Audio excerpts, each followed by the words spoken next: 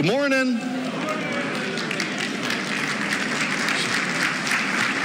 Wow. So I got to confess, given the number of emails I've gotten in the last, as I mentioned last night, between COVID and the hurricane, wasn't sure if anybody would show up. So this makes me feel good. It actually is kind of wild. If y'all weren't here last night, I got an email from a guy who said, I wanted to come, and I can't come. My house is like under a foot of water in South Carolina. Just the hurricane is taking people out, including, unfortunately, Glenn Youngkin last night, and Speaker Johnson was going to come in, say hello, and then leave, and the Air Force apparently doesn't like to fly in the middle of hurricanes with the second in line to the presidency. But he did send a video, which we'll get to. A couple of housekeeping items for you. I want to say this out of the gate. This is the 11th of these that I have done. We started in 2009, and we've been going ever since with breaks for COVID and things like that.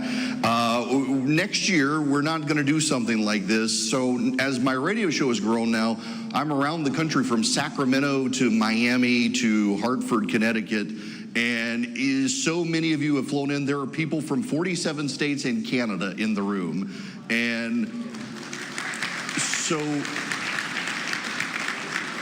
we're going to start doing a road show next year, and we'll come to you so you don't have to come to me, and do smaller events, probably multiple ones, but also make it a little more. Like, for example, so I'm on in Tulsa now, and we've got multiple, we've got the governor, the state school superintendent, and a congressman from Oklahoma. So instead of them coming to me, I should be able to go to them. We can sit down with my affiliate in Tulsa and do something for listeners in Oklahoma, or I'm in Miami and Orlando and Jacksonville, go to Florida. Instead of having Ron DeSantis come here, I'll go to Ron DeSantis. So next year will be a little different, but this year will be fun. A couple of housekeeping notes here. As I said last night, this is my favorite conference, not because it's mine. It's my favorite conference because everybody is so great and nice.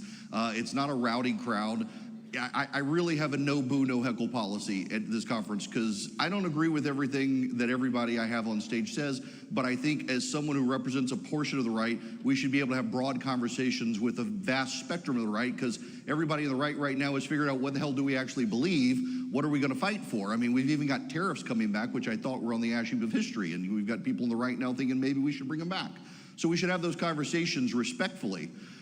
Whether it's the governor of Georgia, the governor of Florida, or Senate Republican leader Mitch McConnell, who I have disagreed with him many times and said so. And also, this is the first time he's done an event outside of Kentucky since 2019, his first sit-down interview for something like this in a very long time. And yet he was willing to come here to sit with us and have a conversation with me, who's been a critic, and to talk about why the Senate still matters, and why Republicans matter, and why the country matters. And also, I personally think seeing him take all the arrows for refusing to fill Antonin Scalia's seat with Merrick Garland, he's deserved a round of applause by the right because of what has happened since then.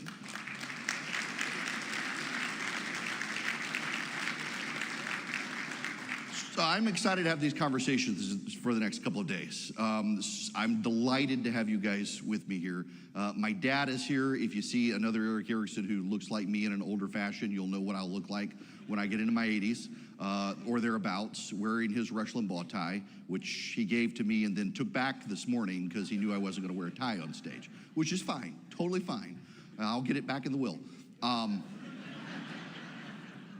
Now, today is going to be, and I want to apologize in advance, a longer day than any of us probably anticipated, particularly after lunch. If you need to get up and leave to go to the restroom, don't worry about it. You're not going to offend us. I'd rather you get up and leave than heckle or boo somebody. But Senate Republican leader McConnell, they reached out 2 weeks ago and said, if you can accommodate us, he can come. He hasn't done an event like this. He would actually really like to come. So we had to scrap this afternoon's break after lunch and rearrange the schedule to be able to fit him in, because, I mean, if I can get him, I wanted to get him. So if you need to float in and out, that's fine. One thing I ask, please, for the love of God, all that is decent and holy in life, look at your cell phone, make sure it's in mute or turned off. Now, I will say last year I did that. To this day, this is a year later, I feel bad. There was a lady right up front, and her phone started ringing, and I made an offhanded comment, and she didn't want to come back, and it turns out her son had just upgraded her to the new iPhone, and she didn't know there was a button on the side that you have to push in to mute it. She had no idea how to turn her phone off. And I felt horrible because she was so upset. So I'll try to be very nice on stage and not actually like shame people, but please turn your phone off or into mute, and I'll remind you again after lunch if I remember, because that just gets so annoying. We're now in like how many years since the invention of the cell phone, and we still have them ringing throughout conferences. So that being said, the Speaker of the House wanted to be with us and could not be with us. And so I haven't even seen the video from the Speaker of the House. And so Mike Johnson has sent us a video. Hi, Speaker of the House, Mike Johnson here. I want to welcome you all to the gathering. Wish I could be there with you in person, but we're crisscrossing the country right now to try to raise the necessary resources to grow the House majority and help win back the Senate and the White House. We're bullish about November, and I believe we're going to actually be able to do that. As I'm traveling around the country right now, I'm talking with people in blue states and swing districts from coast to coast, north, south, east to west, and reminding them that right now we're no longer in a battle just between two parties. We're now in a battle between two competing visions for who we are as a nation and who we're going to be. As conservatives, we believe in the principles, the founding principles of America that made us the greatest nation in the history of the world. It's not even close. The principles of individual freedom and limited government and the rule of law, peace through strength, fiscal responsibility, free markets, and human dignity. The things that made us the most free, most successful, most powerful, most benevolent nation in the history of the world are in question right now because the progressives are trying to take us over the ledge.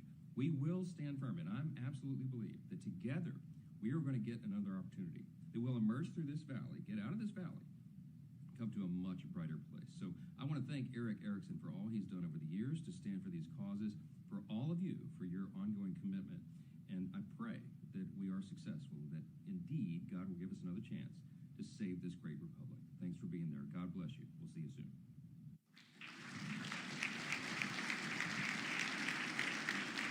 Now, I know how all this goes, and so I want to say thanks to a couple people up front before we get started. One is to Charlie, my producer, right hand, couldn't get anything done without him, who plans and organizes all this and runs interference for me. Also, Philip, who does digital for me, who's going to be putting stuff online. There's somebody else I want to recognize floating around. I don't know where he is yet because I can't see because there's a spotlight in my friend David Cannon. I want to highlight David, who for free last year and now this year has showed up to photograph the event. Now, I want to highlight him because I want to get him some business because I love his family too. If you've ever subscribed to Bass Pro or Cabela and you've seen the really beautiful pictures of fly fishing in like South Africa, that's David's picture. David flies all over the world for Cabela and Bass Pro. He does stuff for Coke and Home Depot and Big Green Egg. And so we've got his talent in the room this weekend taking pictures. And if you are a small business, David, I think in the last 100 days has been 5 in his own bed at home with his wonderful family. So if you want to send him some business, if you see the tall, goofy guy with the camera walking around, maybe with a pint of Haagen-Dazs in his hand, David's a great photographer. If you don't believe me, just go look at your local Bass Pro Shop and check out the fly fishing pictures. So thanks, David, for volunteering to come with his wife, Stephanie, to take pictures this weekend. And also to my assistant, Candace Gordon, who she and Charlie and Philip together keep me in line. She left her husband to be with us. I say that jokingly. Her husband sent her with him to a business conference in Dallas, Texas, day before yesterday, and we woke up to a text message at 7 a.m. saying, I've left Ramon, I'll be there at 11. So thank you to Candace for coming back to save us and keep us in line. Now, all that being said, let's start to the day. If you haven't been here before, the conversation format is 30 minutes on stage. Many of you have submitted questions. I will weave those questions in. We actually have a guy here somewhere, he may not be in the room yet, from Halifax, Canada, who even submitted questions for the American politicians. Thank you for your hatred of Justin Trudeau. I appreciate that greatly. So, let me introduce my first guest. You all know him.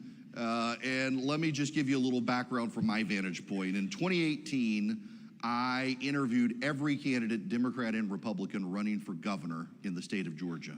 And almost to a person, everyone came in with this massive entourage, except this one guy just kind of came in with a guy, sat down, leaned back in the very cushy chair, and we had a great conversation, no pretension whatsoever. And the actual other person who came without a big entourage at the time was the governor of Georgia, Stacey Abrams. These two then wound up going head-to-head in the general election, and if you believe Hillary Clinton, my next guest didn't win, Stacey Abrams won, but of course, we know she went on to be the president of Earth in Star Trek. What we got instead was a guy who came in under the shadow of the then president of the United States, and a lot of people in the suburbs in Georgia thought, well, he's that guy's guy, he's not my guy. And he then defined himself as his own person. And what have we gotten in the state? Some of the most robust economic growth, the first state out of lockdowns from COVID, school choice, massive construction projects outside of Metro Atlanta. And if you ever listen to me on radio, living in Macon, Georgia, an hour and a half south of here, driving between there and the beach, often on I-16, the most desolate stretch of interstate outside of Montana. And if there are members of the legislature here, the speed limit should be no speed limit on that road, but that's another point. There are now, in rural Georgia, where there used to be nothing, there are massive construction projects because the governor of the state of Georgia decided, instead of being the governor of Atlanta and north of I-20, that there was actually this whole expanse of a state south of I-20 that also deserved good jobs for people so that they also weren't crowding into Atlanta and further destroying traffic. And it's worked. If you drive from here to Savannah, Georgia, go through Macon, head on I-16, you will see one of the most massive construction projects in the country. It is a massive Hyundai factory that's being built for their hybrid and electric vehicles. There are massive projects happening like that all over the state, in rural parts of the state, in parts of the state that used to not get the attention of the government in Atlanta. And all of that is because we have a governor who has a heart for Georgia, not just for Atlanta. He also has a deep passion for Georgia, the school with the football team, which is about my wife's only bone to pick with him because her dad went to Georgia Tech, but we can't all be basketball schools. So, without further ado, my friend, the governor of the state of Georgia, Brian Kemp. Thank you. Thank you. Thank you, sir. Thank you. Thank you. Appreciate that. So let me get the awkward question out of the way first. This past Saturday, had a candidate for president come to Georgia, had some choice words for you, and then some of his supporters did a press conference and suggested you might need to be in jail. So, how's the campaign trail going? Yeah, going good. You know, I was kidding with a small audience the other day, and I said, you know, we had this big storm come through the state this week, and then now we're dealing with Tropical Storm Debbie. So it's our second storm we've dealt with. But you know what? We weathered both of them. We're doing great in the state.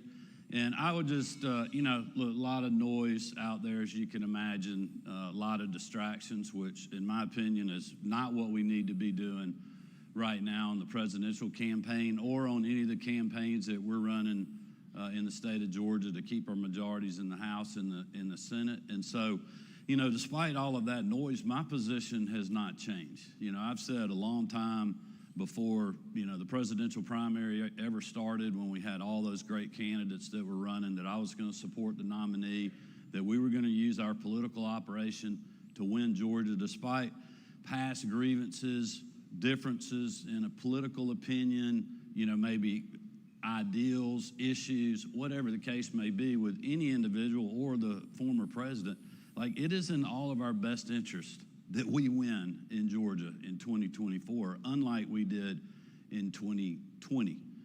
And we have the path to do that, like my campaign did, and the rest of the state ticket, whether it's Lieutenant Governor, Attorney General, Secretary of State, Agriculture Commissioner, School Superintendent, Public Service Commission candidates, we all won in 2022. We all had libertarians on the ballot.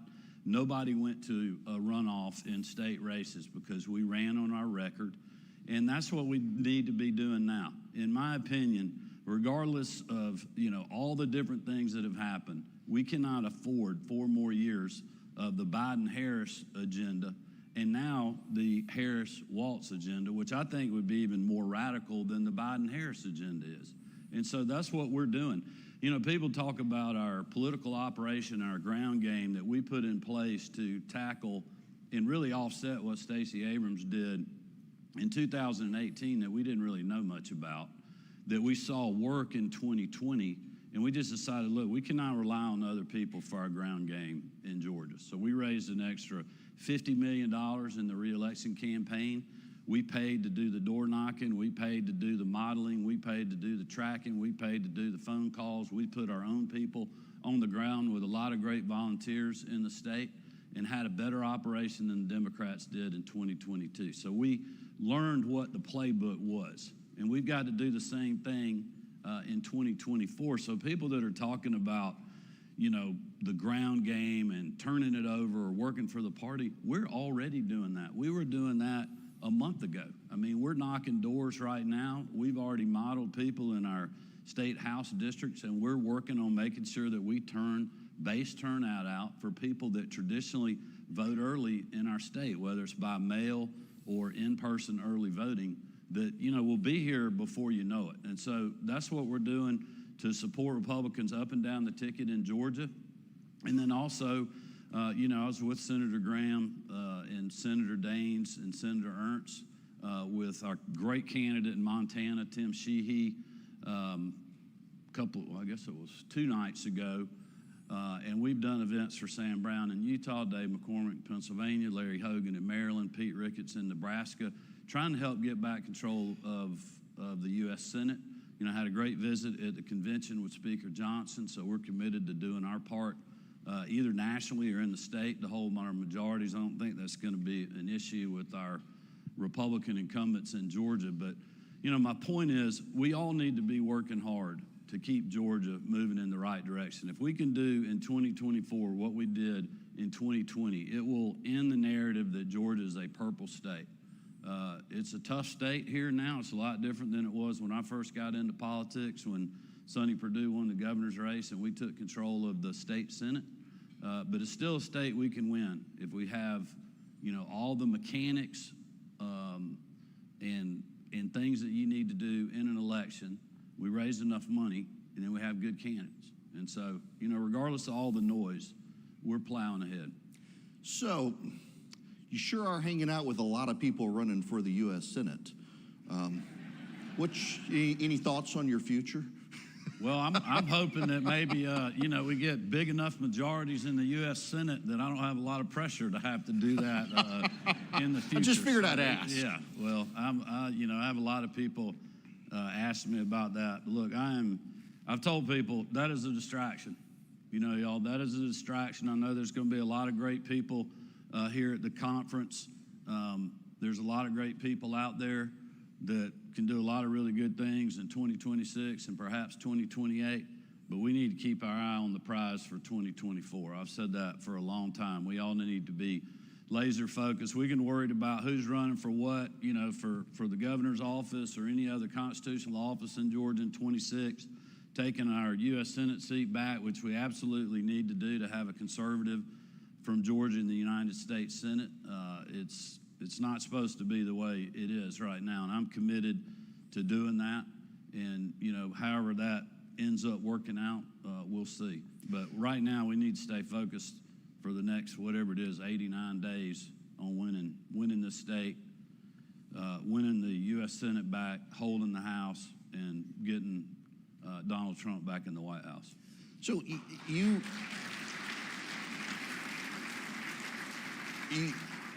I can ask you this question unlike a lot of people because you served your first term, there was a Republican in the White House. Second term, now there's a Democrat in the White House. What is the collaborative difference between having someone of your party in the White House versus someone who's not?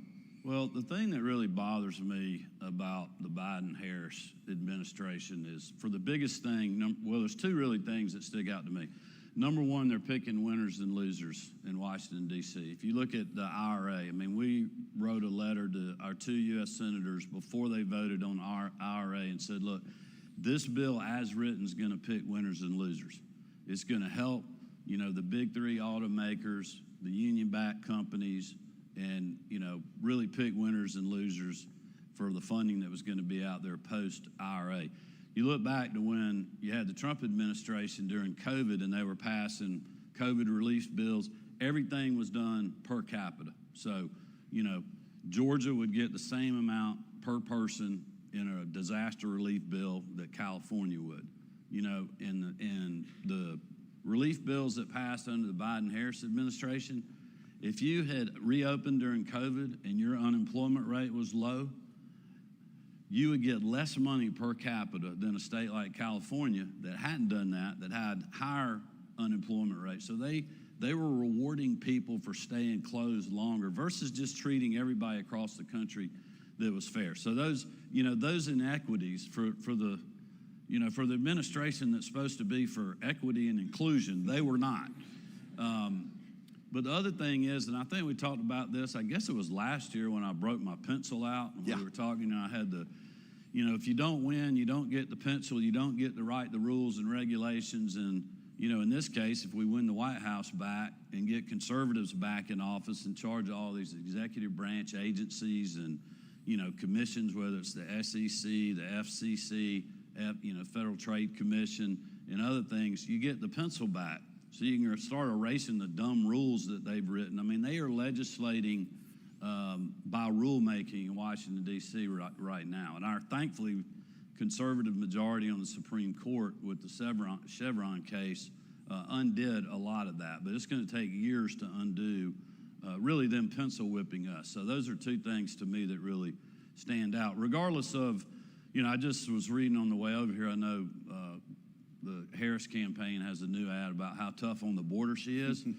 Yeah. I mean, and how she's going to, you know, hire more border patrol agents and how, you know, she's going to support this tough border bill. And my thing is like, hey, just remember, you're in office right now. You could do that right now without being elected president if you could talk Biden into doing it. And I remind people, Republican governors have been complaining about the problem at the border for years.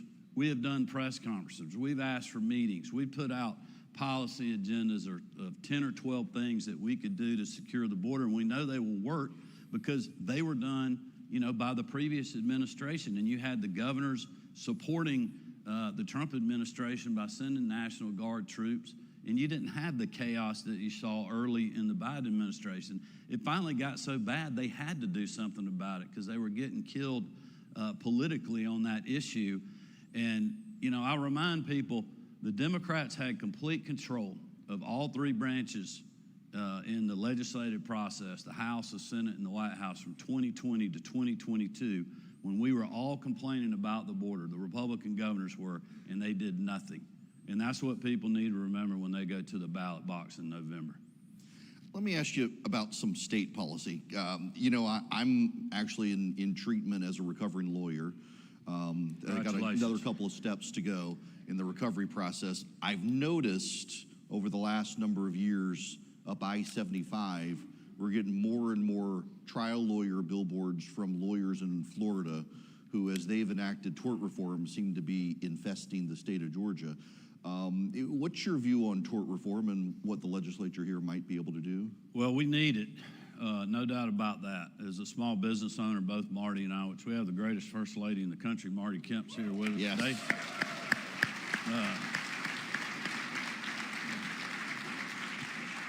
But, you know, both of us have been small business owners for over 30 years now, and, you know, I hear from small business people. I'm hearing from our Fortune 500 companies, Fortune 100, just rank and file people that are out there. We need to do tort reform. We had a lot of success last session working with the House and the Senate and got a couple of bills passed. We had a couple other things that, you know, we got something done, but probably didn't get it done in the way we needed to. And then we passed a bill that was really part of our legislative package that's allowing us to work with our insurance commissioner, who I think General John King's in the audience. Over there. Great American, first Latino elected statewide official constitutional officer in our state, and a great. Thank you for not saying Latinx. Yeah, a great,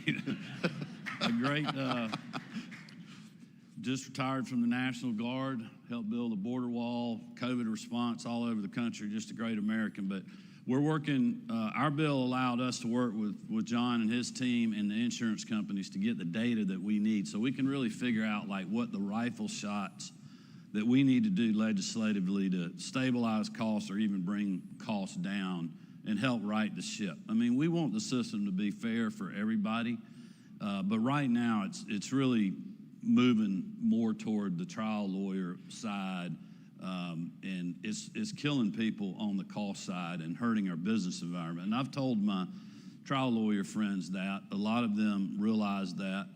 But that being said, it's going to be a tough fight. But I announced at the Georgia Chamber event 2 days ago that we're going to be holding some roundtables around the state, bringing in some of the people that have been adversely affected by the environment that we have, lost coverage and other things, and really start making the case to the public and the legislators as to why we need to do more than we've done now. But make no mistake, it will be a tough fight. So if anybody out there is willing to be helpful in that fight, I would just make sure you're talking to your legislators, telling them real-world stories about what's happening out there. I mean, I had a company that dropped some insurance coverage on some office warehouse space that we have. Thankfully, that's a good market, and there's other carriers that we could go to. But, you know, some industries are losing their carrier, and they have nowhere to go. And this has been an issue in Florida, in Texas, and other states around the country. And so we need to do something legislatively, and we're looking forward to working with the General Assembly to do that. So, other policy issue, we've now, I think this past year, become one of 8 states to expand school choice. And I appreciate your leadership in actually publicly supporting after a number of years in the state trying to get Republicans on board, and yet here we now at least have put our foot in the water. Well, look, I am so proud and thankful of the General Assembly for what they did on school choice. You know, the Education Secretary came down the other day and was criticizing what we did, and I'm like, I do not understand how you can criticize taking kids that are in failing schools and giving them an option to where they can get out of that failing school and get an education that they deserve in our state. I mean, to me, that is an absolute no-brainer. So we're in the process of implementing all of that right now. I'm very thankful to all the advocates that are out there that are going to help on the public awareness campaign to let people know what options are out there. We need to make sure that we implement this well and have great success with that. And so that's exactly what we're going to do. And, you know, hopefully the Education Secretary and the federal government can figure out how to fix the FAFSA form that they continue to delay to help people get financing for college educations, which has created a mess all over the country. So we were going to have this guy here, real tall guy. I think you've probably met him, but he had this hurricane come through his state and he had to cancel. And he actually wanted to come down and brag about how Virginia is like the greatest economic engine in the country. So I was kind of glad he wasn't here because it clearly is a lie, because I live in Georgia, know how much better you are than Glenn Youngkin. You may be shorter, but you actually generate a lot of economic power in this state. Well, you know, some people, when they lie, their nose gets long. I think Glenn gets taller. No, I'm just kidding. Gotta tell him you said that. No, Yeah. well, he's not actually lying, though. They did win CNBC's #1 state for business, and I texted him and congratulated him on that. We were in the top 5 again, which is great. You know, CNBC, some of their criteria, we don't like being #1 in some of their criteria. Yeah. If you actually look at it. For those of you who don't know, like access to abortion and things like that have now become business social criteria. issues weighing into the business equation, which to me, you know, it should be investments, jobs, you know, your business environment, but they've kind of expanded that, but whatever. we're happy with our stand, and we're still, for 10 years in a row, the best state in the country for business when you have the people that are actually making the site selection decisions. The consultants that are working with the companies, they still continue to, or have at least for the last 10 years, ranked Georgia #1. But you know, y'all, that's what's so great about the South. Governor Youngkin, Governor Ivey, Governor McMaster, Governor Lee, such competition, Governor Abbott. We are always competing with other states in the South, and we've done incredibly well. We've had 3 record years in a row. The good thing, I think, for somebody like myself that ran on strengthening rural Georgia, I think over half the jobs we've created, which I think is up to like 170,000 now in the last 5.5 years, or the private sector companies have created that they're bringing to Georgia. You know, over half of them are happening in areas of our state outside the 12 metro county regions. So literally dotting the whole map in Georgia, giving economic opportunity no matter somebody's zip code. Over 70% of the investment dollars, which is, you know, billions now, is going outside of the 12 metro regions. And these are just projects the state has worked. This is not talking about just the organic growth that's happening in Atlanta or Columbus or Macon or Savannah every day. So I will take what we've done the last 3 years and put that up against anybody in the country. And we probably talked about this last year, but for the first time a year and a half ago, GDP growth combined in the South, when you count really Texas all the way over to South Carolina, outpaced the Northeast for the first time ever in the history of the country. And it's because of the Republican governors.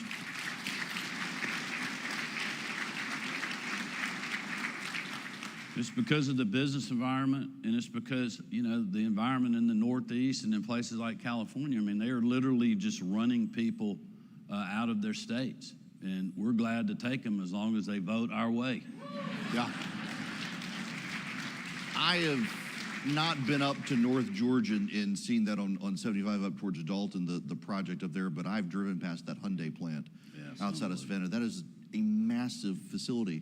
One of the things that I guess I should ask, because a friend of mine's involved with that project, and like you've now got local governments. For those of you who don't understand, this thing is like 1.5 mile long construction project in a rural part of the state where now you've got this local towns that may not have the local infrastructure to handle all the people who are going to be coming in, which is a good and bad thing. Growth is definitely a challenge down there, which, you know, we're working with them on that. I mean, this facility is incredible, y'all. And this is the thing about IRA. The Hyundai plant, Rivian, the SK battery plant, all announced before IRA ever passed. So, you know, the Biden-Harris administration, Marty got so mad a while back because they were running an ad like taking credit for all those jobs coming.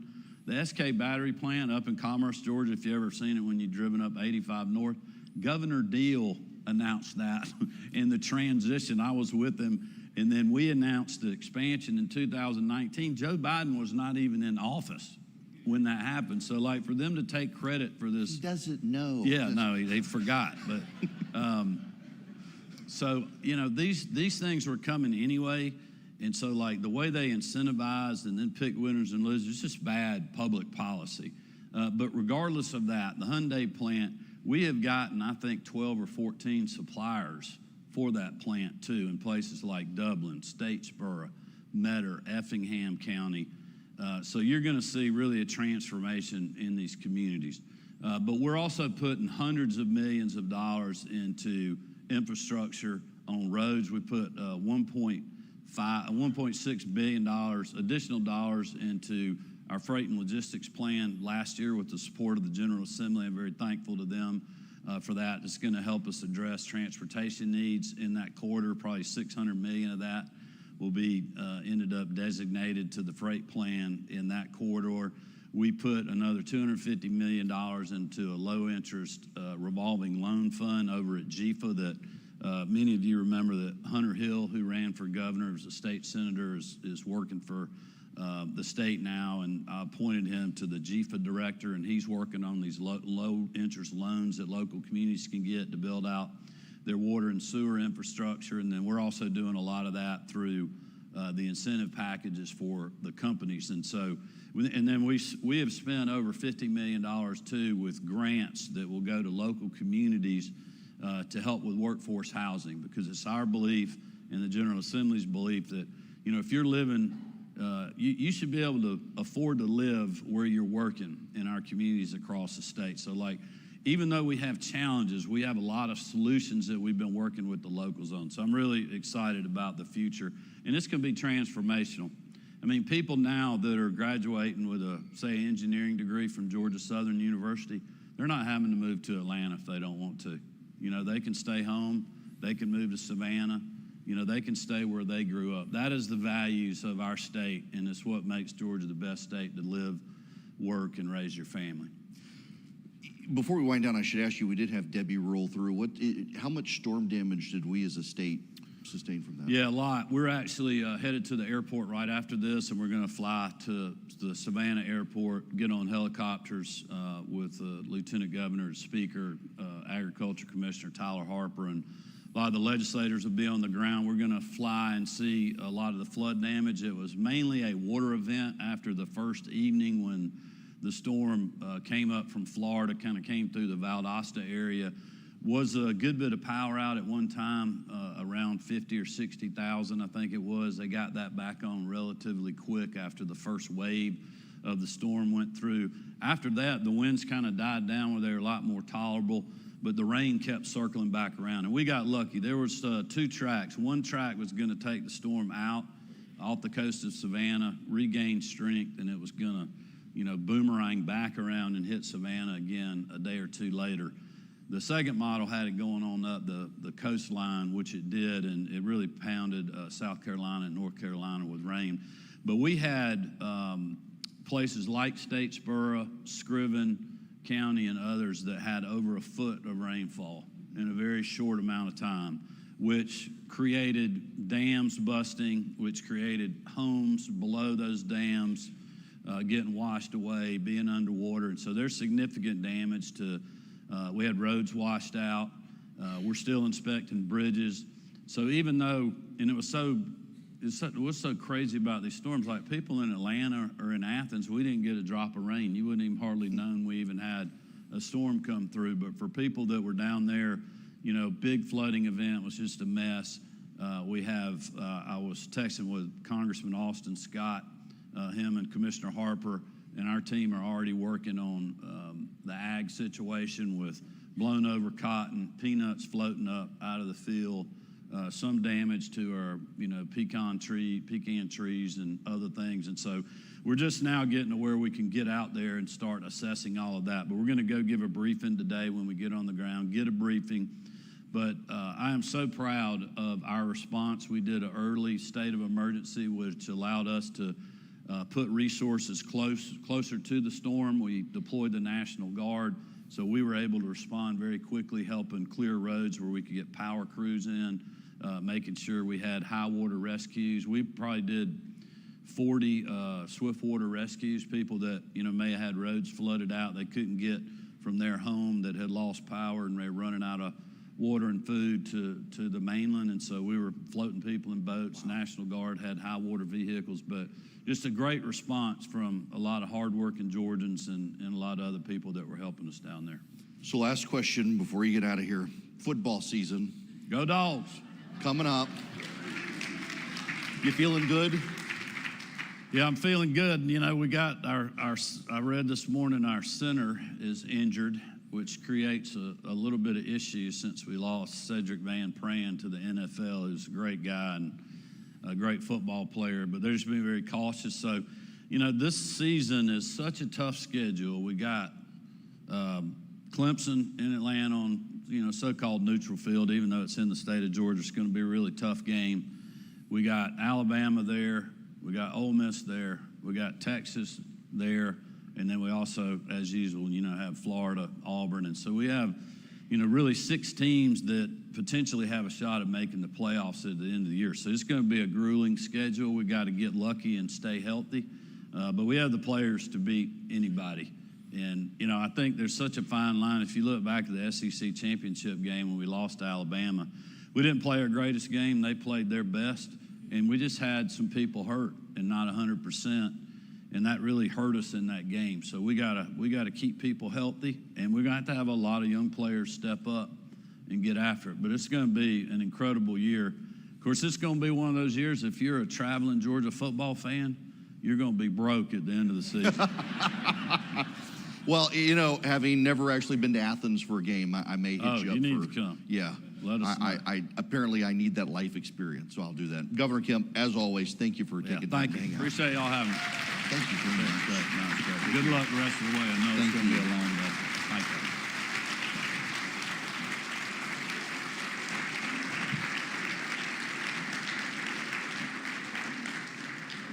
So my next guest, I actually wanted to ask him some questions about something that, well, a judge has told him he's not allowed to talk about. So I'll avoid. So, you know, there's this, well, we got the Antifa people in town. And my next guest happens to be the Attorney General of the state of Georgia, who's engaged in dealing with the Antifa people, but a judge has said nobody can talk about the case right now. So I want to, before he comes on stage so he can't be blamed by anyone saying I'm bringing it up, before he gets here, I just want you all to know, I wanted to ask about this, and I know some of you submitted questions about it, but there's a gag order from a judge, so we can't talk about that issue. However, what we can talk about with Chris Carr, Georgia's Attorney General, is he's one of the attorneys general who has spent a lot of time suing the Biden-Harris administration to stop their interference with states between environmental regulations and issues with immigration, with crime, you name it. There's been so much. An attorney general for a state typically deals with so much of the interests and affairs of a state, and yet dealing with the Biden-Harris administration for so many states has become a full-time job as they try to force states, which under the Constitution are these semi-sovereign entities, to actually just be a Walmart subsidiary of a federal government, as opposed to their own autonomous, unique entity. So I do want to spend a lot of time talking with him because he really has led the fights for a number of states. Look, and I realize I got to say this lovingly for my friends in Kansas City and elsewhere. Your Attorney General running for election, been spitting out a lot of press releases, taking a lot of credit for a lot of lawsuits, but the guy who initiated a ton of those lawsuits that every other Attorney General is taking credit for happens to be Georgia's Attorney General, my friend Chris Carr. How are you, my friend? I'm good, how are you? Thank you, man. I'm doing great. So, what's it like to be a pain in the ass for the Biden administration? Well, it's great, but Eric, first of all, you know, I'm a heavy metal guy, and I always tell the greatest first lady in America and the best governor in America, I need to be opening up for you. I should be the Motley Crue to your Metallica, okay? That's how I feel like it should be. Look, hey, Charlie, from here on out, when he shows up, Inner Sandman will please, be the theme. I want it to be my walk-up music. That'd be great. Eric, literally the activists in the Biden and Harris administration wake up every day and give us something to sue them on.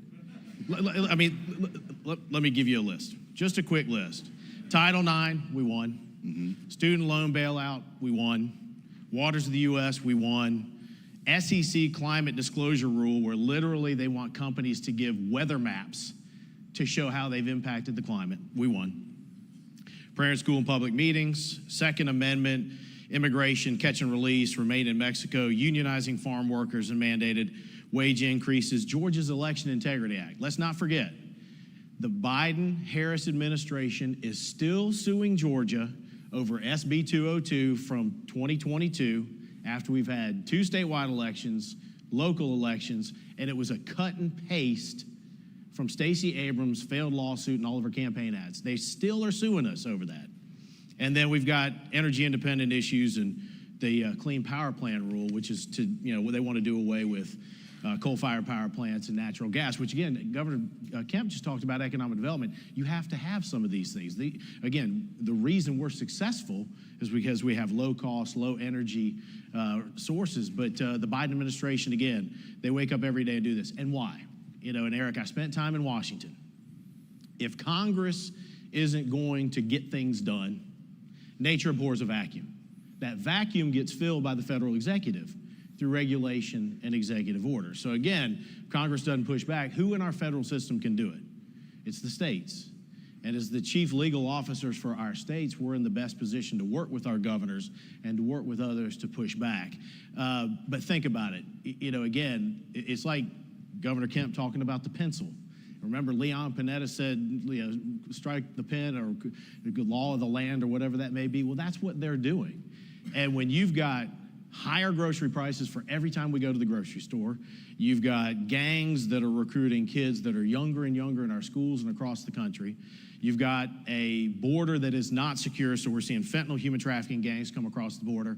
What does the Biden administration and the Harris administration focusing on? Making sure that biological males can compete in women's sports. That's what happens when they get to do this. So it's not just that. You mentioned energy. I didn't even get a chance with Governor Kemp to talk about nuclear energy. You've got the environmentalists using the Biden-Harris administration coming into our states, as you mentioned, and just it's wrecking economic policy. So how do you, as an attorney general and the other attorneys general in the country, balance out your role as a law enforcement officer, a legal representative for the state, with also working with the other entities that are affected, whether it's the private sector or the public sector? Well, I think it's I say it's my obligation to defend the Constitution of the United States, the Constitution, the laws of the state of Georgia, and represent the interests of the people of our state. Those are the individuals and the citizens of our state, but also businesses that are doing it the right way. That's part of it. And again, we don't see business as the enemy in the state of Georgia. One of the ways that we've seen, if you can't get something passed in your legislature, you can't get something passed by Congress, go weaponize your state AG.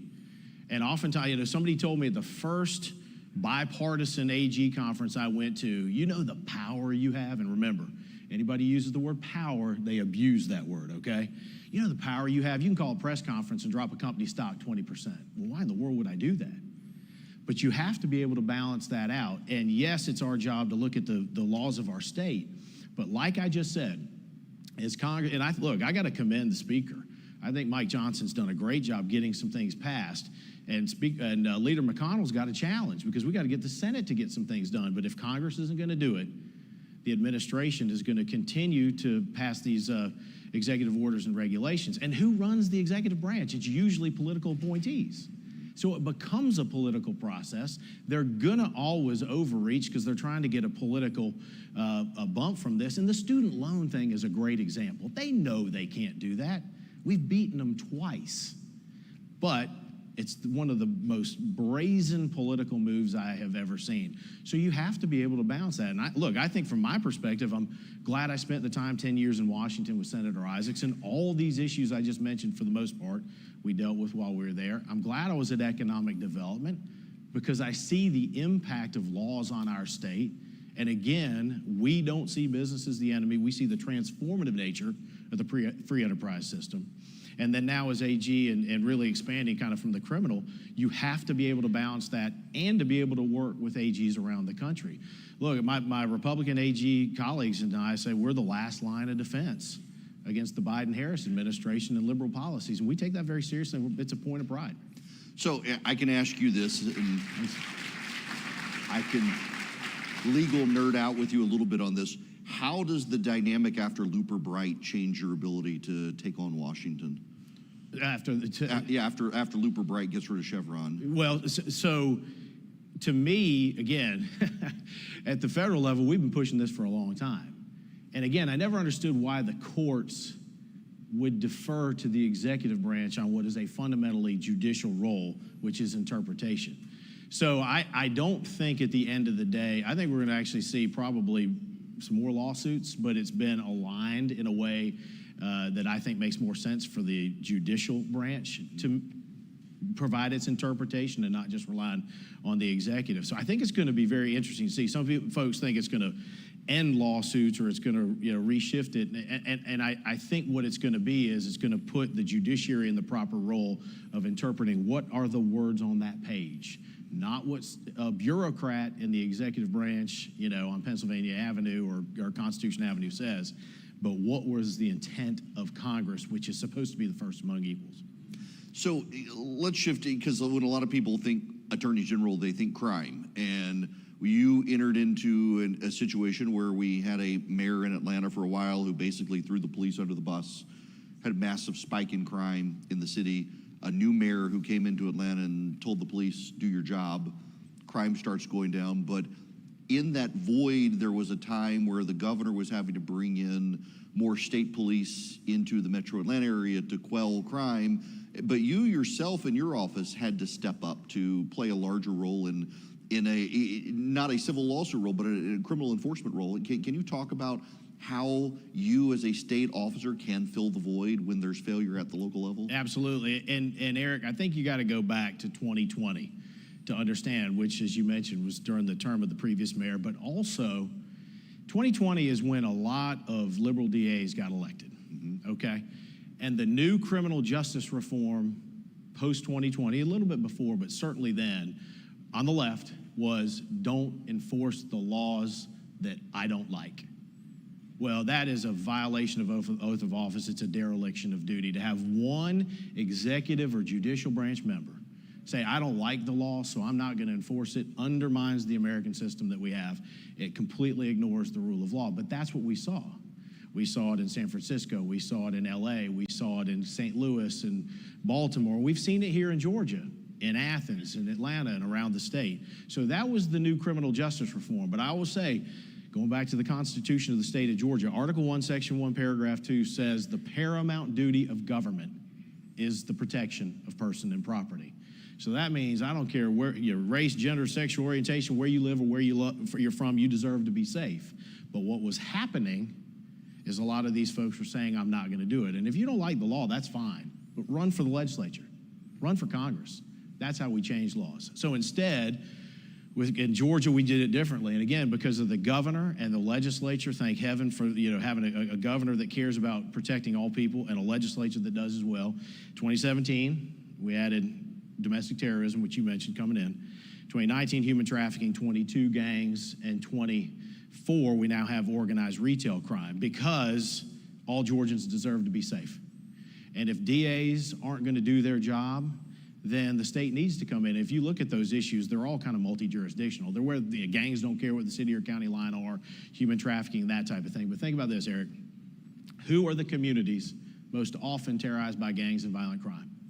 Lower income, racially diverse, immigrant populations. Who are the communities that are most often impacted and vulnerable to human trafficking? Lower income, racially diverse, immigrant populations. You talk to the governor about school choice. Who are the communities that are most often negatively impacted when you don't have an opportunity at an education? Lower income, racially diverse, and immigrant populations. My friends, it is us, conservatives and Republicans, that are the cavalry. We're the ones that are coming and bringing the ideas. We're the ones that are protecting people no matter where you live or where you are in this state. And we're the ones that are providing opportunities. We should be proud of that. We need to be screaming that from the rooftop because that's the success that Governor Kemp was talking about, and that's what we're going to continue to do. Now, you steer yourself where you need to go because I know there are some legal rulings as to things you can and cannot talk about, and I'll avoid the one specifically I know, but you mentioned the organized retail crime.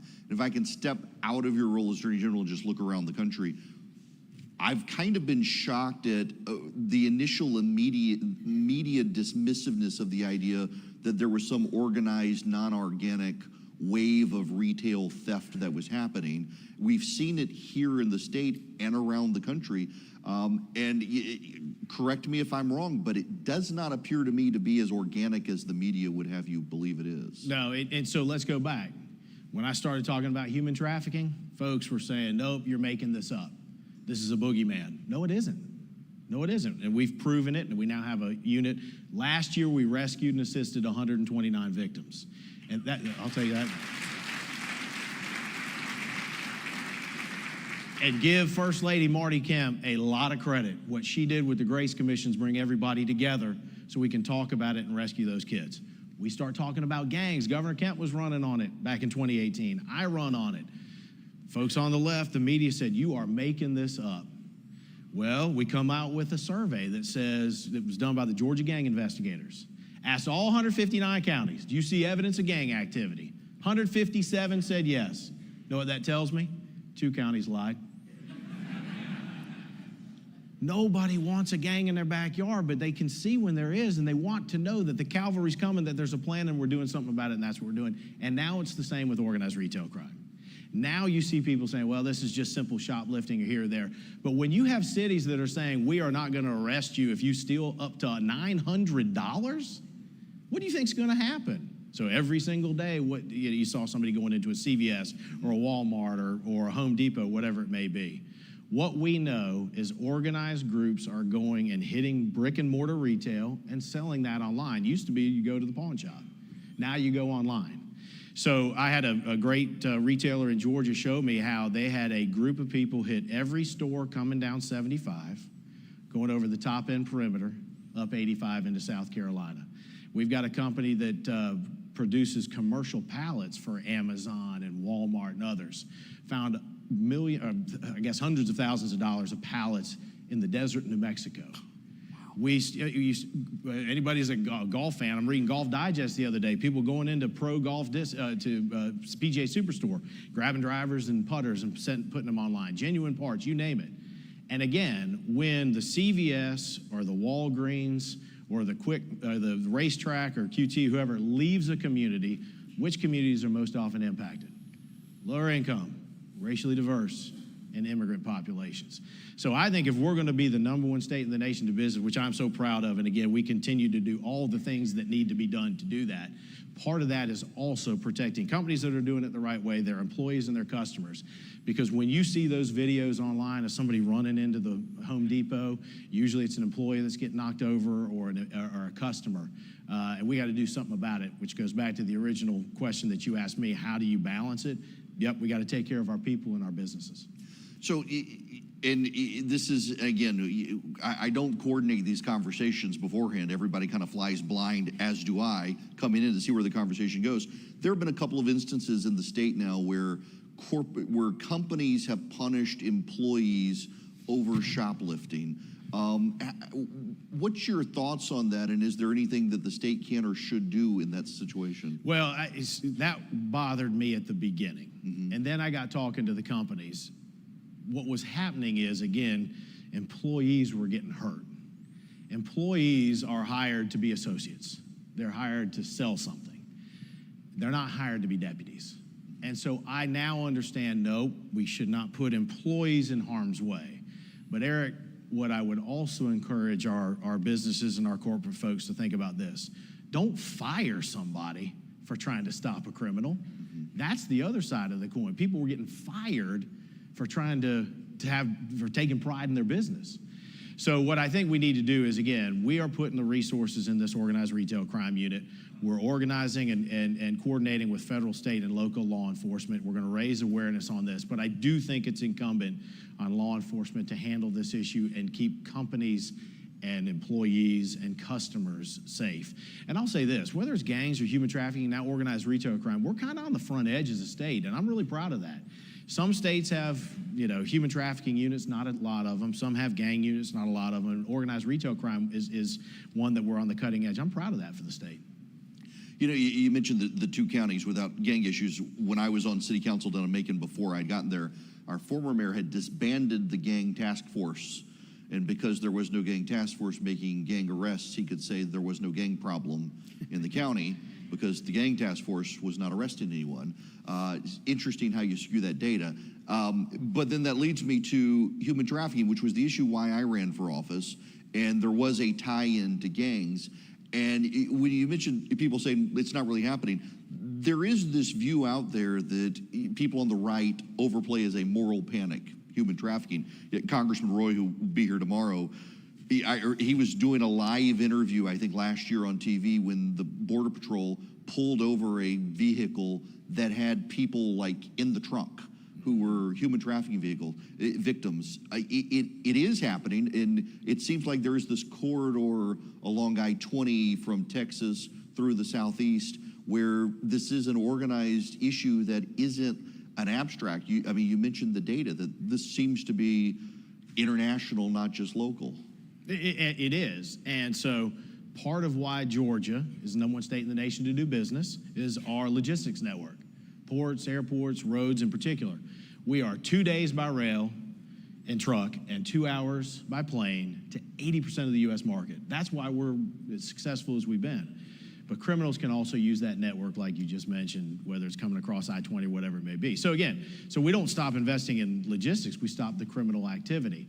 And in part, that's training. In part, that's training. And if you start looking at law enforcement training from the police department level, sheriff's department, you name it, the Grace Commission has done a lot on that. I think that it's critical that we do that. There's two different types of human trafficking. There's domestic minor sex trafficking. There's sex trafficking, we focus on domestic minor sex trafficking, adults buying kids for sex. And then there's labor. And the governor has put money into the GBI to focus on labor trafficking as well. We've focused on it too, but there's no doubt. And folks used to say, wasn't Atlanta the #1 place for human trafficking? Well, nobody knows the numbers because our numbers have been higher because we started prosecuting it earlier. So it's kind of the opposite of the Macon situation. Oh, and by the way, I see my friends from Athens who are here. We were told when we came into Athens there was no gang problem. No gang problem. We've indicted 21 individuals because there's a gang war going on in Athens. And we're not leaving Athens until there's a district attorney that agrees to prosecute those cases because the people, I'll take that round of applause back there. Absolutely.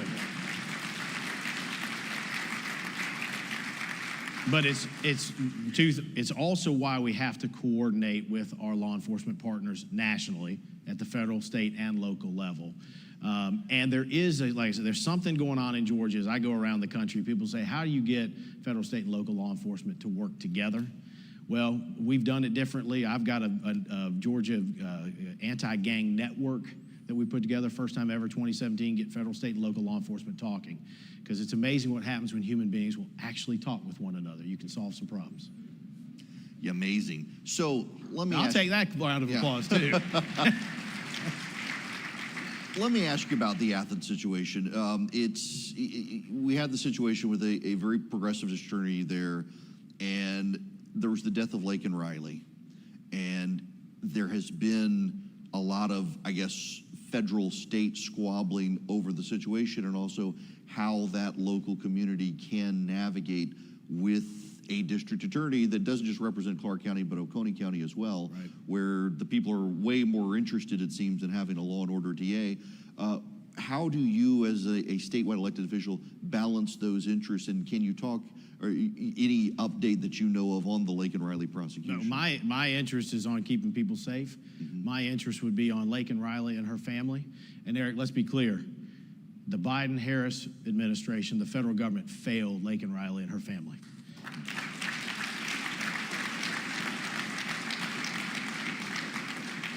Law enforcement in New York failed Laken Riley and her family, and the sanctuary city policies of Athens, Clark County failed Laken Riley as well. And those progressive members of that commission that were on there in 2019 that were cheering being a sanctuary city can pretend that they're not one anymore all they want. They know they are. The policies that they adopted were along those lines, and they were cheering it on. But that being said, we can handle gang cases. So I would have been glad, proud for our office to make sure that justice was done for Laken Riley. The DA in Athens, though, did turn the case over to the Prosecuting Attorneys Council of Georgia. They have a great gang investigator that has the case, and I am confident that Laken and her family are going to get justice. Good. Before we get out of here, you mentioned the Prosecuting Attorneys Council. We've got the situation with the Fulton County suit involving the former president, which is on appeal, whether or not that'll be moved. And a lot of people say that Chris Carr, the Attorney General, gets to have this role that I think people don't realize you don't necessarily have the role of you get to say, hey, I'm going to send it to this guy or that guy. There is actually a council that does that. Poor old Mitch Scandalakis, I guess, is actually Pete has to deal with this. Can you talk a little bit about how that council works? Yeah, so the Prosecuting Attorneys Council, great partners. They organize the DAs and the solicitors, but they also have statewide authority to be able to handle some of the cases. When there is a conflict, years ago, our office was happy to handle the conflict cases because it was basically just administrative.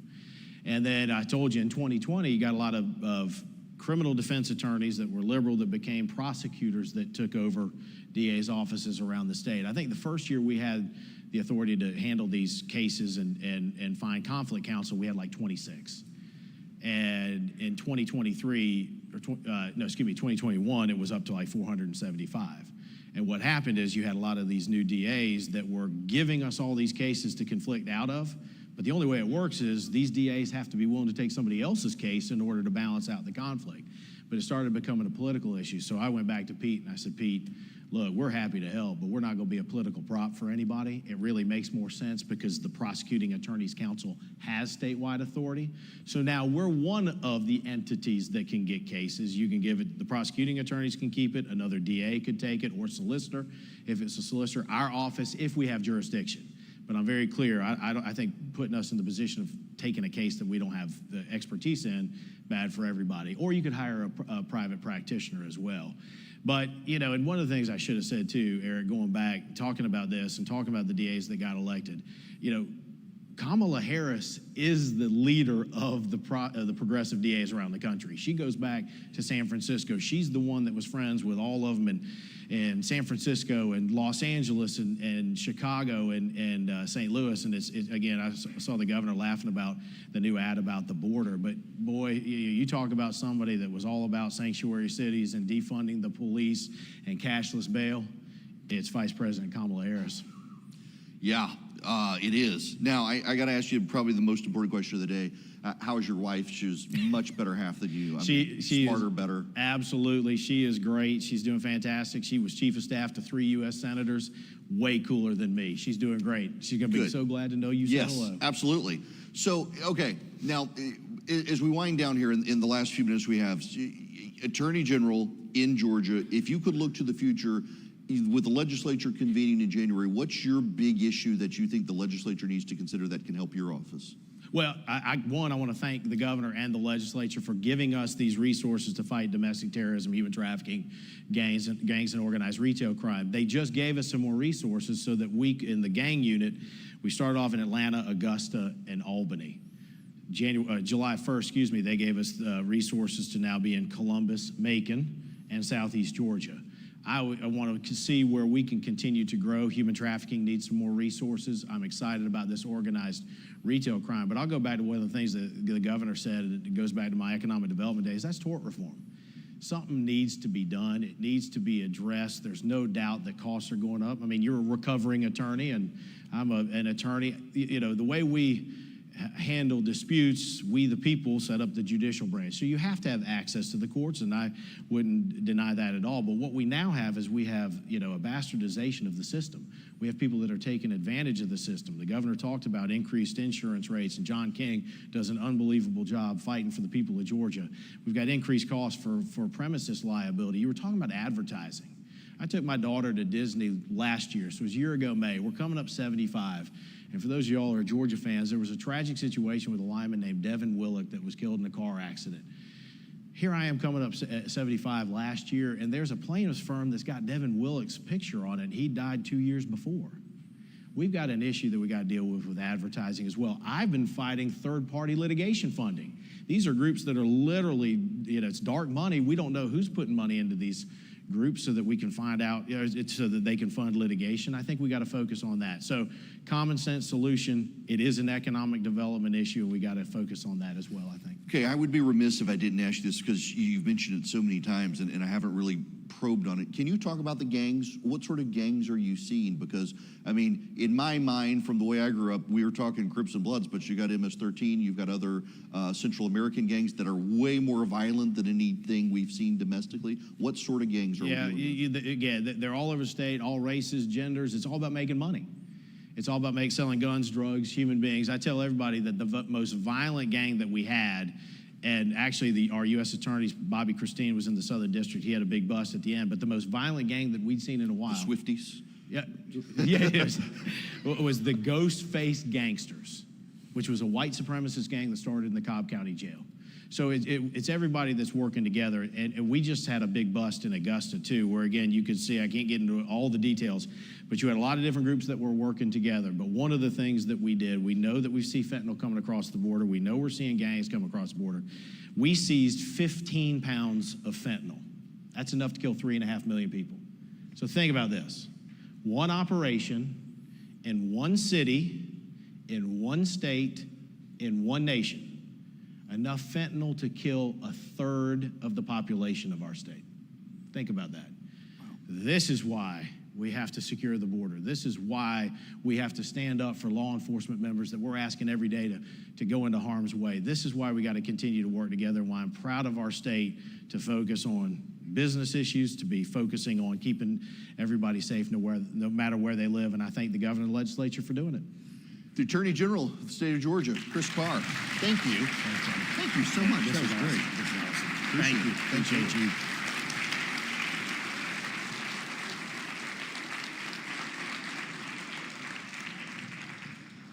So we can't actually do this conference without some great sponsors and organizations. And one of my concerns, and look, I don't want to pick fights with people, but like, for example, tariffs are a terrible idea that we used to learn. Like, if we're going to apply them to an enemy, maybe, but to like replace the income tax with a tariff, we know how much they would generate, and it would actually cause inflation. And there are fights out there on the right that I think it's good to have the conversations, but also we know the ideas, and there are lots of great groups on the right who have kind of stood up and said, we need to like rethink these things. We need to have a voice. We need to actually be engaged on the right in conversations about good public policy and where we can head in order to engage. And so we had a lot of great groups, and you'll have to forgive me because I'm making sure that I'm on track here, because normally I have a paper schedule and I forgot to grab one.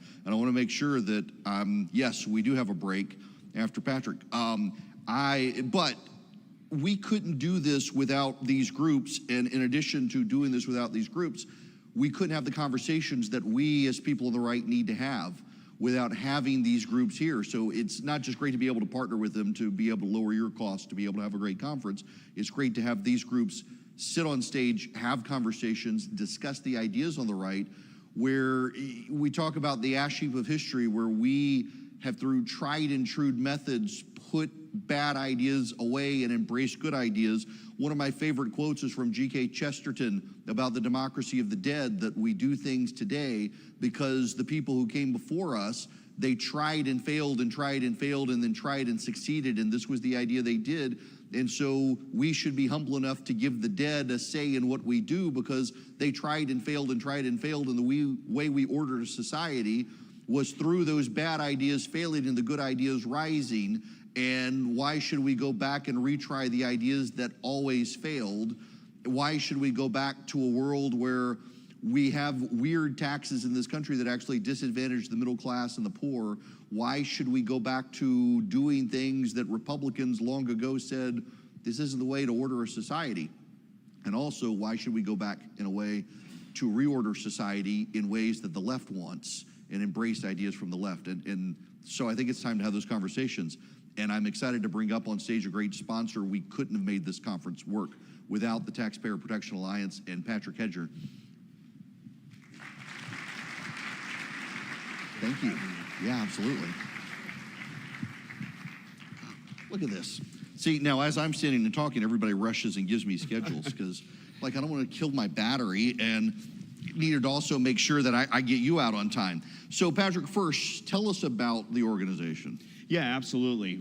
Thank you for giving me the opportunity to introduce myself and introduce the organization. My name is Patrick Hedger. I'm the Executive Director of the Taxpayers Protection Alliance. We are a nonprofit, nonpartisan taxpayer and consumer watchdog organization that's been around for a little over a decade, and we've been fighting for lower taxes, less government, more accountable government. A little bit about myself. I'm sure, like a lot of you, I looked at the incredible schedule this morning and said, wow, that's a lot of great names, and who the heck is this guy? And I've been in this movement my entire career. And I got into this movement because I'm the son of a small business manufacturer. My family's company was a multi-generation company founded here in the United States, and we manufactured equipment, soup to nuts manufacturing in the United States. The kind of jobs and the kind of business that any of the politicians that have come up on this stage or will come up on this stage would love to tour and say, wow, look at this. We're glad this is in this country. We're glad that this is happening in my district or my state. And politicians say stuff like that, but then policies destroy businesses like that. My father, when he was president of that company, was never worried about his leading competitors. He was always worried about the 3- and 4-letter agencies out there, IRS, OSHA, EPA, and whatever new creative rule they were going to come next to extract rents out of him. And I got into this line of work because we had to be thankful as a company, as a family, that my grandfather died in 2010 and not 2011. We had to be thankful that cancer saved our American manufacturing business from the IRS. Because in 2010, the Bush tax cuts phased the estate tax, the death tax down to 0. And then all of that came roaring back in 2011. And so I don't think anybody should have to ever be in that position. All the way down to the lowest employee at that company should not have to lose their job because the owner dies. And whether it's the estate tax or whether it is a new oppressive type of regulation, we shouldn't be killing American innovation, manufacturing, and jobs for policies that don't adequately address the cost-benefit analysis, don't adequately weigh trade-offs. Like Thomas Sowell famously said, there are no solutions, only trade-offs. And so our mission is to fight back against policies like that. It's an expansive mission, Taxpayers Protection Alliance. We work on anything under the economic sun. But I think your introduction was right on. There's a lot of things that are coming back these days that we thought were on the ash heap of history, and we're increasingly fighting folks on the right who are bringing back policies that we thought we beat Democrats on long ago. Yeah, okay, so I'm in my head steering this, and I want to get there, but through this, because if I can mention your name without people booing, because we're friends even as we disagree, David French, New York Times, interviewed Neil Gorsuch. And Gorsuch and French together made the point, complexity is a subsidy for the big, and it's a penalty for the small. And when you look at our regulations, when you look at our tax code, as everything becomes more complex, like I've got this idea that the American entrepreneur can be a David and slay Goliath and himself become Goliath and himself be killed by the next David. But now our Goliaths are surrounded by the tax code and regulation, the IRS and the 3-letter agencies who arrest David for even thinking that he can take on Goliath. And that complexity seems to be like the #1 subsidy for preventing the creative destruction of the marketplace from taking place. Oh, 100%. We call them regulatory moats.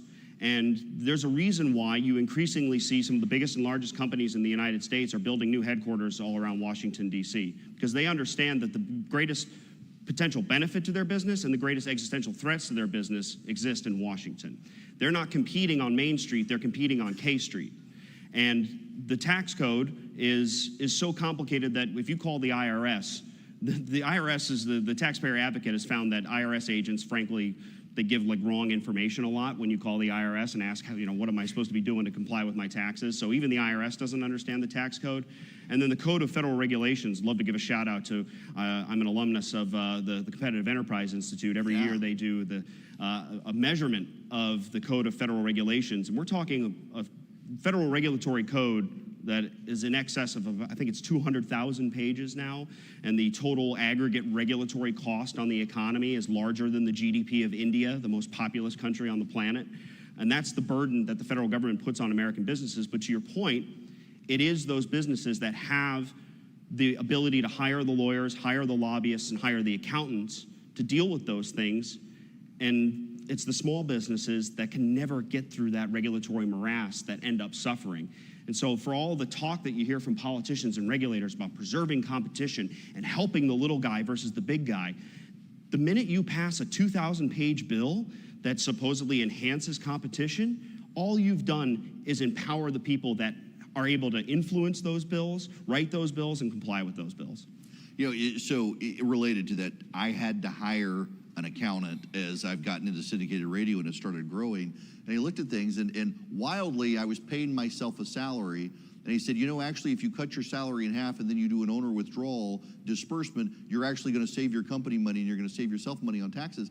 And I thought it's stupid that I, as a business owner who pays salaries, have to hire an accountant to tell me not to pay myself a salary because actually it'll save me on taxes. And I was like, what? Why the hell does this system even work? That's like small business owners aren't hiring themselves like strategic tax advisors, and yet they almost have to. Yeah, absolutely. I mean, the federal government, it's amazing. The left hand often doesn't know what the right hand is even doing. I mean, even within agencies, you have regulations and regulatory programs that completely work against one another. Great example is within the Environmental Protection Agency. On one hand, you have a mandate that for more ethanol in your gas tank, which reduces your gas mileage. And on the other hand, the EPA is working with the Department of Transportation to force you to increase your gas mileage. We've got programs that completely work against one another, all within this, again, enormous thicket of regulations.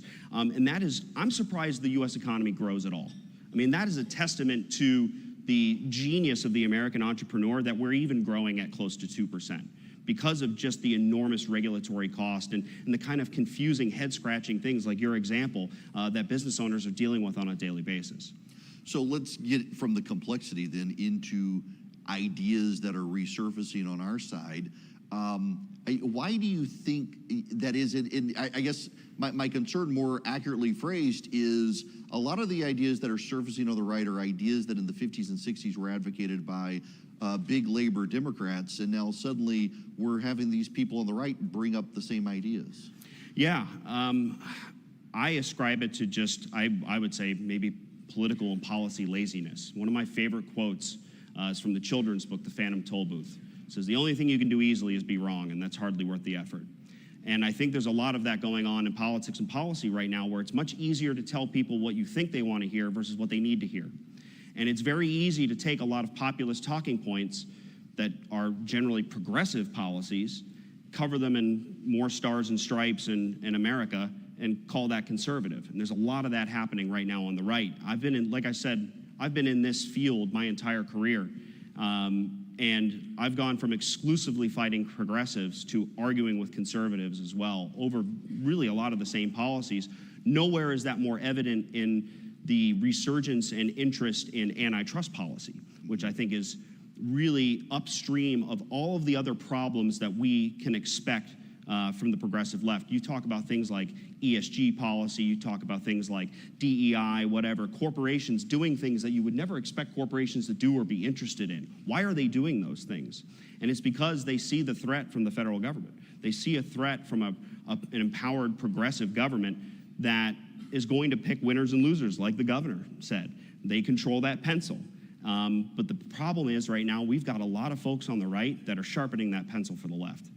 Okay, I'm glad you said that, because what I hear from longtime friends of mine is, well, the left is doing this, we're never actually going to stop it, so we might as well do it as well. And my concern to them is that historically, every time we've seen the right embrace what the left is doing, they then build new precedents that, because there's no such thing as permanence in American politics, eventually the left takes back, and now we've set all these massive precedents they then go with gusto to use against us. Yeah, absolutely. I mean, it's effectively, I say this a lot, there's a lot of folks on the right now that think we can use the levers of government to affect our own conservative ends, whether those be social goals or cultural goals or economic goals, by using the bully pulpit, using the sledgehammer of government. And the only way that logically works is if you expect to never lose an election ever again. And I got news for folks. I don't know if you've looked at the recent polling. That's not a guarantee this November anymore. And so the idea that we're going to have a second Trump administration like the first one, where we were able to achieve a lot of the deregulation that was really successful and saw the economic growth that happened in the first part of the Trump administration, that's not a guarantee.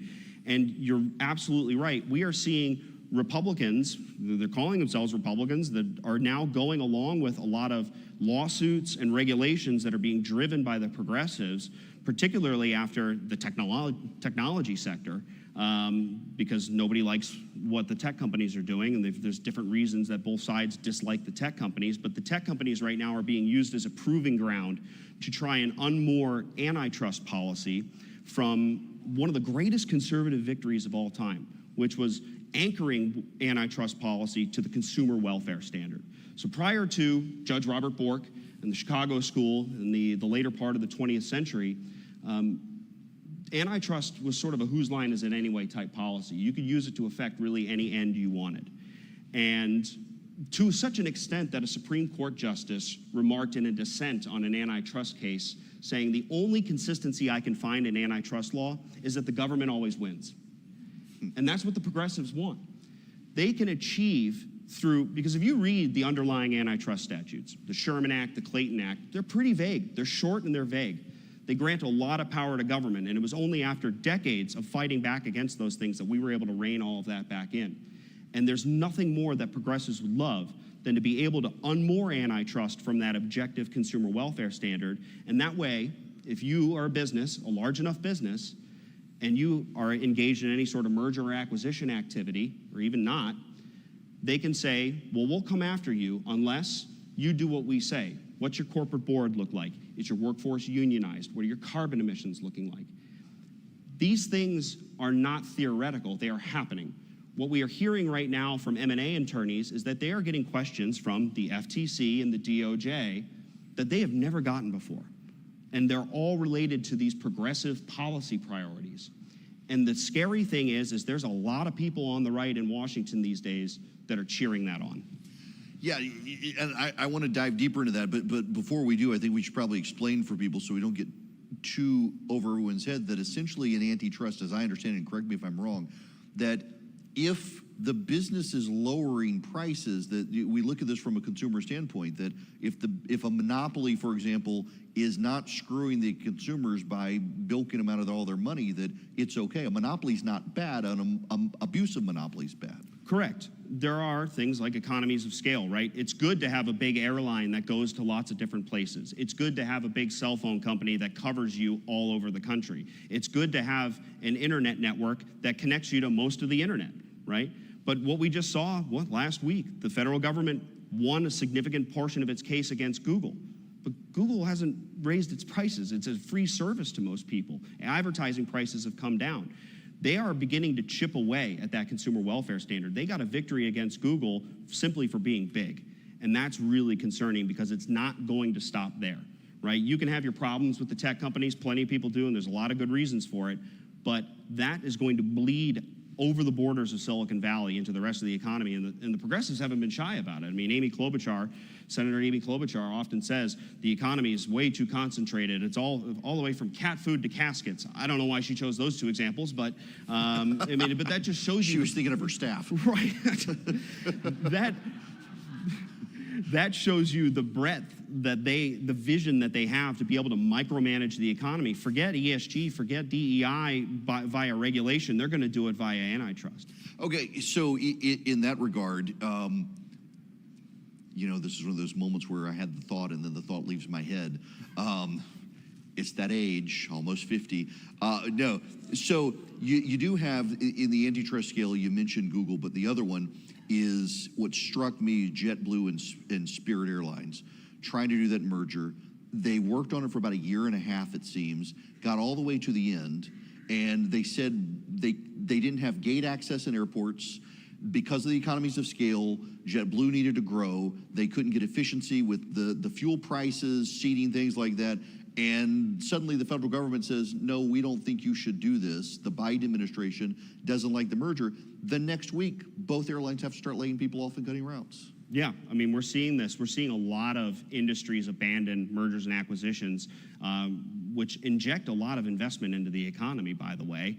But that, in that particular example, yeah, very problematic because Spirit is on its last legs right now. And so the Biden administration's objective was to say, well, we can't really have the top 6 airlines going down to the top 5. They're going to do that anyway because Spirit may not be here with us next year. And then you leave just a weaker JetBlue to be able to compete with the bigger airlines. So there's a problem with where this administration, and again, some on the right are going, where there's an expectation of that quantity of competition is superior, but I think quality of competition is better. I'd rather have an airline that's offering a better service to more places and be able to compete with the other big airlines than having 2 weak airlines that really can't compete whatsoever. Spirit goes out of business, that'll really make the Spirit Halloween branding real easy for the right. corporate headquarters. Not that we want them to go out of business. So now let's move more into the right here, because these policy ideas that are resurfacing, back to what we were talking about earlier, that we can wield power. I get this a lot from my listeners on my radio show, that they feel like when I say this, I'm saying we're disarming, and I'm trying to explain to them, we're not disarming ourselves, we're disarming Washington, so the left can't hurt us any more than we can hurt the left. And I do understand there's this political idea that they've been coming after us, we need to go after them. And my view is that the way we go after them is we take away their power to come after us. Yeah, that's what conservatives used to be for. But now we're seeing a bunch of policies emanating from the right, exactly as you said, like, why don't we use this power to affect our own ends? But again, you're not always going to be in power.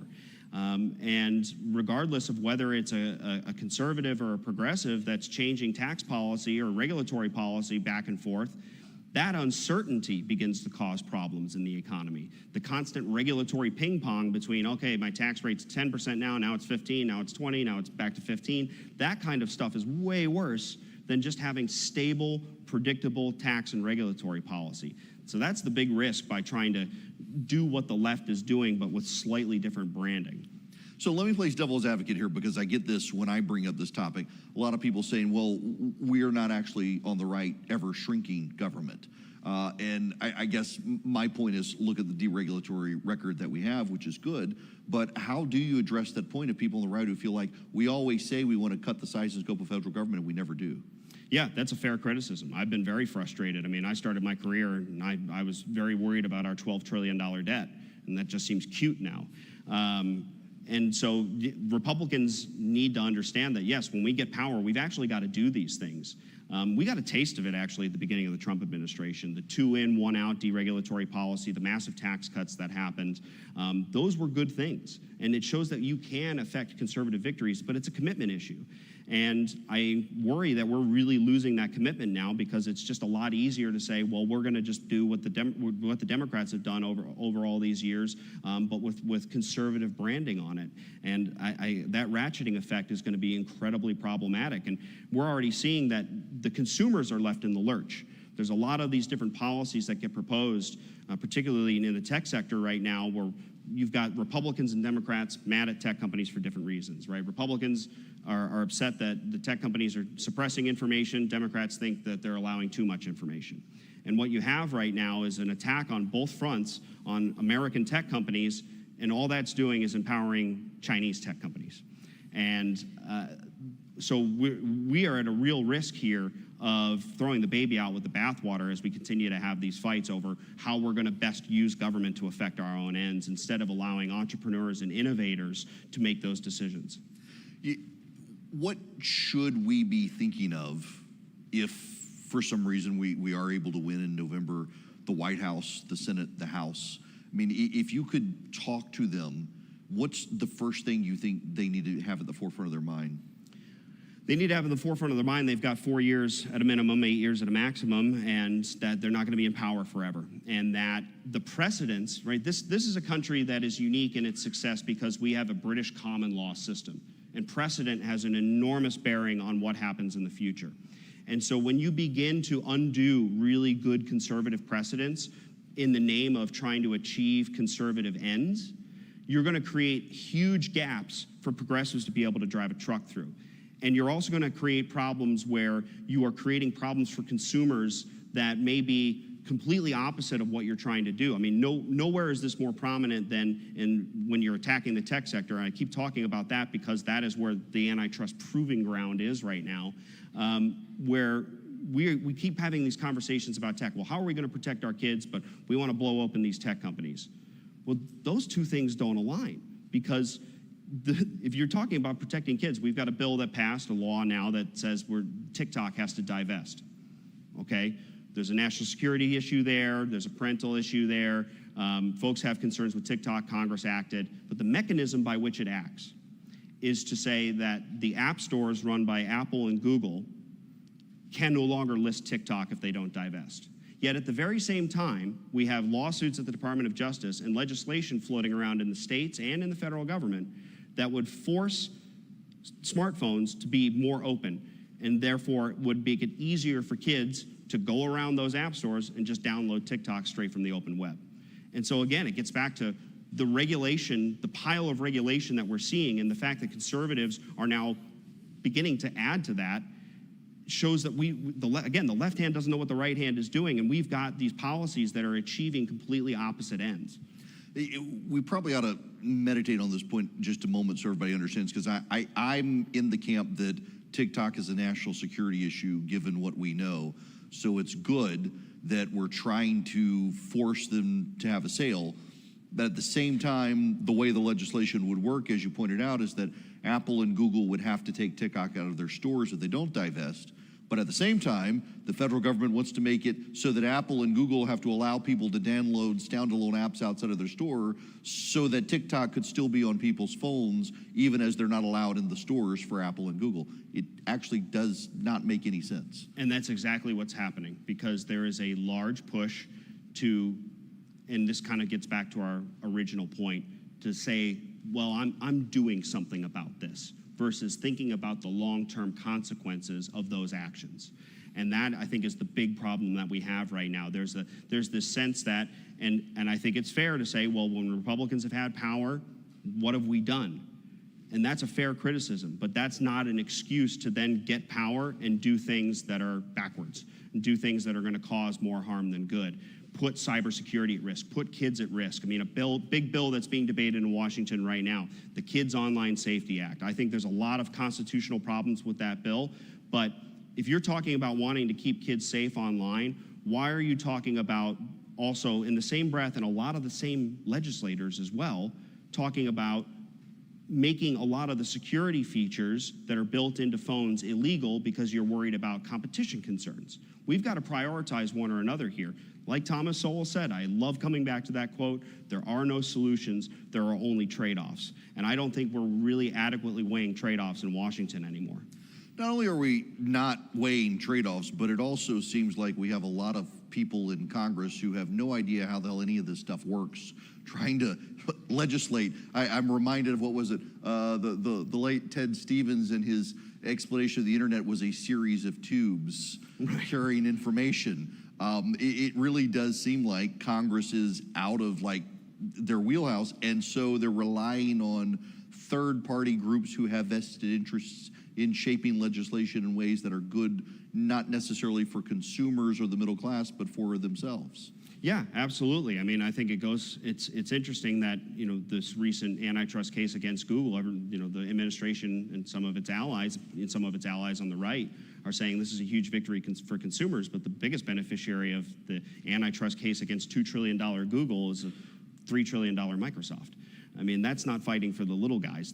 You're talking about business decisions and business disagreements that are not being litigated in the market, they're being litigated in courtrooms, and they're being litigated in the halls of Congress. Well, let me jump in here, because I've talked about this on radio, because I've got mixed feelings on it, because I do have concerns with Google, but it seems like because one of the things the court found is that Google is paying Apple billions of dollars to be the default search engine, that the way this will work as a resolution is that Apple will no longer get billions of dollars from Google, but Google will still be everybody's default search engine because Google has become the verb to search the internet. So Google actually wins and saves money through the lawsuit that determined that Google violated antitrust. Yeah, we'll see what the remedies end up being. I mean, there are some folks that want to see vast breakups of these companies and want to bar these companies, whether it's Google or Microsoft or Apple, any of the big companies that make up a good amount of everyone's 401k, prohibit them from really effectively competing again in the future, making new mergers and acquisitions.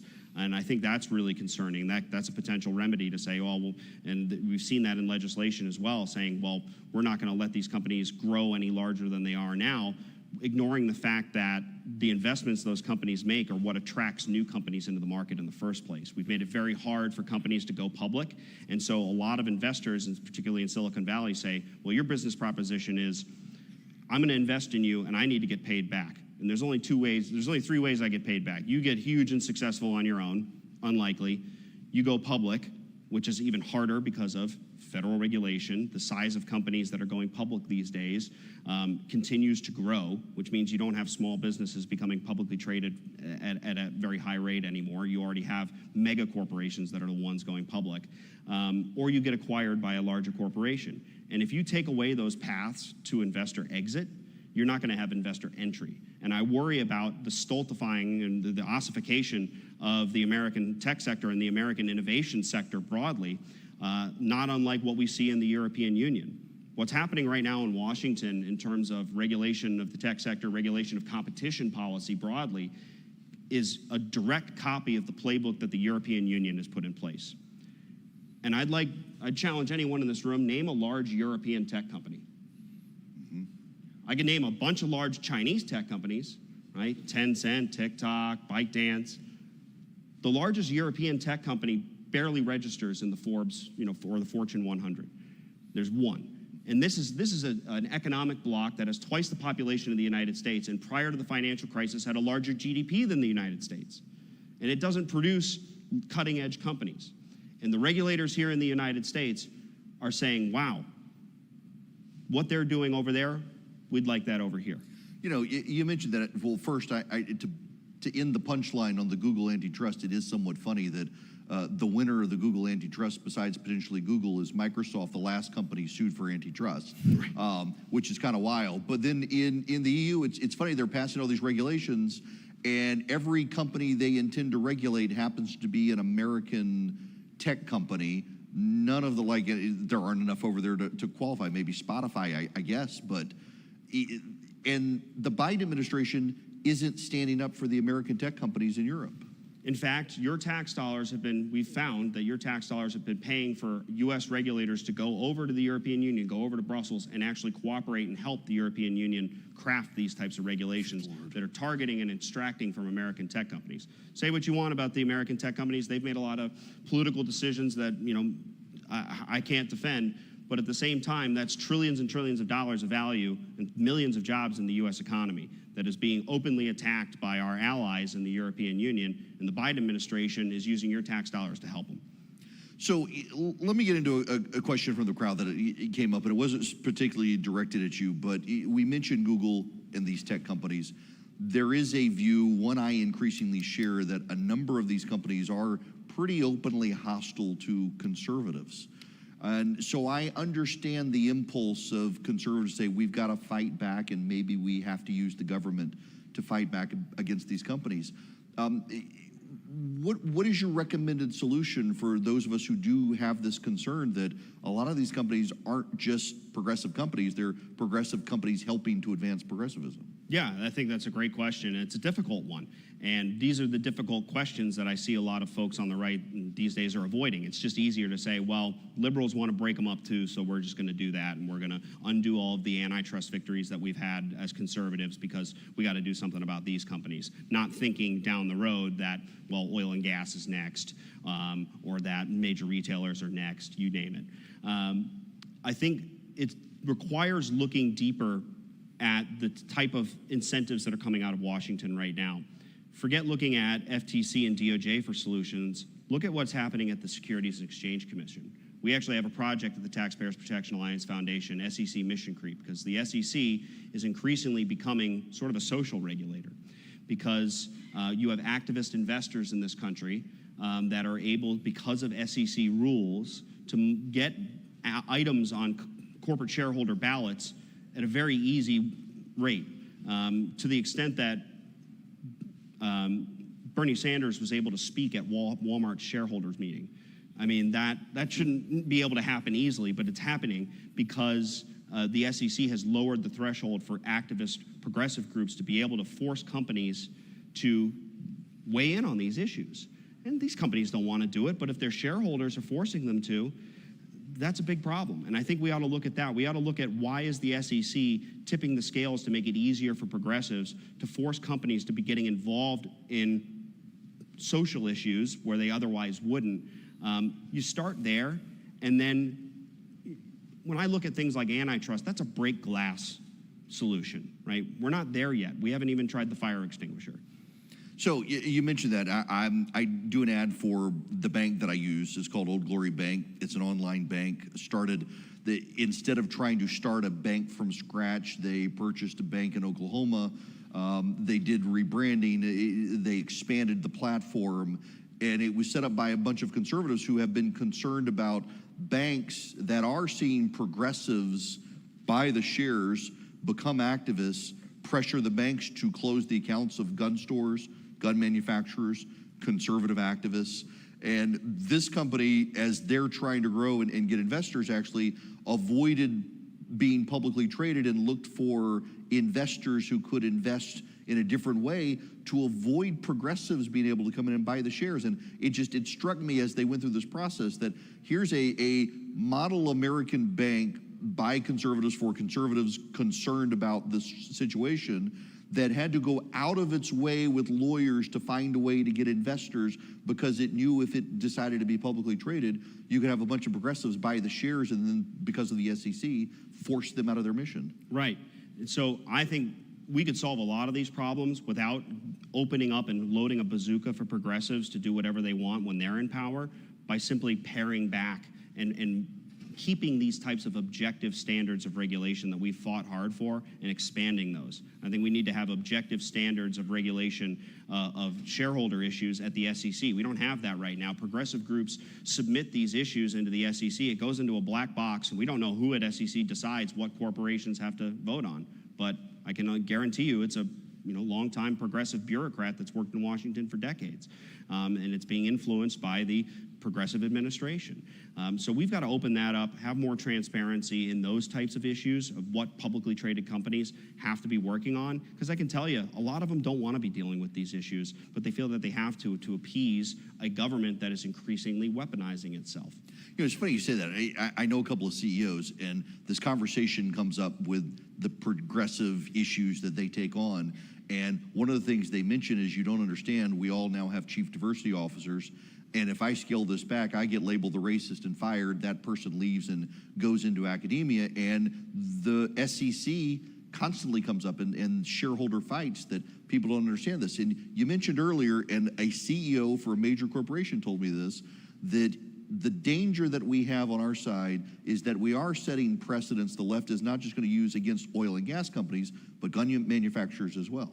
Yeah, absolutely. I mean, that's really the core thing here is they don't, the hangover of I'm sure it'll feel great if you achieve the antitrust or regulatory victory for conservative ends against a major corporation that you dislike. But the hangover of that is it's going to be turned around and used against you tenfold, because the progressives are a lot better at wielding the weapons of government than we are. And again, we're not always going to be in power. It's an inconvenient truth. Again, I think it's really important to get back to that kind of core issue of where is this stuff emanating from, because the purpose of a business and a corporation, right, is to deliver value to their shareholders. So that is where you've got to begin to look at solutions. Because otherwise, again, we're at a real risk here of throwing the baby out with the bathwater and, again, ossifying the dynamic investment and tech sector and innovation sector and other corporations that we're seeing. I think that's a huge problem, and it's something that, again, it feels like the easy solution. It's an easy solution over a political horizon, right? The average elected official is only thinking over the next 2 to 6 to 8 years. But these decisions that we're making now are going to have lasting consequences for decades. And so it's about making sure to have that foresight and say, let's not go get the quick, easy win. Let's treat the lasting core issue here, and hopefully that will pay dividends for decades. So before we wrap up, let's get back into the Taxpayer Protection Alliance specifically. If people want to get involved or find out more with what you guys do, where should they go? Yeah, so our website is protectingtaxpayers.org. You can find us on Twitter, X, whatever they're calling it these days, at Protect Taxpayers. The Supreme Court 9-0 ruled it's called Twitter. I did see that. Yes. I did see that. So it's an important precedent. We'll get back to that. But yeah, that's the easiest way to find us. Go online, find us at www.protectingtaxpayers.org. We talked a lot about the issues that I see in the regulatory state right now, but we work on lots of different issues. We work on IRS accountability. We work on sports stadium spending accountability. Something that I've weighed in on recently, where a lot of good for you public tax dollars going to billionaires doesn't make a whole lot of sense to me. I thought we were fiscal conservatives. But so we work on any sort of issue under the economic sun, trying to keep government limited and accountable, and make sure that whether it's progressives or Republicans and conservatives, that we're not creating weapons in government that can be used against the taxpayer and the consumer. Well, and let's end on that point then, because I just, and again, this isn't to be a broken record, and I don't want to bore the crowd, but because it comes up so much, and it is my biggest fear with where we're headed, I can see it coming. You saw it when the Obama administration set a bunch of precedents, and I was writing at the time that what the Democrats don't understand is they're setting precedents that if Donald Trump got elected, he would use, and he did, and then had to say again to the Republicans, you're setting precedents the Democrats are going to use because there is no permanence in politics. Unless we're suddenly going to abandon our constitutional system, which we're not going to do, that I do think conservatives really have to think about. I want to throw the punch, but when we've thrown the punch, we can't they're going to punch back, and the only way to stop them from punching back is to essentially take away their arms. And the way you take away their arms is you take away Washington's power to throw a punch. Yeah, absolutely.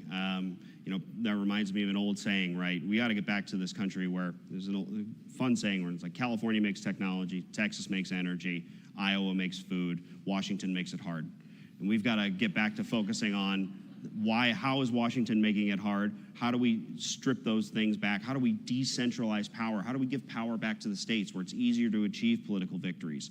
You're able to disperse and decentralize that power, these problems become a lot less severe. Because when Washington weighs in on something, it has obviously national ramifications, and it carries a much bigger weight. You know, you impact interstate commerce versus let's keep the bad policies for the most part isolated to the places where people are voting for those things, and not have, you know, effectively California regulators running the country, which they're basically doing in Washington right now. So let's end where we began. Your family's small business. You mentioned the Code of Federal Regulations. You're not the first person to say this, and we probably should end meditating on this point that the cost of federal regulation prevents an economic explosion in this country, because the governmental compliance and cost to governmental compliance is money that companies can't then reinvest in their company to grow jobs and build things. Yeah, absolutely. It's a dead weight loss, right? Every dollar that you spend on a lawyer, every dollar that you spend on an accountant is a dollar that you can't spend hiring a new machinist, hiring a new delivery driver, buying a new Ford truck to make your deliveries, what have you. I mean, that's all money that goes to Washington and pays for high-priced bureaucrats. And that's money that's not being spent. That's money spent filling out paperwork. That's not creating value. Right? We got to get back to focusing on how to entrepreneurs, businesses, whether it's the largest tech companies in the country or it's the small business like my family's small business, how do we get them refocused on creating value for consumers and more interested in competing for your dollars versus competing for your votes? I think that's really important. We got to have that differentiation between competing in Washington and competing on Main Street. And right now, because of the complexity and because increasingly conservatives are abandoning free markets, which I'm very concerned about, you're going to see companies competing for political favor. And that's not healthy. That's not sustainable. That's where we end up with negative economic growth. And that's going to have huge ramifications long term. I mean, the only way we're going to get out of the fiscal crisis that we're in right now is growing our way out of it. Cut spending, sure, but we've got to grow our way out of it too. And you can't keep layering on regulations, right? We've got a problem right now of we've got a fly, and there's a lot of folks, particularly on the left, but certainly on the right, that want to swallow a spider instead of just going after the fly. I got to confess to you, when I looked at the schedule, when somebody handed me one, it was like, oh, 45 minutes. Oh, 45 minutes. And now we've sat here for just about 45 minutes, and I actually have so much more that I could talk to you about. This is right in my wheelhouse, and it's so much of what I've been talking about with my audience on radio that we've got to not just wildly throw punches. We've got to be thoughtful and strategic in how we move, because I really am afraid about the precedents we set. So thanks for sitting here with me for as long as you have to talk about this stuff. And I hope it really does get conservatives to think that we don't want to set the precedents that they then use against us, because time and time again, we wind up being Wile E. Coyote shoving the rock off the cliff only to have it land on Wile E. Coyote. Absolutely. And if you want to continue this conversation with me or my staff that's here, we've got a booth out there in the hallway. We'll be talking about our app security project, where we're talking about the various cybersecurity trade-offs and issues that are being created by some of the things we talked about right now. We'd love to have that conversation with you. So we'll be here all weekend. I thank you all so much for listening, and thank you for the opportunity. Absolutely. Thank you, Patrick. Thank you very much. I enjoyed that a ton. Appreciate that. No, absolutely. Thanks. I'm delighted. So yeah. Thanks very much. So this is where you get a 15-minute break, and then We have the governor of Florida, the former vice president of the United States, and then you get lunch. So we'll take a quick time out here. I'll go run to the restroom. I'll come back, and we've got a great lineup this afternoon. So we'll be right back.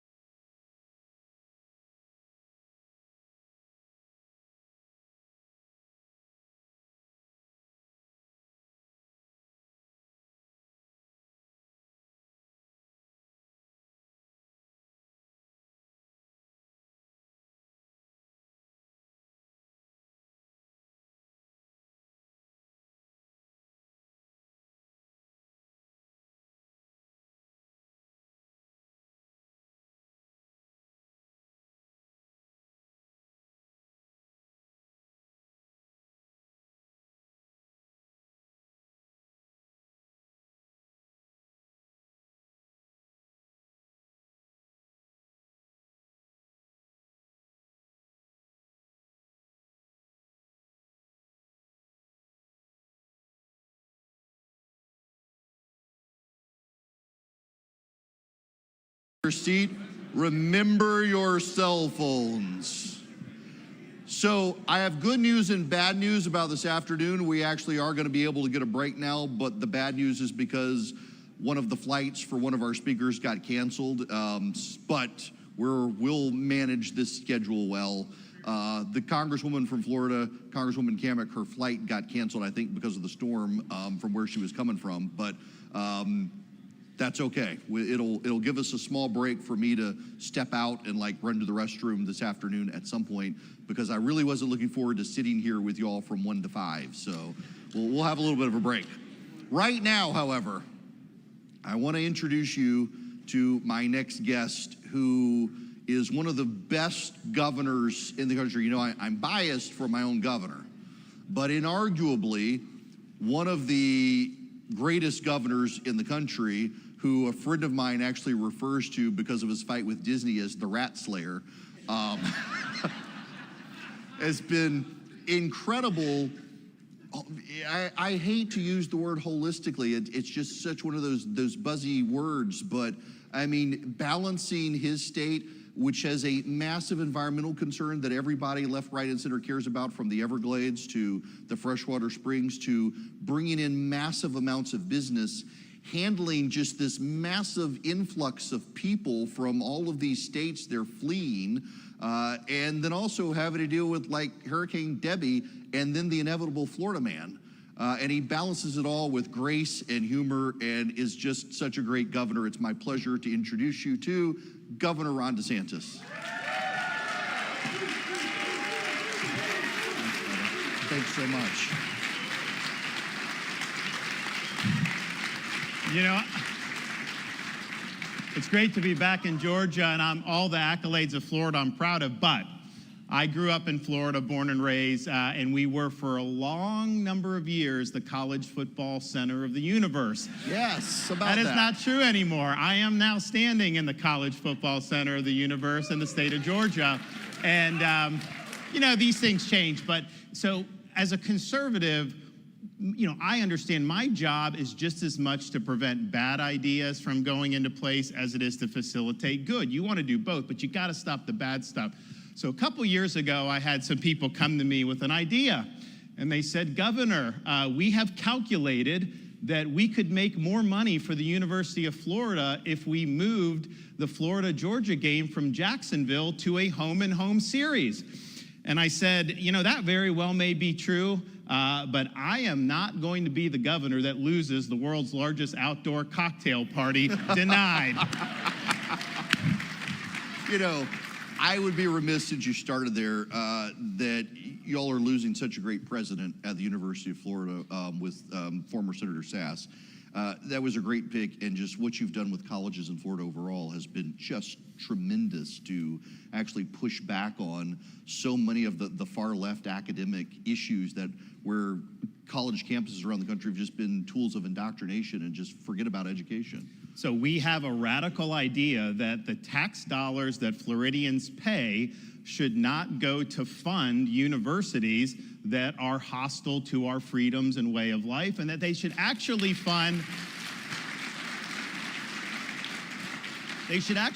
institutions that are pursuing the classical mission of a university, pursuing truth, having high academic standards, and preparing our students to be citizens of our republic. And so what we've been able to do, so first of all, since I've been governor, we've not raised tuition. So tuition for in-state's about $6,300.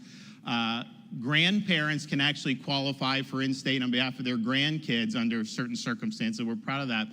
We have Bright Future scholarships, similar to what Georgia has, where you good students go to school for free. You run notch below that, you get 75% off tuition. So we're making it affordable. So you basically have no debt. But what we've said is, how does it get to where these universities are captured by the left? You can't just say we don't want it. There's reasons why. There's incentives built in. So we did a reform that all tenured professors must undergo review every 5 years and can be terminated for poor performance.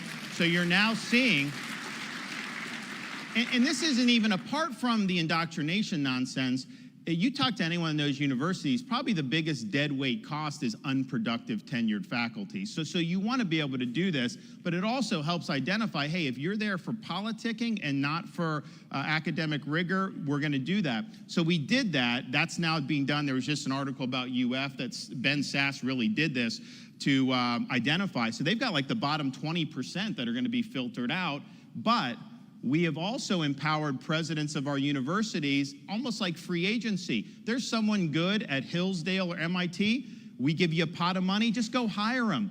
Do not let the hiring be held captive by the current faculty. Why? Well, because if you're under current in almost any university in this country, if you go in front of that faculty, if you don't toe the ideological line, are you going to get tenure? Probably not. In fact, I'd say 95% not. Well, now we don't have to worry about that. They see people that are talented, they bring them in. So we've brought in a lot of professors for our universities. And it's funny because like we have this post-tenure review. People are being processed out. Some people have looked at what we've done at like New College in Sarasota. This was like a small liberal arts college, publicly funded. I didn't even know what it was when I became governor. I remember the Speaker of the House came to me, said, Governor, I want to talk to you about New College. I was like, why do we need a new college? We have enough of them already. He's like, no, this place in Sarasota. I'm like, well, you tell me about it. It was like a Marxist commune, like left of the left, no grades, all this stuff. And like, look, if that's what you want to pursue, you have every right to do that, but not at the taxpayer's expense. So I put 7 conservatives on the Board of Trustees. So I put 7 conservatives on the Board of Trustees. They fired the president, hired a conservative president. They abolished the Gender Studies Department. They were the first university in America to eliminate DE&I, and they reframed the mission of the college to be the nation's top publicly funded classical liberal arts college, similar to like a Hillsdale College. And so when we did that, there were some, even though the enrollment was terrible, some of the students wanted to leave, but so many more wanted to apply. Some of the faculty wanted to leave, and honestly, they should have. They were not good fits from there. And so the media would be like, oh, there's a brain drain because some professors are leaving. Let me tell you, if Marxist professors are leaving the state of Florida, that is good for the state of Florida. That is not bad. But just the larger issue, though, is we conservatives have worked hard on K-12. We have universal school choice. Hopefully Georgia will get there someday, some of these other states. But it's good. It's important. But you can be, and I have young, so we are, and I was just telling Eric before we came out here, you know, we're in the last dog days of summer vacation. Next week, we have our daughter going to 2nd grade, our son going to 1st, and our youngest daughter going to pre-K4. We're ready for them to get back to school. They are. But so we're very sensitive to K-12. It's important, but just think about it. You're a parent. Maybe you have a great K-12 school. Maybe you're homeschooling. You're working hard to instill values. You do that for 18 years, and then your kids go to some university where they work to undo that with indoctrination. That is not good. So I think this higher education issue is critical. We are now, because of what's happened at Columbia and all this other stuff, you know, they tried to take over lawns at University of Florida, Florida State, all this stuff. They lasted 7 minutes and they got dragged out of there. We're not putting up with this stuff. But part of the problem with our country and things that have gone wrong is as a result of all the nonsense that you've seen of these universities of the last 20, 25 years. You know, I was a blue-collar kid growing up in Florida. I was a baseball player, you know, so I ended up getting recruited to play baseball by schools like Princeton and Yale, and I had never been to New England before in my life. I remember showing up the first day of school like a good Floridian. I have flip-flops and jean shorts on and a T-shirt. That is not how these kids from the prep schools dressed or acted, so I was like a fish out of water. I didn't even know colleges were liberal when I went. I just was very, very wet. But I always said, it was shocking to me, and it's much worse now, but I was like, you know, when these kids get into the real world, none of this stuff is gonna fly. Like, this doesn't work. Well, now looking back, you know, the joke's been on me because like all of that, yeah, it didn't happen right away, but it's now permeated corporate America, the bureaucracy, all these different things. So if we do not have a counter with higher education, we are ultimately going to lose, I think, a lot of the battles that lie ahead of us. And I'm just proud in Florida, no state has done more to reclaim the historic traditional mission of higher education than the state of Florida. We do not cede those institutions to the political left in the Sunshine State. Well, and also, I do have to say on the football comment, it looks like the University of Florida is becoming a great baseball school. Well, so we had Florida State and Florida, both Florida's UF 2023 number 2 in the nation. They lost to LSU, who had Paul Skeens, who's one of the best pitchers in the big leagues already. And then this year, Florida and Florida State both made it to the Final Four. Baseball, neither of them made it to the championship.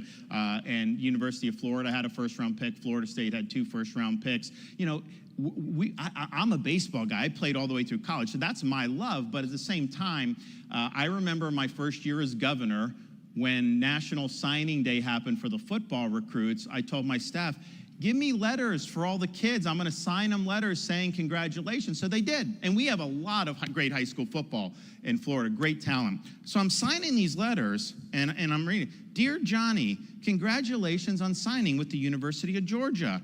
Dear Michael, congratulations on signing with Alabama. Dear Johnny, congratulations on signing with Clemson. I'm like, wait a minute, why am I congratulating them for leaving the state of Florida? We used to keep all the blue chips in state now. So yeah, but we've got our state in terms of like big events. Just since I've been governor, we've hosted 2 Super Bowls. We've college football national championship. We got another one of those coming up. We have hockey Stanley Cups. I mean, like, who would have thought Florida would have that? I was just in Miami helping. They're building a big new soccer stadium. They have Messi down there. We're helping with some of the arteries, the roads to kind of go into that. So there's a lot going on in our state, and hopefully we can get back to where we're competitive in college football. You bring up a sore subject for my son and Philip, who works for me, is they're both Tampa Bay Lightning fans. And for the life of me, I still can't understand why Florida has 2 ice hockey teams. But when I get emails and see people with Quebec license plates headed down to Florida for the winter, it kind of makes sense now why Florida has these great hockey teams. So interesting fact. So I grew up in Dunedin, Florida, which is by Clearwater. It's west of Tampa. There in the Pinellas County on the peninsula. We were the spring training home of the Toronto Blue Jays. And one, it was just good because the city of Dunedin owned all those facilities. So as a high school baseball player, my home field was the Dunedin Blue Jays spring training stadium. That's where we practiced, that's where we played. And so I played 4 years Division I baseball all over the country, never played on a better field than my high school home stadium, which is really cool to be able to grow up. But I remember growing up as a kid, every February, you're out and about in Dunedin, and it was 50-50 whether the car in front of you would be a Florida license plate or an Ontario license plate. I mean, it was a lot of Canadians. So we've got someone here from Canada, and he said in his email, leaving a question, he's one of the people who drives every year in winters in Florida, lives in Halifax apparently, is there for the summer, and he just wanted to ask his favorite American governor his opinion on his least favorite Canadian Prime Minister, Trudeau. So all I can say is this, Justin Trudeau, since he has been Prime Minister of Canada, number of Stanley Cups for Canada, 0. Governor Ron DeSantis, number of Stanley Cups for the state of Florida since I've been governor, 3. Who's winning that battle? Well played. So, on a serious note, you guys, Georgia, now the Carolinas, Virginia, have had to deal with Debbie. How has the recovery been for the state?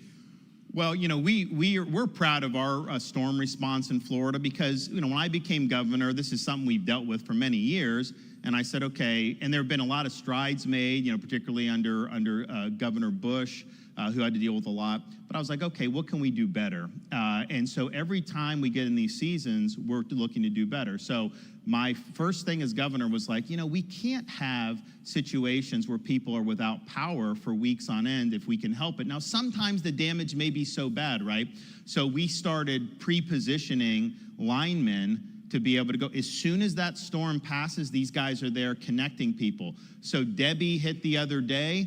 the number of people without power in the state of Florida is effectively zero as we sit here today. And that wasn't true in some of these other places that have been hit. Not that this was a Category 5, but being able to do that. So we were able to do that. Now there's some pockets of flooding. We may see some more because when Georgia gets a lot of rain in the south, it comes down in North Florida. So we're monitoring that, but we've been able to really lean in and have a very robust response. It's just something that we take a lot of pride in. We mobilized everyone the week before the storm, before it was even an organized storm, because we see, hey, there's a possibility. We do it. I'd rather have too many resources ready and get a better outcome than not have enough and end up getting a worse outcome. So we're going to do fine on it.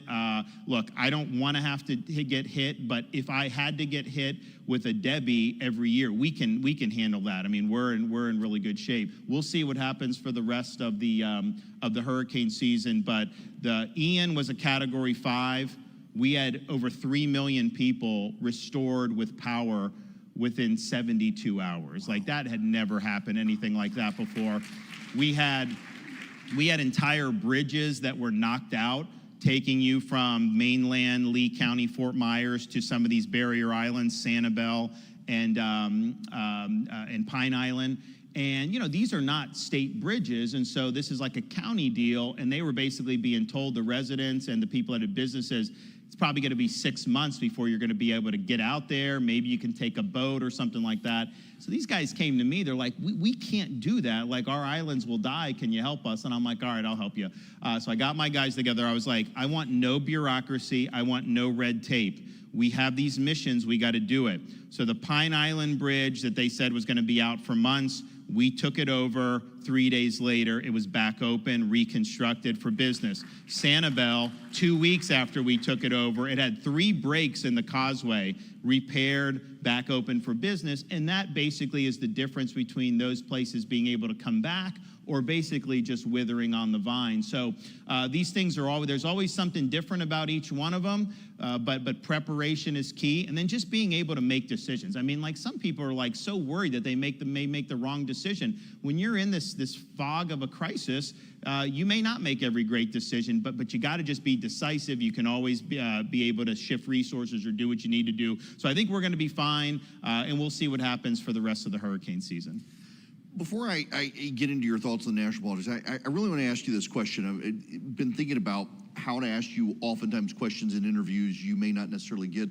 One of the things that always strikes me when I go to Florida, take the kids down there, you got these enormous freshwater springs that come up everywhere. You've got the Everglades. You got this tremendous environmentalism that Republicans often get knocked as mythology, that we're somehow bad for the environment. But you, as a conservative governor who supports free markets, have really done a good job of balancing business, commerce, trade, tourism, and also no degradation of the environment in Florida. How do you balance those concerns from a conservative perspective to ensure the environment in Florida is pristine, environmentalists love what's going on there, but also you're not sacrificing trade and industry, commerce, and tourism? Well, fortunately in Florida, a lot of that's reinforcing, right? I mean, like, our economy is strong because we have great natural resources. We're the #1 boating state in the country, #1 fishing state in the country, and it's not even close. And people come for that. They come from all over the country. Heck, they come from all over the world to be able to do that in the state of Florida. And so our Everglades it's not a swamp. It's actually a river. It's a river of grass. And man created different types of blockages of the water for coming down for a variety of different reasons. But it over many decades starved that system of the water it needs, which is a natural filtration system. It's caused water to go in different directions that have caused problems. And so we basically set out, when I became governor, to restore the flow, to think about what God gave us and get back to that, and do it in a smart, cost-efficient, and an intelligent way. But that has helped our economy for what we're doing. You know, if you look in like Florida Bay, the fishing is better today than it was when I became governor. You look at what we've been able to do to combat algae and some of the things. You know, we've mitigated that to where, you know, things like red tide happen. That's just natural, but try mitigating the effects. So that's good for the hotels. It's good for our travel industry. It's good for our restaurants. It's good for all of that. So I just had to lay the marker down. Our party really wasn't leaning in on it because I think they think, and I agree with some, I mean, like when you hear things about environment, you think, hey, the left uses that to try to advance their agenda. They don't really care about the environment. They care about controlling your behavior. So I think there's a natural aversion when you see that, but that's not what we're doing. I'm not trying to control your behavior. I'm trying to restore the beauty of Florida, and we are doing it, but then let you enjoy it as a Floridian or as a tourist. I want more activity. I want people out and about. I want them doing that.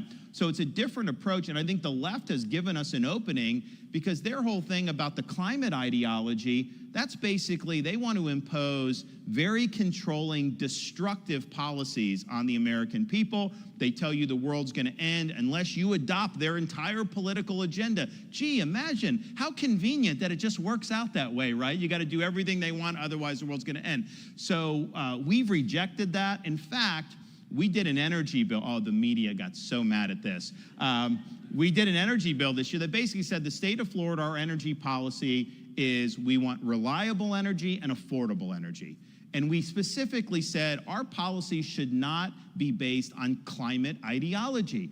That's causes people to pay more and it's less reliable. They got so mad about that. But if you think about it, part of the reason we're able to get the power on in Florida after a storm is because we've embraced reliable energy. And even though we've done that, our emissions are way down over the last 10, 20 years than what they were previously. So we're going about all this, I think, in a very sensible way. And that's part of the reason why we've gotten so much broad support in the state of Florida. All the different issues we face, you know, we're addressing every one. We're just doing it from a conservative perspective rather than adopting liberal policies.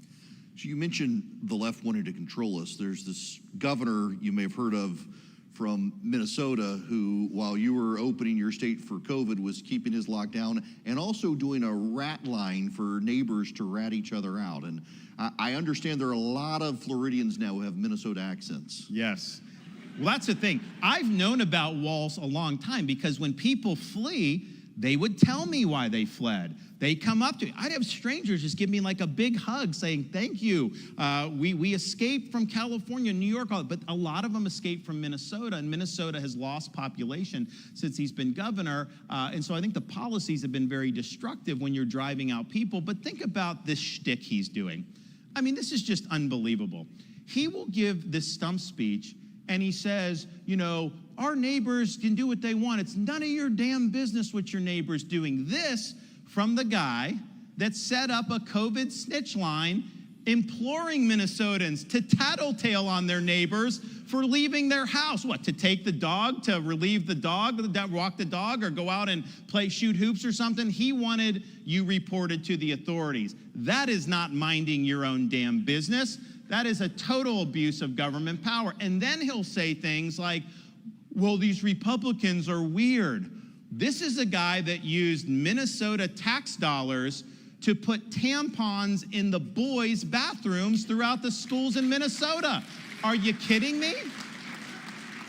And then he talks about trying to say, he's like, I want people to be able to, they make your own healthcare decisions. Fine, yeah, I agree. But he's the one that mandated the experimental COVID mRNA shot. There was a lot of people that didn't want that, and he forced that on the state employees. And so this whole shtick is totally contradicted by the record. Now the media, they are gonna present him as, oh, he's a coach, he's a veteran, all this. That's what they're gonna do. They're not gonna talk about these policies. And it's interesting, even when they have to address it. So this knock on him for putting the tampons in the boys' locker room, how the media is portraying that is Republicans criticizing Walz for putting tampons in schools. They're omitting why we're so upset, why we think it's ridiculous, because he's putting it in the boys' bathroom. So they don't want to address the actual criticisms of it. I don't think ultimately these VPs probably, are going to affect the election, but how he's being presented versus the actual record, I mean, it's a stark contrast. And I've got people in Florida that lived to tell the tales about what happened in the state of Minnesota. And it's interesting because you have some states in that same region, like Iowa's, gaining population. You know, they're doing very well. Minnesota's losing population. They're struggling. And it's all just a difference of philosophy and difference of policy. And that's a very stark contrast between those two states.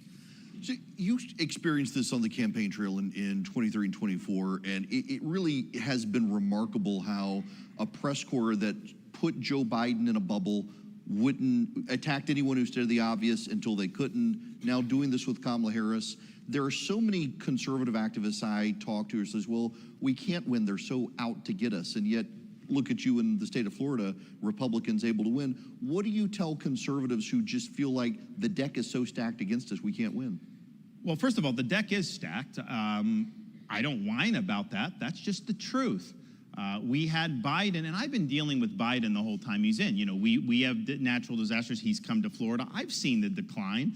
I saw him when he first took office 6 months in. He came down when we had a condo collapse in Florida.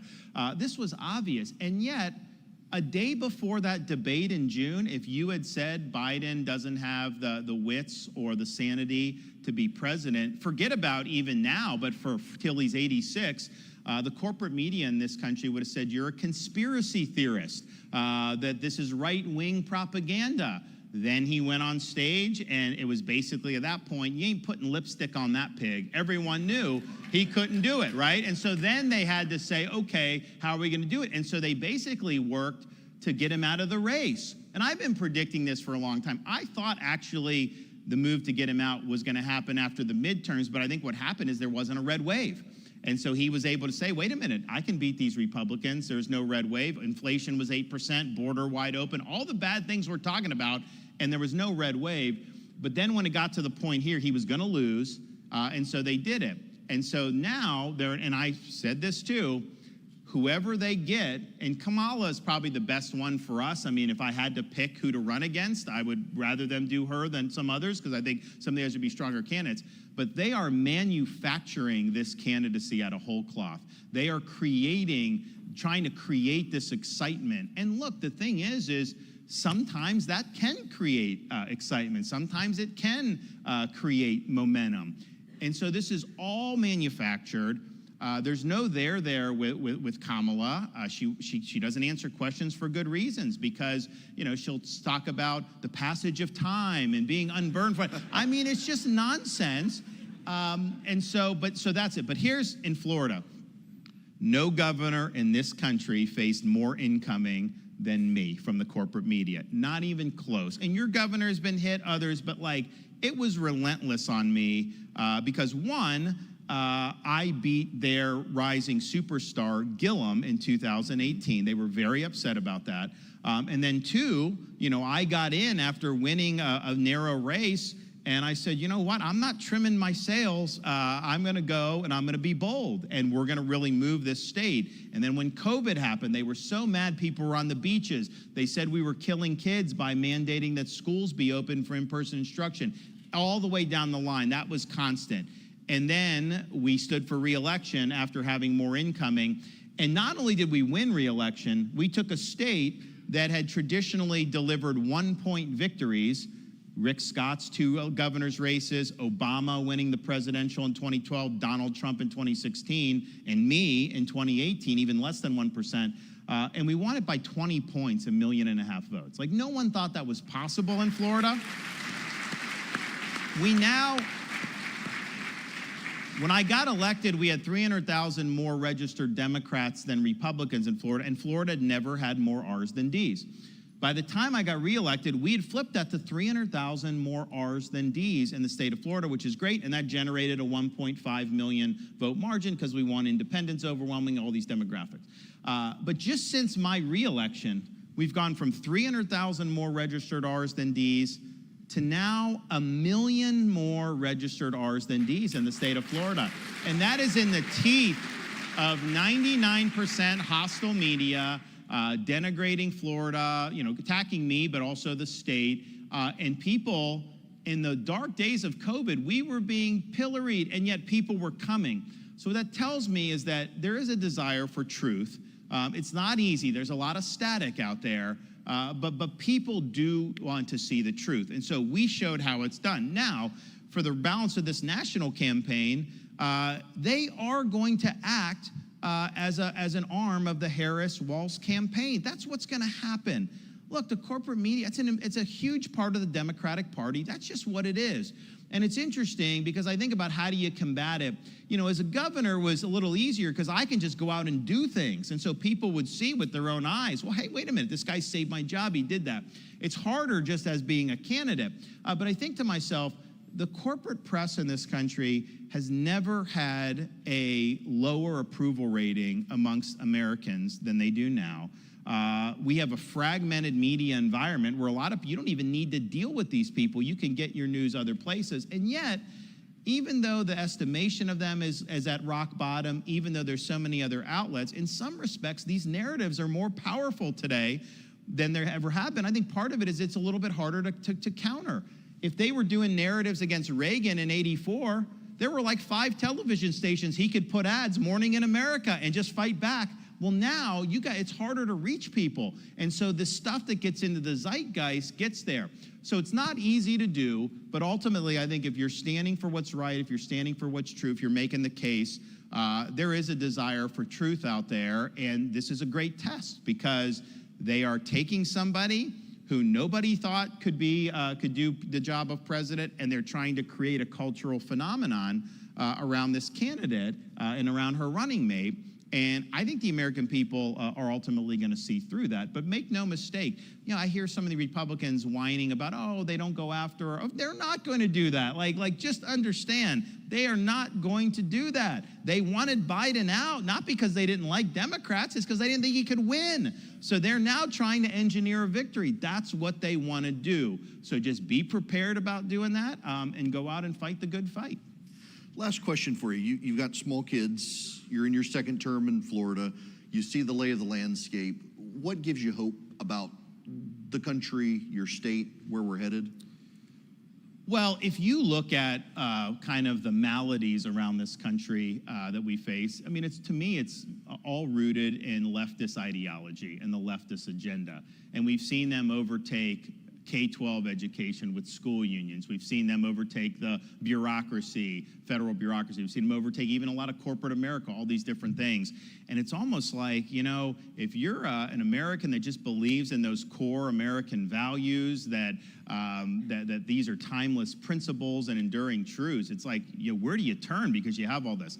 Well, Florida shows not only did we fight these people, we beat them on issue after issue. We beat the teachers' unions when it came to being open during COVID for having universal school choice, and we even have paycheck protection for teacher union dues. They no more automatic deduction, and now you're in a situation where Miami-Dade teacher union doesn't have enough signing up, and they're going to be decertified.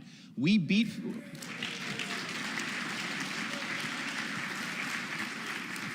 Fauci and the bureaucrats on COVID. Yes, we beat Disney on woke agenda in schools and woke ideology, and we're proud to do that. We've taken all the debt Florida has had from 1840s to the present. When I became governor, we've paid off 36% of it in just 5.5 years, and we have the lowest per capita debt in the entire country. So all these battles can be won. We've shown it can be won. When I was standing for election the first time in 2018, people were saying Florida was about to become a blue state permanently, and that there's no way Republicans could win elections nationally because of that. Now, I turn on my, you know, in 2020, I'm like putting things on for my kids, and I could not put on any cartoon without there being a Biden ad. Like, it was nonstop. Now in Florida, you don't have presidential campaign ads. I mean, some of the ones that may be bought nationally on cable, but like in terms of our local markets, Florida's off the board. So we showed it can be done. And I think it can be done throughout the United States. But as conservative people say, you know, what does it mean to be a conservative? And I kind of think about it because, like, on the one hand, I don't want to conserve the current state of things where we have woke corporations, indoctrinations in the schools, prosecutors letting criminals out of jail, all that. So I think what I think Florida represents and what we could do nationally is a great rediscovery where we're restoring the timeless truths that have made this country great. Because when we show fidelity to those founding principles, you got to apply it differently than James Madison did or Lincoln or Reagan to new circumstances. But when we have fidelity to those founding principles, we do well as a country. These are not just timepieces. These are things that endure. We've lost that over recent years, but I absolutely think we've got a pathway to be able to get it back. Governor Ron DeSantis, Thanks. thank you. Thank you so much. Appreciate it. Yeah. Absolutely. Yeah, thanks. Thank you. Are you doing just another one, or do you want me to talk to folks down there? Are you taking a break? Yeah, we've got Mike Pence right now. Yep.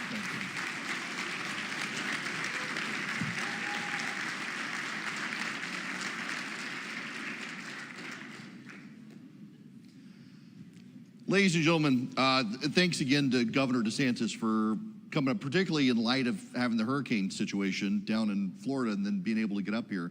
Appreciate that a ton. I got to tell you, my next guest is somebody I always hate to bother because he's so busy. Bless you. And he winds up oftentimes reaching out to me because I don't like to bother people. And when I got started in politics and started writing at Red State, I got a copy of Russell Kirk's Conservative Mind in the mail with a note in it: if you're gonna be a voice for conservatism, be sure what you believe. And it was from my next guest, who I had never met, and went up to DC and spent time with him. And at the time, he was running the Republican Study Committee, which at the time was the conservative voice in Congress. And then he became a governor, and then he became vice president of the United States. And through it all, he's always been guided by his faith and by a real commitment to truth, and not his truth, but the truth. Like I say on radio all the time, if Jesus says, "I'm the way, the truth, and the life," then truth is objective and knowable. And he's always been committed to knowing not just Christ, but also real, objective, knowable truth, and grounding himself in the timeless principles of truth. And so he's never been willing to compromise on the principles that I think have guided the nation for so long. And it's just, I love being able to call him a friend, and also someone who regularly prays for my family, particularly for my wife. And that is the Vice President, Mike Pence.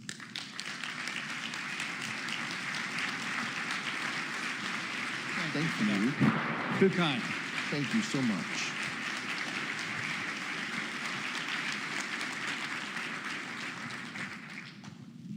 So I got to start with asking you how your vastly better half is.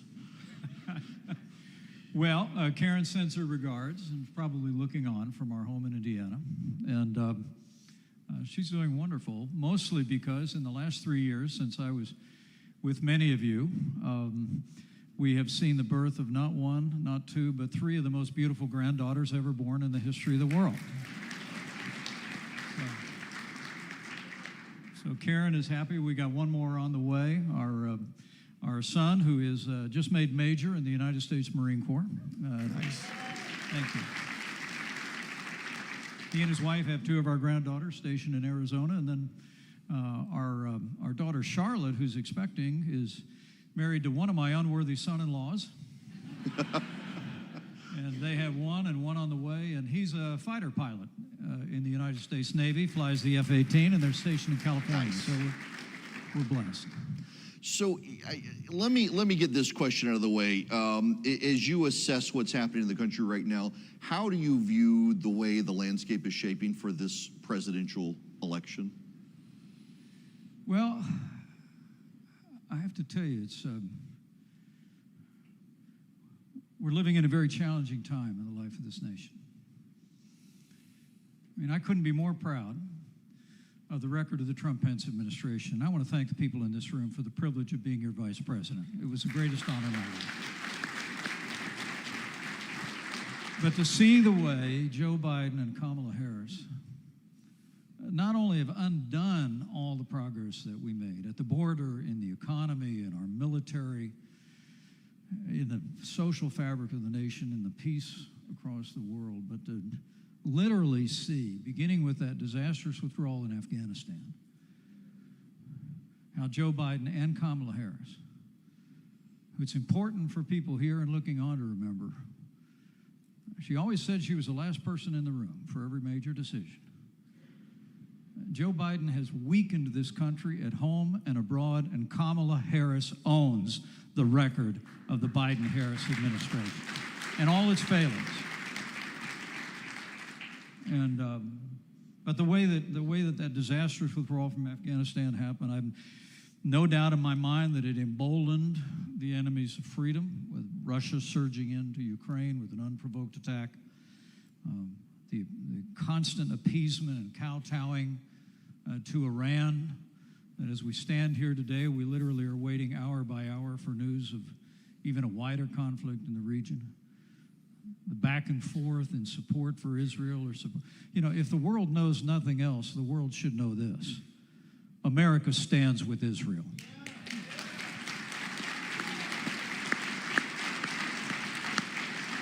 And also this administration has literally, the Biden-Harris administration, after you net out inflation, has cut defense spending every year they've been in office. At a time that China's engaged in an unprecedented military buildup, continues to threaten Taiwan. And then here at home, of course, the gusher of spending that launched the worst inflation in 40 years, the throwing aside every policy that we put into effect, including the Remain in Mexico policy that I negotiated on behalf of the president, threw wide open our borders, 15 million people surging, crime wave in our major cities. I saw some people the other day who've defected to the other side who were wondering where I would come down in this campaign. Let me go on the record here at the gathering. I could never vote for Kamala Harris as President of the United States or Tim Walz as her running mate. Period, paragraph. And I think it's important that we understand exactly what's coming down the tracks from the other side. But in the same breath, I also think we also need to think about who we are as conservatives. I mean, I'm very humbled at that overly generous introduction, Eric, but you've known me a long time. It's my days in Congress and as governor. And people who know me know I'm a conservative. I'm not in a bad mood about it. Right? People who know my heart know that I'm a Christian, a conservative, and a Republican, but in that order. My faith is the most important thing in my life. The most important decision I ever made in my life was when I put my faith in Jesus Christ as my Lord and Savior in 1978.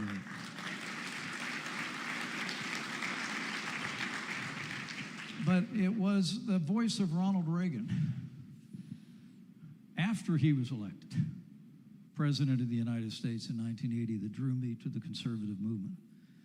I heard him speaking about the principles of a strong national defense, of American leadership in the world, of limited government, fiscal responsibility, and a commitment to traditional values and the right to life. And I joined the Reagan Revolution, and I've never looked back. It's true.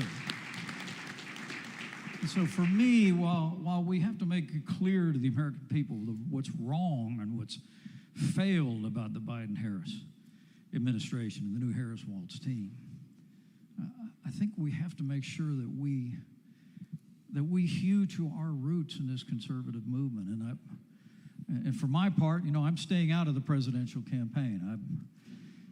For the reason that I just cannot endorse this growing abandonment of our allies on the world stage that's taken hold in parts of our party. I cannot endorse ignoring our national debt that reached $35 trillion just in the last week. I cannot support marginalizing the right to life in our party, as we saw on the national platform. And between me and my former running mate, I cannot endorse President Trump's continuing assertion that I should have set aside my oath to support and defend the Constitution and acted in a way that would have overturned the election in January of 2021.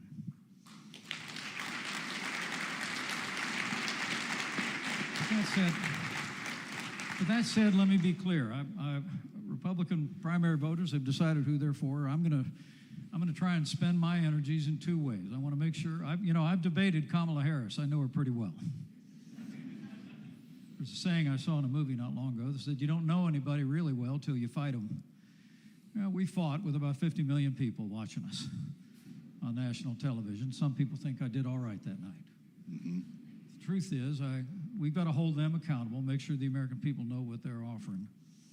But I'm going to spend my energies on what we're for, because I think that's just as important. You know, Ronald Reagan said years ago, we need to paint in bold colors and not in pastels. We do well, I think, when as we did in our 4 years, as we did in our campaigns, we offered a clear, conservative alternative to the Democrats' vision for America. And in 2016, we won, and in 4 short years, we changed the country. And I think now more than ever, we need to hew to our roots, stand with principle on the conservative agenda. That's how we'll not just win elections, but we'll win a boundless future for the American people. When you left office, I was asked in an interview what I thought your future would be, and I said my preference would be, if I could pick your future, it would be the voice and the conscience of the conservative movement that I felt like was missing. And here you are, I think, now with what you're doing in Washington, where you are. And my frustration, I think, with a lot of the conservative movement is how we are forgetting the tried and the true, and we're getting distracted by shiny objects that lure us in and never seem to work. Well, it's one of the reasons I'm an Erick Erickson fan. Anybody else there with me out there? I think what it means to be a conservative is to stand your ground and to stand on principle. And that's what you do on the airwaves every day without apology. And I'm grateful for that. And if I could play that role in the days ahead, it'd be my great honor to do it. And not for my sake, though, but really for the sake of the country. I think we're living in a time very similar. You know, the Bible says there's nothing new under the sun. What it is now has been before, right? Now, some of you aren't old enough to remember the 1970s, but I am. And I have to tell you, we had a president in 1978 in Jimmy Carter who gave what he was famously called the malaise speech, in which he told the American people things are bad. Long gas lines, energy shortages, record inflation. And President Carter told the American people they're bad now and they're just going to stay bad. And then the American people started listening to someone who had taken a run at the presidency a few years earlier and come up short in the Republican nomination. But he was someone that was talking about standing without apology on a conservative agenda. Ronald Reagan wins the nomination. He goes on to win the election, and there he stands in his first inaugural address. And he said, he spoke of an optimistic view of the future, but he said something to the effect of, and why shouldn't we dream great dreams? After all, we're Americans. And everybody was standing a little taller. Everybody was feeling better. It reminded me for all the world like 2017, when the country had the same sense. We set aside 8 years of the failed Obama-Biden administration, and we cut taxes, rolled back regulation, we secured our border, rebuilt our military, and appointed 3 conservatives to the Supreme Court of the United States that have created a durable conservative majority.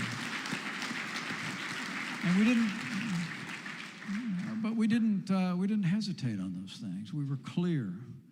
We offered a clear choice. And for my part, I mean, there's a lot of talk about what the agenda of a future Trump administration should be. I'm thinking of launching Project 2017.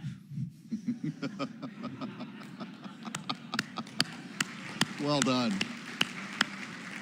And why don't we just go back to what we did before? I mean, in that campaign when I ran for president last year, Eric, last time I was here at the gathering was in that campaign. I was telling people my concern was that not only the former president but others in the field were actually not running on the agenda that we governed on. I gave a speech in New Hampshire at St. Anselm College entitled A New Republican Time for Choosing, where I warned against the Republican Party moving away from a conservative agenda and embracing what I call a populism unmoored to conservative principle. And I must tell you that all the way through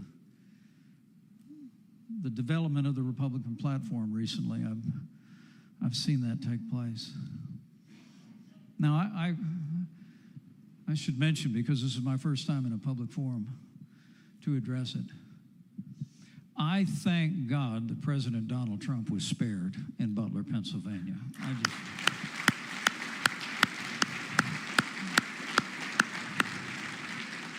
Karen and I, we were in a plane, we just landed, and I got a text from someone watching it in real time. It took my breath away when I heard of the shot had come from 150 yards away, having lived with Secret Service for 4 years. I couldn't believe it. But I also knew that while the president had stood, and I truly do, I wasn't surprised, but I truly admired the way the president stood up and raised his fist and walked off that stage.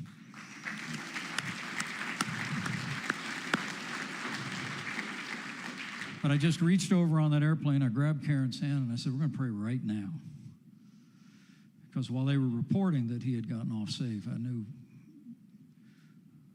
Reagan didn't know he was shot when they put him in the limo. And we just prayed earnestly, and we urged people around the country to pray. And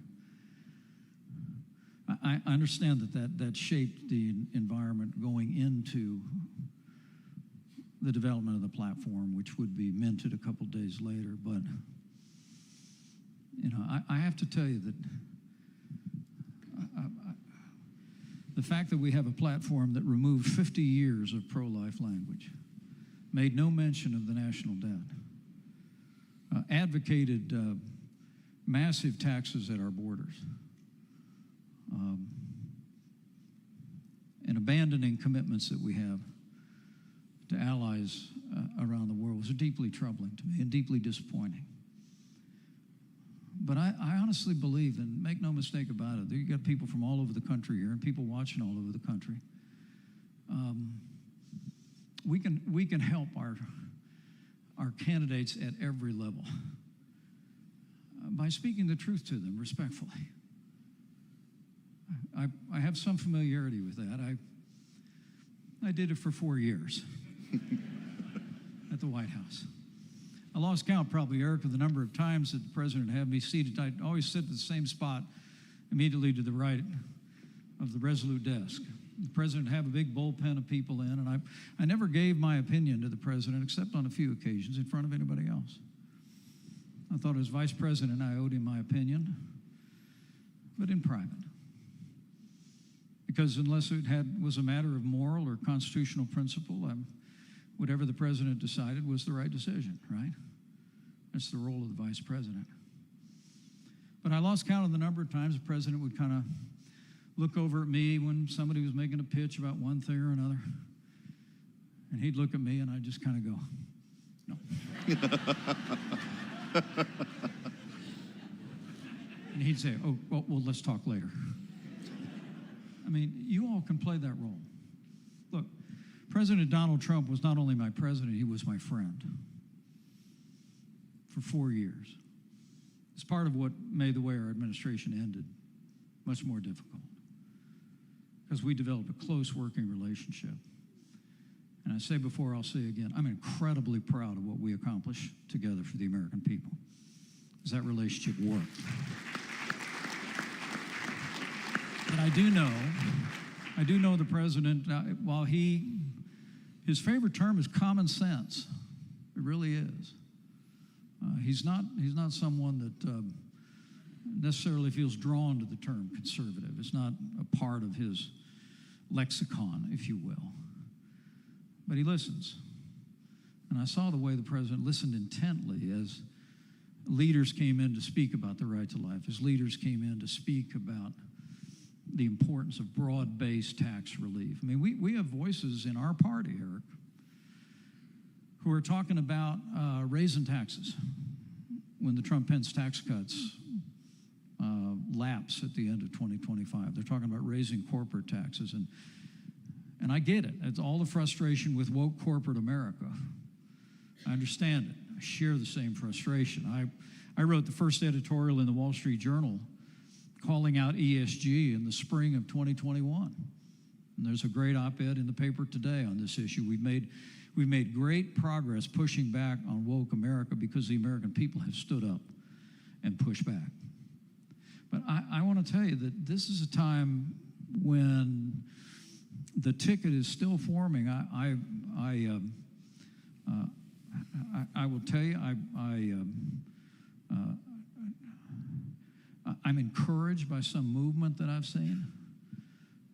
I heard the president recently not only reject raising corporate taxes, but he called for moving the corporate tax rate to 15%, which would put us in a truly competitive environment in the world. But I just never underestimate the power of the voice of the American people and leaders in this movement to come alongside and encourage the president, and if nothing else, let's how about we just govern the way we governed for 4 years?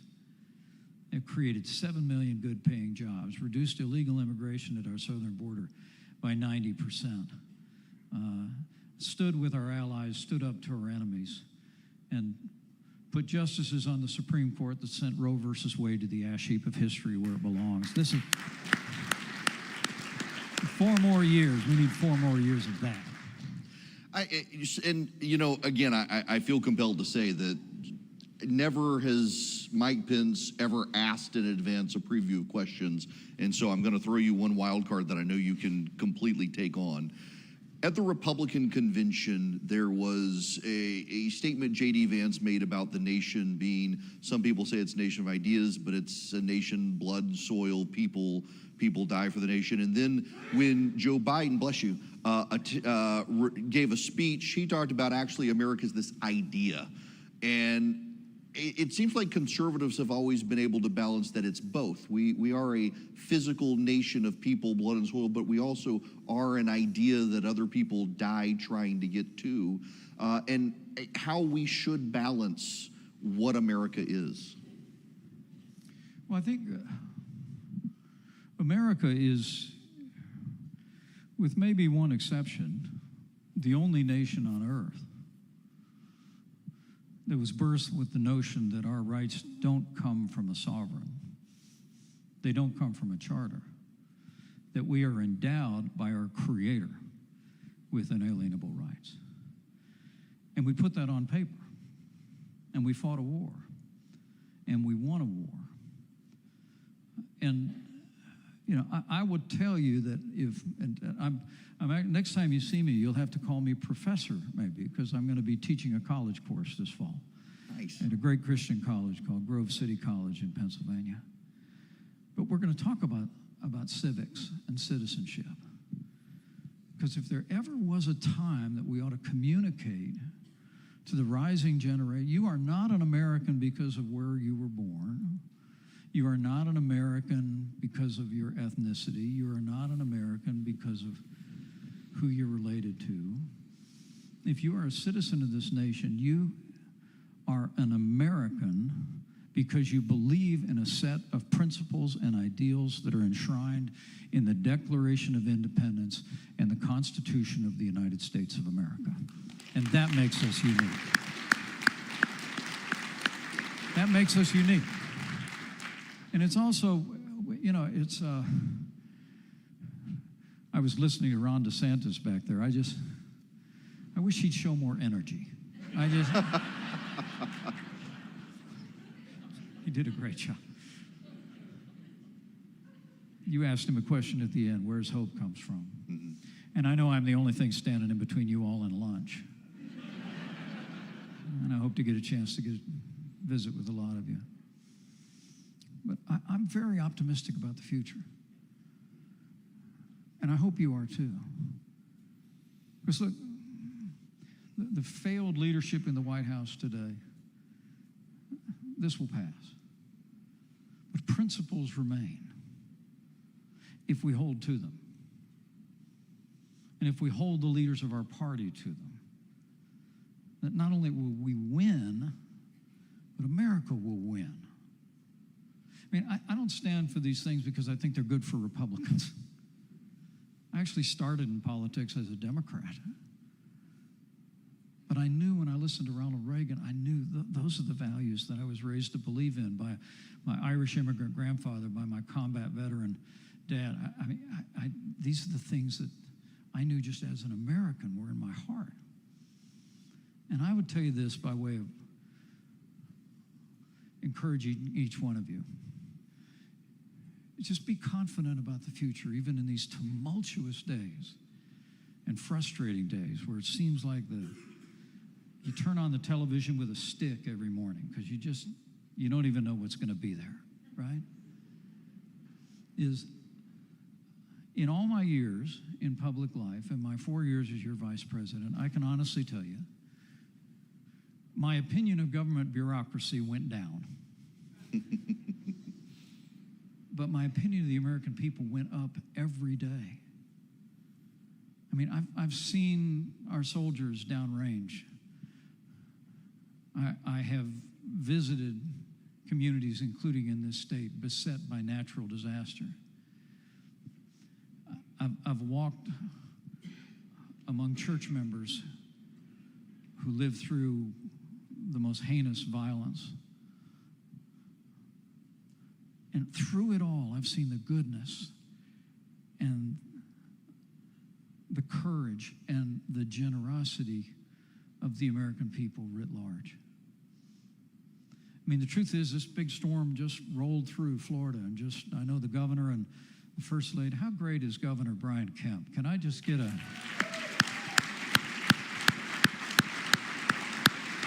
I love it. I know they're off to visit and to see storm damage, and I guarantee you the only thing you won't be able to find anywhere in the country where there's a natural disaster, hurricane, storm, flooding, tornado, wildfire, the only thing you won't be able to find in that area after the tempest passes is a parking space. Because when things go wrong, Americans come from everywhere. They load up the minivan with coolers full of water and food, and they just drive. And they pull up to homes of people they've never met before and will never see again and help them put their lives back together. I just want to tell you, the American people are the most generous, principled, innovative, courageous people the world has ever known. And someday soon, we're going to have government as good as our people again. So be encouraged and have faith. Have faith in the American people, in those charters that I just referred to. And finally, have faith in him that has ever guided this nation. In that speech that I gave back in September, there's a verse in Jeremiah, chapter 6, verse 16, that I think should be a watchword to conservatives today. Essentially says, stand at the crossroads and look. Find the ancient path and walk in that way, and you'll find rest for your souls. Now, I'm not saying that we should go back to the leadership of the past, but we should cling to those principles of freedom and limited government and traditional values of life and family that represent the wellspring of the strength of our nation. And we should trust him who has ever guided and articulated those ideals to the American people. With faith in him and faith in all of you, I know the best days for the greatest nation on earth are yet to come. So help us God. I can't end any other way than that. That was perfect. Thank you so much. Thank you for your friendship. I just love you guys so much. Thank you. Hope that was all right. That was perfect. Great Thank job. you.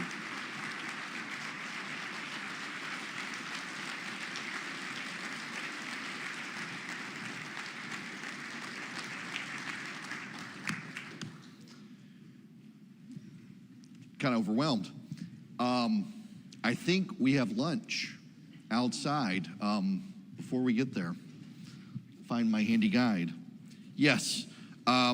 So my buddy PJ at Ring Digital and David with Nicholas Wealth Management are sponsoring our lunch. We couldn't do this event without them.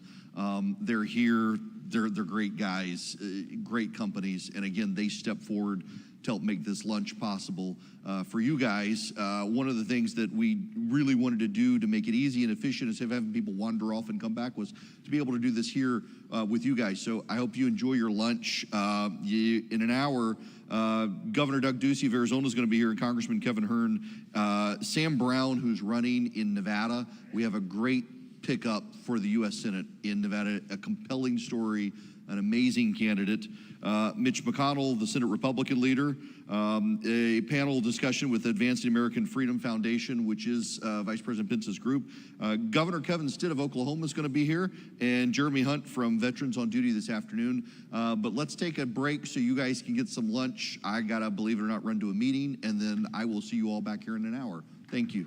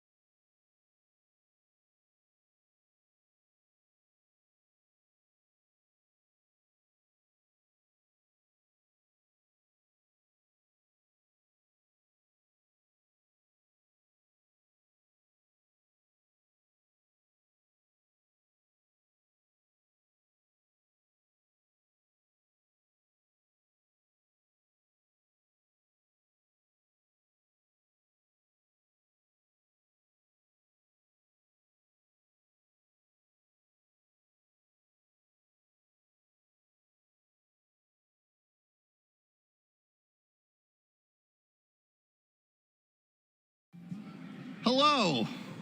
I hope you enjoyed your lunch. So let me introduce my next speaker I've gotten to know over the years. And I'll ask him what's going on in his beautiful state where people seem to have lost their mind. For years, we've always joked about Florida man, and it's only a matter of time before we start joking about Arizona man. But the former governor of Arizona, now with Citizens for Free Enterprise, you'll notice one of my themes here this year, completely intentionally, is to defend the free market, because there are so many people on our side now who are new to our side, who aren't sure they believe in a free market. But also, we got this wild world of politics, and just as Georgia is one of the big swing states, the state where he used to be the governor, also one of the big swing states, and he happened to be an extremely fantastic governor who, as a Georgian who loves my state being an economic engine, I'm kind of really glad he's not there, because the new governor is not as job and business friendly as he was when he was there. But we'll talk about all of that on stage with the former governor of Arizona, Doug Ducey. Thank you. Thank you. All right, so I've got to just start with, the raw political question before we get into everything else. Arizona and the Republican Party, as an outsider looking in, it just seems like we always joke Republicans like to snatch defeat from the jaws of victory, and it just seems like you guys in Arizona really want to do that sometimes. Well, I think first I want to say thank you for having me here. It's great to be here. I'm a big fan of yours, Eric. I think you are a voice of reason on the right. I think we've had a void since Rush has left us, and I want to thank you for standing in the gap. Oh, that's very flattering. Thank you. Thank you very much. I also think I can really legitimately make the case that Arizona is still a center-right state, and I'd offer a couple statistics. I won the governorship in 2014 by 12 points, and the wind was at our back as Republicans. I won re-election in 2018 by 14 points, a larger margin, and I won 44% of the Hispanic vote against an opponent named David Garcia. He was French, right? Just, yeah. Well, it just shows when we don't play identity politics, and we shouldn't, because we wouldn't be very good at it. But when we get in those rooms and make the case for our ideas, we win, and we can win by bigger margins. But candidates matter, campaigns matter, and I think if we would have had the proper nominee for governor in 2022, we would have won by 8 or 10 points. But we are where we are right now, and there are some platelets that are shifting, and I think some things are resetting. It's part of the reason why I set up Citizens for Free Enterprise. We want to educate and advocate for free enterprise, but we also want to activate voters on timeless, evergreen principles that really differentiate our country. So we're on the ground in Arizona, and we're on the ground in Georgia right now. I'm good friends with Brian Kemp, and I believe we can deliver these states and bring new people into the system, but we are in a spot right now in Arizona, and we're going to have to navigate out of it. Okay, so before I go on, and this is a complete tangent off everything, hitting my 40s, I needed to develop a good hobby, and golf in Arizona and golf courses. How does one play golf in Scottsdale in the summer without dying? You got to go out early. If you tee off, if you're first off the tee box, you can be done by 11 and you're at the pool by noon. But summer's going to be here any day in Arizona. It's hot. Okay. Now, Citizens for Free Enterprise, it's been a theme of mine, and I feel like I keep beating my head with people on the right who feel that they have a misunderstanding of what free enterprise is, I guess, to a degree, that, by free enterprise, we're allowing these corporations to push woke values. We have to fight back, which means we must become against free enterprise, which I don't think that's the case at all. And it seems to me that it's not a matter of like communists say, well, we've never really tried communism. We actually have tried the free market in this country, and it worked quite well. But now we've gotten to a point where both sides seem to want to have the power to pick the winners and losers, which only does perpetuate corporations carrying out a political agenda. we don't beat Democrats by becoming them. And I have spoken out against this big government republicanism that I see creeping in on the right, because I think we're only sharpening the knife that the left will eventually use on us. There's a lot of freedoms that are worth fighting for in this country, and they've been articulated by your previous guests very well. Freedom of speech, freedom of assembly, freedom of religion. But it really has been this freedom to pursue the American dream, to seek opportunity that has helped differentiate our country. I mean, part of the reason we are so consequential around the world is because our economy has been so innovative, and we have created such wealth that it's funded the greatest military force in the history of the world, and it's allowed us to overcome a lot of the stupid spending decisions that have happened in Washington, D.C. And if we're to lose that, then so much of our might dries up, and we need to be the spokespeople and the defenders and the advocates of free enterprise and proper free enterprise principles. The other thing I want to say is, I think you can see by the net inflow into Georgia, I'm very proud that Arizona is among the fastest growing states in the country. Americans vote with their feet. Voters are smart, and so are consumers. Look what they've done and how they've punished some of these corporations that have made really poor, woke decisions. You say that about Arizona and Georgia, and the thing we both have in common, although probably we still have it worse than you guys, is the traffic because of all these people coming in. Californians do not know how to drive. No. You should see when it rarely rains in Arizona, then it's real trouble with the Californians. It's like snow here, yes. Okay, I want to go back to identity politics because one of the terms that infuriates me, and I understand why people use it, is either a Hispanic voter or Latino voter, except these are people from Mexico, Guatemala, Honduras, Venezuela, Brazil, Argentina, Peru, and we're treating all of these people from different life stories in different countries as if they're just this one homogenous group, and that's what the left does, as opposed to, on our side, it seems like we used to say, you're from Guatemala, but you want to be an American, welcome.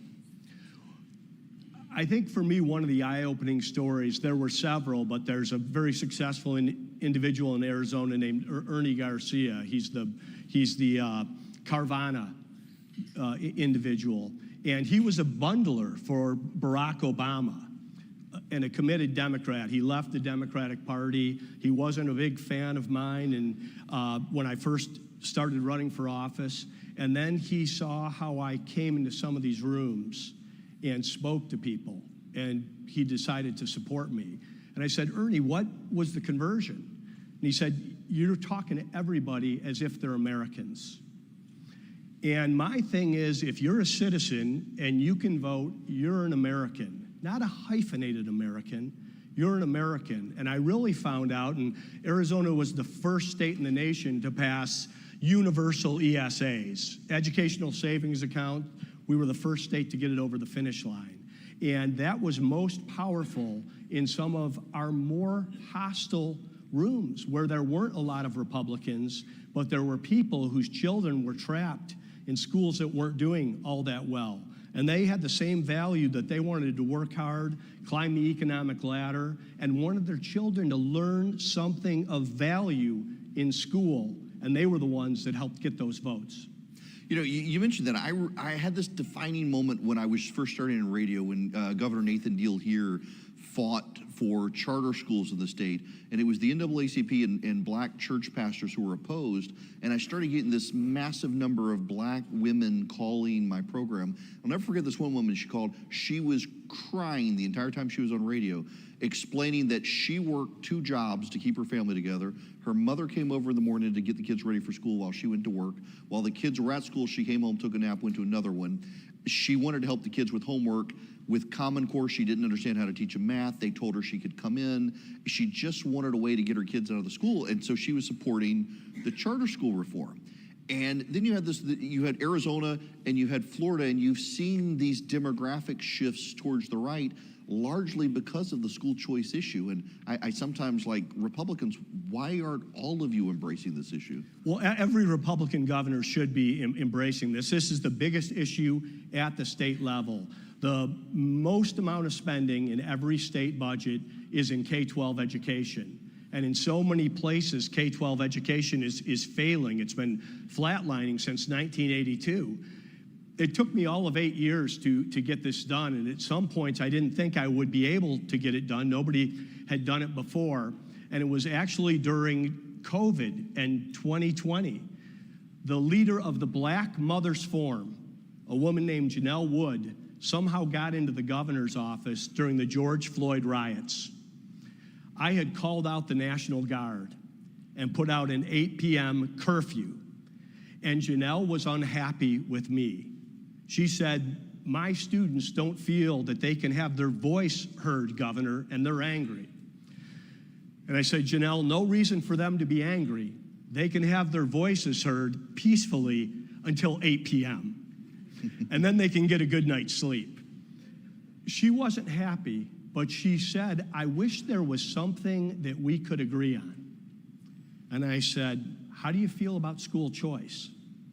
And we began a conversation that led to her sitting next to Angela Ducey, the First Lady, in my final State of the State, when I said from the podium, 50 years ago, politicians stood in the schoolhouse door and wouldn't let minorities in. Today, politicians stand in the schoolhouse door and won't let minorities out. These kids are trapped in failing public schools, and it's time to set these families free. Janelle Wood, a Democrat, led the standing ovation. The African American pastors, not one of them a Republican, whipped the votes. We passed this by one vote in our House and one vote in our Senate. Now it's passed in 13 other states around the country. We're on the 1 yard line in Texas and the 1 yard line in Tennessee. This is the one reform that can truly renew our nation and reform K-12 education and put parents in charge of their children's education. I remember that speech too. And it was such a good line that resonated, and it does seem to me we have all these people, like I was talking with Vice President Pence, that there's been this battle, I think, on the Republican and the Democratic side is American idea or is it just a country? When it's both, there's so many people who want to come to the country and be one of us, but they want to come because of the story and the idea. And it just seems like we have so many people here in the country, largely non-white, who are shut out of the story because their kids are shut into the public school. I'm a conservative. I'm just not angry about it. All said. My friend Bill Lee in Tennessee says that, and I tell him I use it sometimes with attribution, sometimes without. But I do think when you look at, you had Ron DeSantis here earlier, you had Brian Kemp. These are excellent governors, but if you take a close look, it's a winning playbook. And it's a playbook you can walk into any room in your state and make the case on this. And like I said, the number one investment line or spending line, depending how you look at it, is in K-12 education. And a lot of folks start out hostile to some of these ideas. But sometimes I think we forget, as elected leaders, we think we have some power, and of course you do as governor. But your real power is the platform in which you're standing on. And I think we shouldn't forget that we are, when we're at our best, in the persuasion business. We do have the better ideas. The country is divided. It's divided politically, but I get a focus group once or twice a week, which is sitting coach on Southwest Airlines or American Airlines. And, undoubtedly somebody will say, "What do you do?" or "Where are you from?" And, it's a 50% chance I'm going to be sitting next to someone who votes differently than I do. But through the course of that conversation and talking about some of the things that we were able to do in Arizona or what you see happening in some of these other Republican states, the country is not divided on supporting our police force. They are not divided on proper spending around infrastructure or divided on giving parents a choice so their kids can get a better education. And when we make those ideas properly, we win. Our ideas properly presented are winners, and it's not a 51-49 winner, it's an 80-20, it's a 90-10. And if we could find our way back to that, I think we'd be winning a lot more elections and making a lot more headway for the hearts and minds of the American people. So let me talk to you about Citizens for Free Enterprise, because a lot of people, when they leave office, they go join some think tank, and you decided to impose the burden on yourself of starting a group. Why start a group as opposed to what's out there? What niche do you see that you feel called to really fill? So I was really blessed as a governor. I had a great campaign team. I came from the private sector.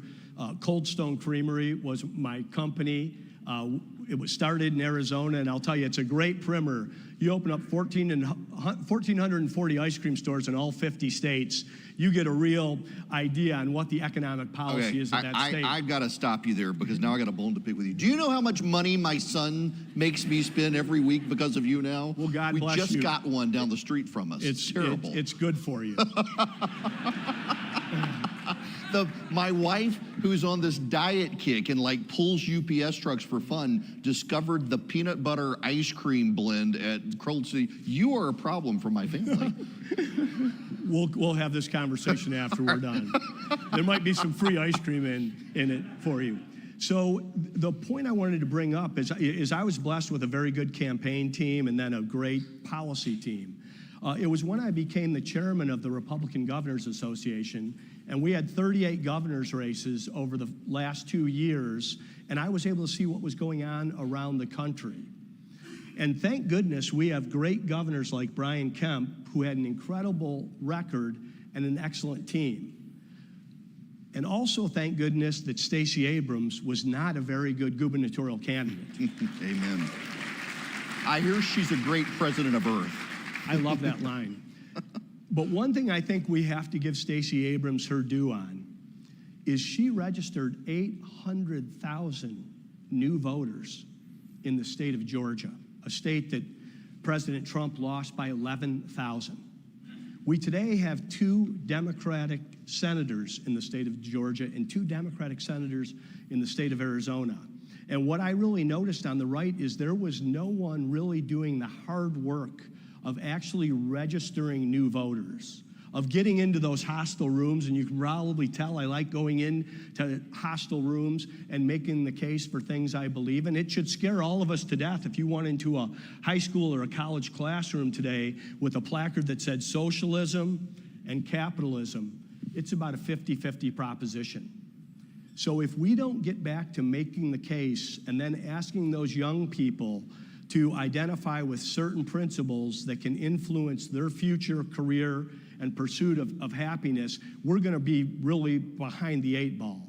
And I think this idea, we want to work with state parties, but state parties are supposed to be in the business of registering voters, raising resources, and winning races. We want to bring those assets and data and knowledge to that, and when we have a party chairman that wants to be our partner, we'll be arm in arm. There's no turf war there, but if there's somebody that wants to work against a sitting Republican candidate, like we've experienced in some of these other states, we're going to be there to protect and defend. So I get to nerd out with you here on this point, because in a former life, I ran campaigns, and I love the ground game. And I don't think people understand. In fact, I had a lady call yesterday. Her name was Gretchen. I know because that's my sister's name. She's like, does knocking on doors really do anything? I was like, there's overwhelming data to show that the more you knock on someone's door and connect with them as a neighbor, the more likely they are to turn out and vote for your candidate. And it does seem like, as a state, and it doesn't matter whether it's Democrat or Republican, as that state becomes monopolistic towards one party, that party's ground game begins to collapse, and over time, it gives way for the other party to start knocking on the doors, which to some degree I think we saw here in Georgia, where the Republican Party began to rest on its laurels, and Stacey Abrams saw that and won, and how important it is to actually connect with your neighbor physically, not just on Facebook, but actually show up at their house, where people don't want to be bothered anymore, and yet it actually works. Campaigns matter. They make a huge difference, and we could talk about all kinds of examples where somebody had a better campaign. I also think that the candidate matters, but this ground game is a real difference maker, and Arizona, in a way, enjoyed an embarrassment of riches as a red state. It wasn't that long ago that we weren't being contested in a presidential election, and I think a mindset crept in on the right that if I win the primary, I win. And that was true for some time. Well, it's not true today, and I think Arizona is very reflective of the country in many ways. We're 34% R, we're 33% D, and then the biggest party in the state, or equal to the Republican Party, are independents or non-affiliated. So once you win the Republican nomination, the Republicans are with you. They are going to vote for you. It's getting into those larger rooms where people are undecided or don't think about politics the way we do or with the same amount of intensity. And that's why I talk about this thought of presenting our ideas and persuading people, because when you make the case, there may not be that applause at the end of every line in these independent rooms, but people leave discerning that this is someone with an agenda, and it's action-oriented. And this will affect my life and my children's lives in a better way. Another thing that I think we fall into is we think because Californians are moving to a state that it's going to immediately corrupt it. Let's remember that Ronald Reagan was a Californian, and he would likely be leaving California at this time as well. And the only state that's had more Californians move to it than Arizona is Texas. So people leave California for a reason. I mean, Reagan said had the Pilgrims landed on the West Coast, they would have never bothered to discover the rest of the country. That's what California used to be. But decades of failed leadership and failed policy have people fleeing the Golden State. And it's benefiting many of these red states. But we do need to remind them why they left and why these ideas are in their best interest before we ask them to change party registration. It was interesting you said that. I remember the exit polling from 2022 that new Texas voters who had moved into the state tended to be far more conservative than the people who were lifelong Texans in urban and suburban areas. That stat just continues to stand out to me. Now, let me give you a quote. You can steal this one too. This is from James Carville, and I've always thought it was one of the best political quotes.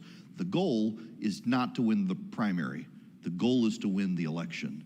And I do think more and more we see Democrats and Republicans both make mistakes by trying so hard to win the primary. They put themselves out there in such a way it actually makes it harder to convince independent voters to win the election in the general.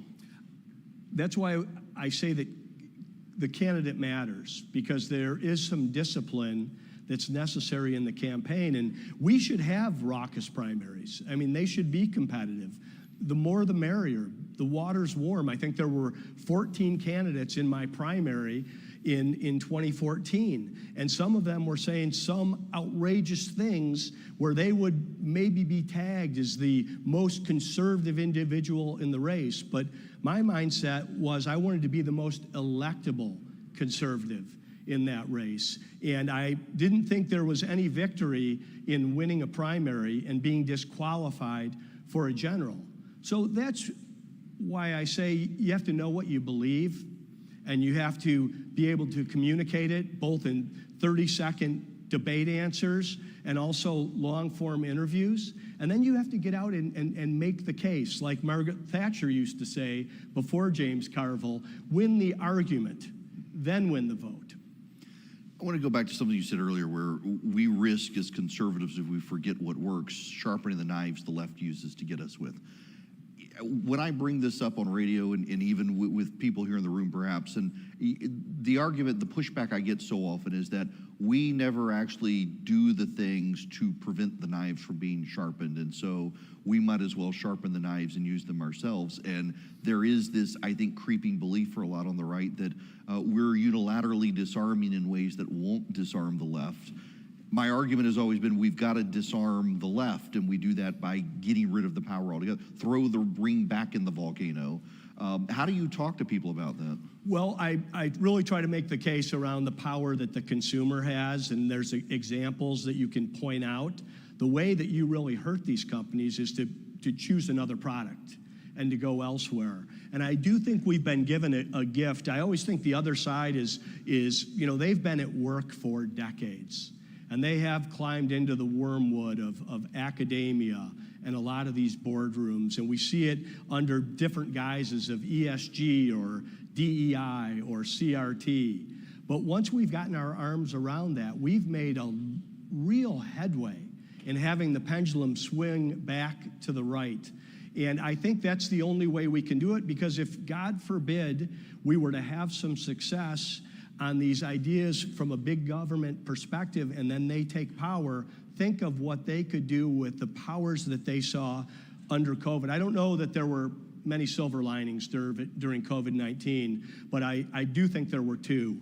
One was school choice. We would have never gotten ESAs done in Arizona until parents saw what their kids were being taught or not taught over those little screens.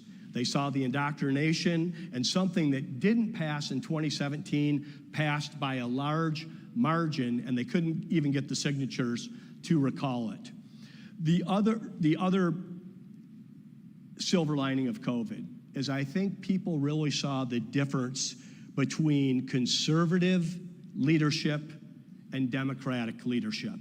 I mean, these Democratic governors were closet authoritarians, locking down their states, mandating masks, demanding everyone get a vaccine. And it really was, if it wasn't for the red states, America would not have been open. But our red states were open. Our kids are doing better in those places. The economies are thriving, and Americans are moving to those places. And now I think people better understand the differences between the two parties. Okay, as we're winding down here, I want to go back to Arizona. My family, we vacationed in Sedona several years ago. We've been trying to get back. That is a beautiful area. Beautiful. But also, the amount of crystal shops and like flaky people in Sedona was very, very interesting. If someone wants, what do you recommend if people go to Arizona? Like I've been to the Biltmore, I've been to Phoenix, I'm on the radio in Phoenix and Tucson. What do you recommend people see when they go to Arizona? Well, if you can come out for spring training, we've got 16 of the Major League Baseball teams that are out there for March and April. It's the most beautiful time of the year. Ron DeSantis is around. Note they don't all go to Florida these days. And you're in Greater Phoenix and Scottsdale the entire time with these great spring training ballparks. And then I know you love golf here in Georgia, and you have the greatest tournament in the history of the world. We have a great tournament as well called the Phoenix Open. Yes. It's a little different than the Masters, and it's always the week leading up to the Super Bowl. Those are two incredible events. And then if you want to get outside of Phoenix, you know that Sedona is beautiful, but it also does have some of those idiosyncrasies of being around the vortex. And then Flagstaff, Arizona, in Coconino County and the White Mountains, you know, it snows there in the winter. It's got the most beautiful summer when it's hot in Phoenix, and that's actually where you want to go to play golf.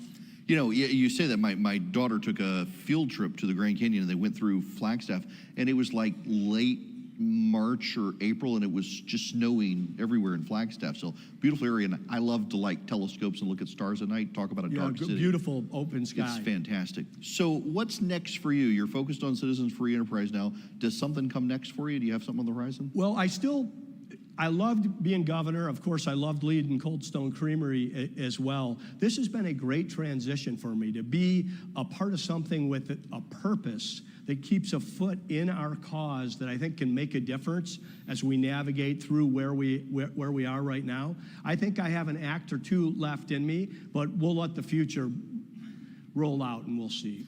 Well, listen, I can't thank you guys enough. One, for your help in putting this together with Citizens for Entrepreneurs, and two, just sitting here on stage and hanging out with me. I always enjoy our conversations. It's a great crowd. Gives me a real jolt of positive energy. Thank you. Thank you for all you're doing. Thank you. I appreciate it. Thank you so much. If I And can I ever do it. really, you and this freaking ice cream company, the amount of money I spend.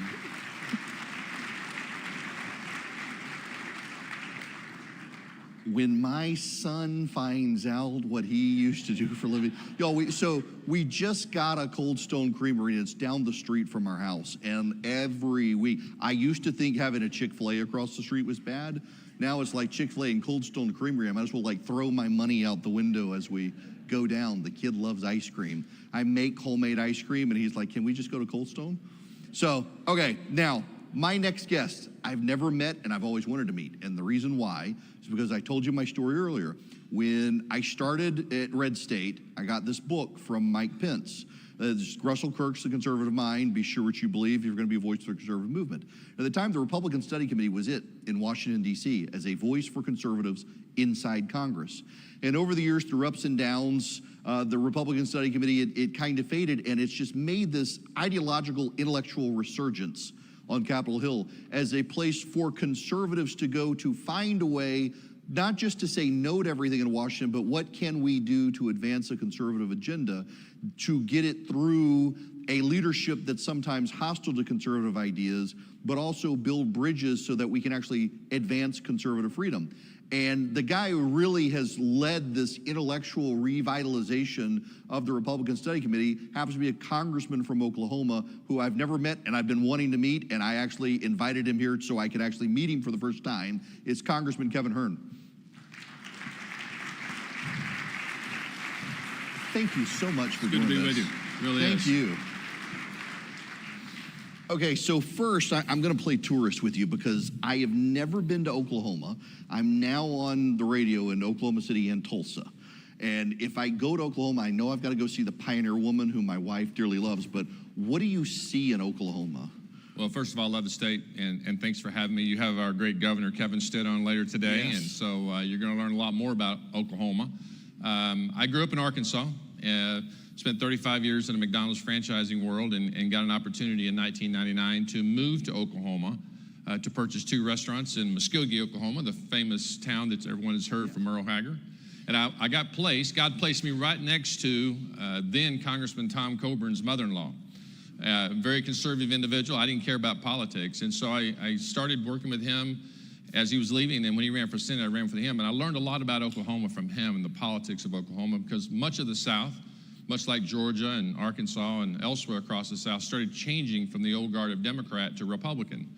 And I don't know if they changed as much as the Democrat Party left them. And I loved Oklahoma. That side of the state looks just like Arkansas, where I grew up in the Ozark Mountains on the Arkansas River, and ended up spending the next 25 years there, going on 26. Built 24 McDonald's restaurant organization, plus some banking and real estate development, manufacturing companies, and so employed a lot of people, met a lot of great people in Oklahoma, and just loved the environment. I want you to know I'm struggling with all of my willpower to not ask you about the ice cream machines. For the record, mine always worked. Good. Now, I don't own any anymore. I sold my last 3 years ago. But So let me talk to you about the Republican Study Committee, because as I was saying, literally the reason I was so excited to have you here is for years when I was running Red State, I had this great collaborative relationship with the Republican Study Committee, and I know that there were the problems in the House Freedom Caucus, and I've got a lot of dear friends of mine who are in the House Freedom Caucus, but the Republican Study Committee always seemed to be like, the ideas of the conservative movement that are translated into legislation come from the RSC. And how do you, as a congressman who is unquestionably conservative in your voting record, balance the desire to oftentimes just say no to everything with, we got to do something, how can we make it conservative?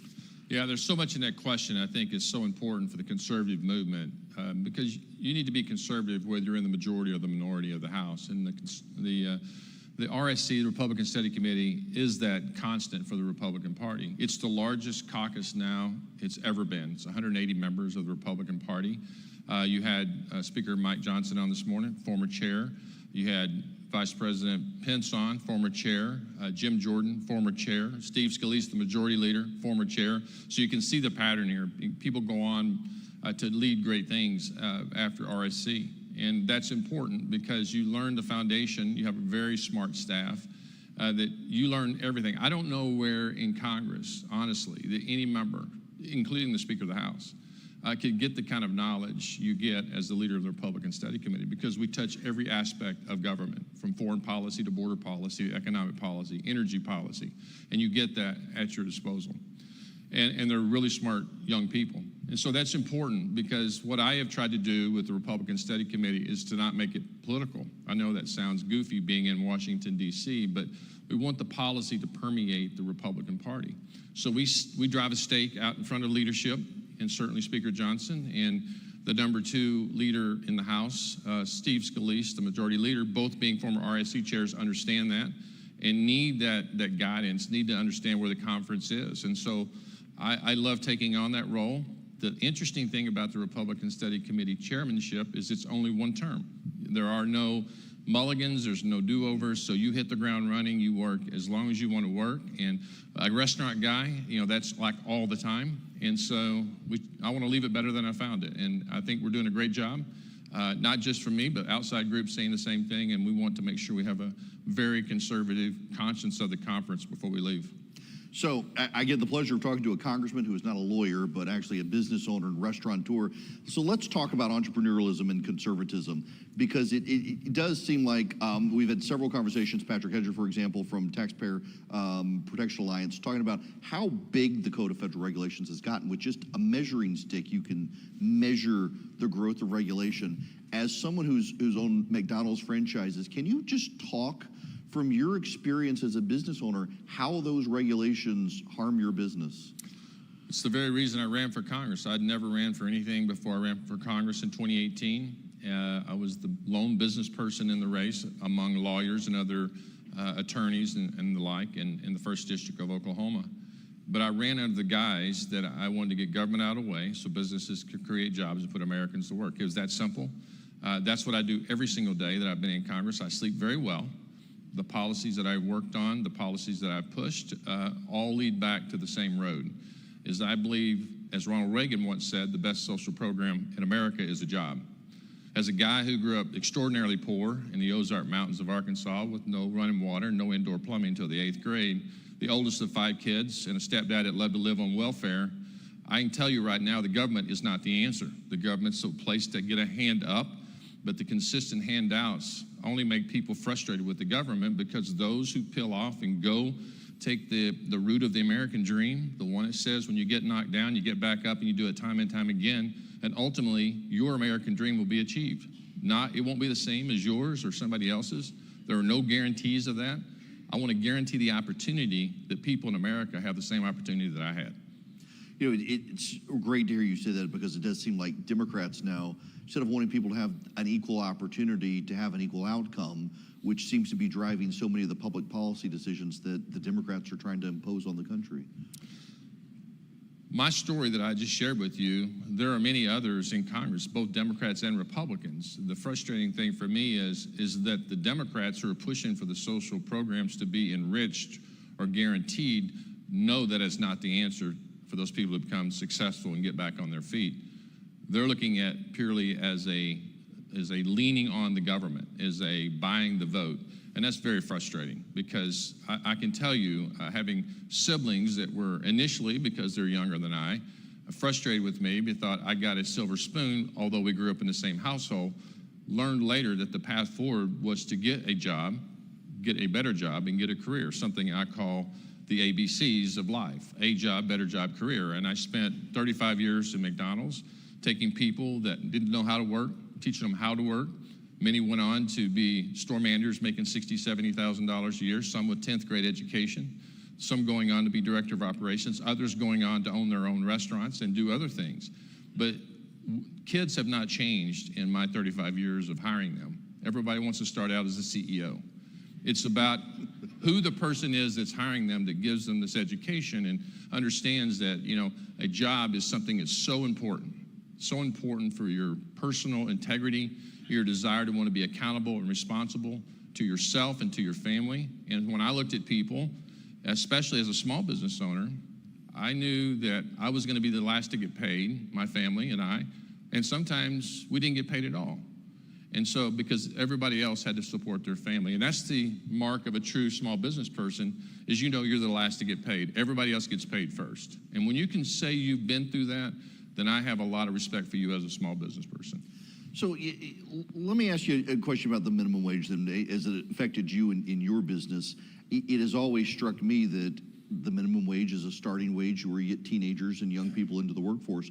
And under the Biden economy right now, you've got more and more people who are dependent on a minimum wage who can't elevate themselves in society. And so now the solution on the left is just to jack up the minimum wage, which then deprives more young people of work. It becomes this sick cycle. I mean, how would you approach not just the minimum wage, but this level of reform to get more young people in the workforce without having to rely on keeping people on minimum wage? I think looking at a minimum wage from the federal level, I think that's part of our founders warned us about, is the federal government being so big that it would be, quote, the savior of everything in the United States. 13 colonies then, now 50 states and territories, you know, that we're responsible for. But I think when you look at this, every state is designed as a laboratory of an experiment, a competition, a business, if you will. You heard Governor Ducey saying, you know, he started out with, you know, the parent choice or school choice. I think it's parent choice, being able to choose where your child goes. And that's, you know, gone throughout the red states across America, including our great state of Oklahoma. But when you look at that, I think that our states are where the minimum wage ought to be addressed. And, you know, President Biden talked a lot about minimum wage. You know, he had a 4-year vacation between the vice presidency and the presidency, and Pennsylvania and Delaware are still a federal minimum wage states. He could have been out, you know, being an activist for that if that was such a big deal for him. He knows, as well as everybody knows, the states are competing against other states for labor, and a business is only as good as its people.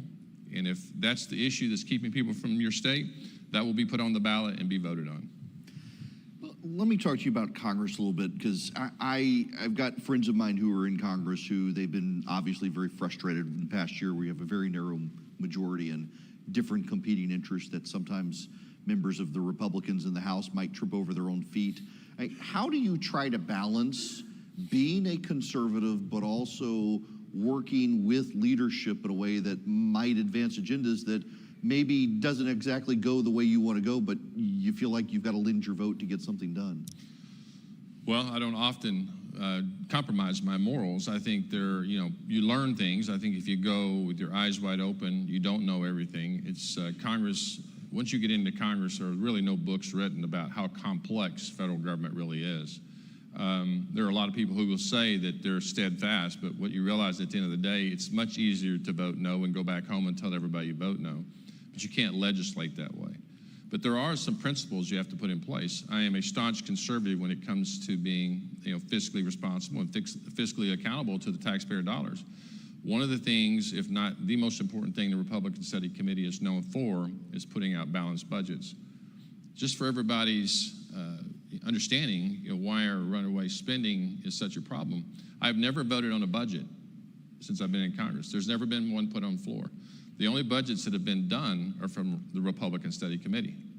I chaired that subcommittee on the RSC for 4 years ago. And just to give you the complexity of the budget, $13 trillion to balance in 10 years, 4 years ago. The next year, about $14.4 trillion of cuts over 10 years to balance. That means for 10 years, having what we would consider to be austere measures to get to a neutral deficit. Last year, as the chairman of the RSC, that subcommittee being underneath my chairmanship, Ben Klein from Virginia chaired that subcommittee, but I also sit on that. It was about $16 trillion. This year, $17.7 trillion. So the trend is not getting easier. So for everybody that thinks that it's going to be easier next year than this year, it is not so. And for all of you in your household, for your businesses that are in county government, city government, state government, everybody that I just mentioned has to have a budget. And for the most part, they have to balance. Or at some point in time in the future, they have to balance. When you look at that, a budget is more, as I've shared with leadership just recently, a budget is more than just a financial gathering of data or putting numbers on a balance sheet. It is where you focus. If you put together a budget and you pass a budget, which is, by the way, the 1974 Budget Control Act said Congress has to do, we're violating federal law as members of Congress by not putting a budget forward, both sides. If we do a budget, it focuses all the 22 authorizing committees and then the 12 appropriation committees on getting a job done, meeting and putting things together. And the way typically you would do a budget in your business is you would take numbers and you put numbers together and you get to a bottom line that says, okay, I can live with that. Then you go back and you work on policies for each of those line items in business, state government. In the federal government, we take the policies that are put forth, the legislation that's passed, some 300 pieces in this last Republican Study Committee budget, and we look at the scoring of those particular pieces of legislation, like a securing the southern border, like in having a robust energy policy, like getting spending under control by stopping giving away programs. And you score all those and you put them into a budget, and then you see how much you need to cut to get back to a zero or a neutral deficit. It's a very complex, it's the largest budget in the world. And so we have to do that. We have to get muscle memory back so we can do it repetitively year after year. I'm trying to phrase this because I don't want it to come across as impolite but we do have this bipartisan problem where Republicans, when we have Republican control of Congress and the White House, have also been negligent in trying to prepare budgets. It just seems to be easier to pass the continuing resolution. So how do you get out of that cycle? Can we get out of that cycle? I think part of the problem is that, we need, on Americans, this just sounds really bad, that we ought to agree on something, that your taxpayer dollars are the most important thing. They're not an endless supply. I get asked this question everywhere I go in crowds this size, from 10 to 10,000.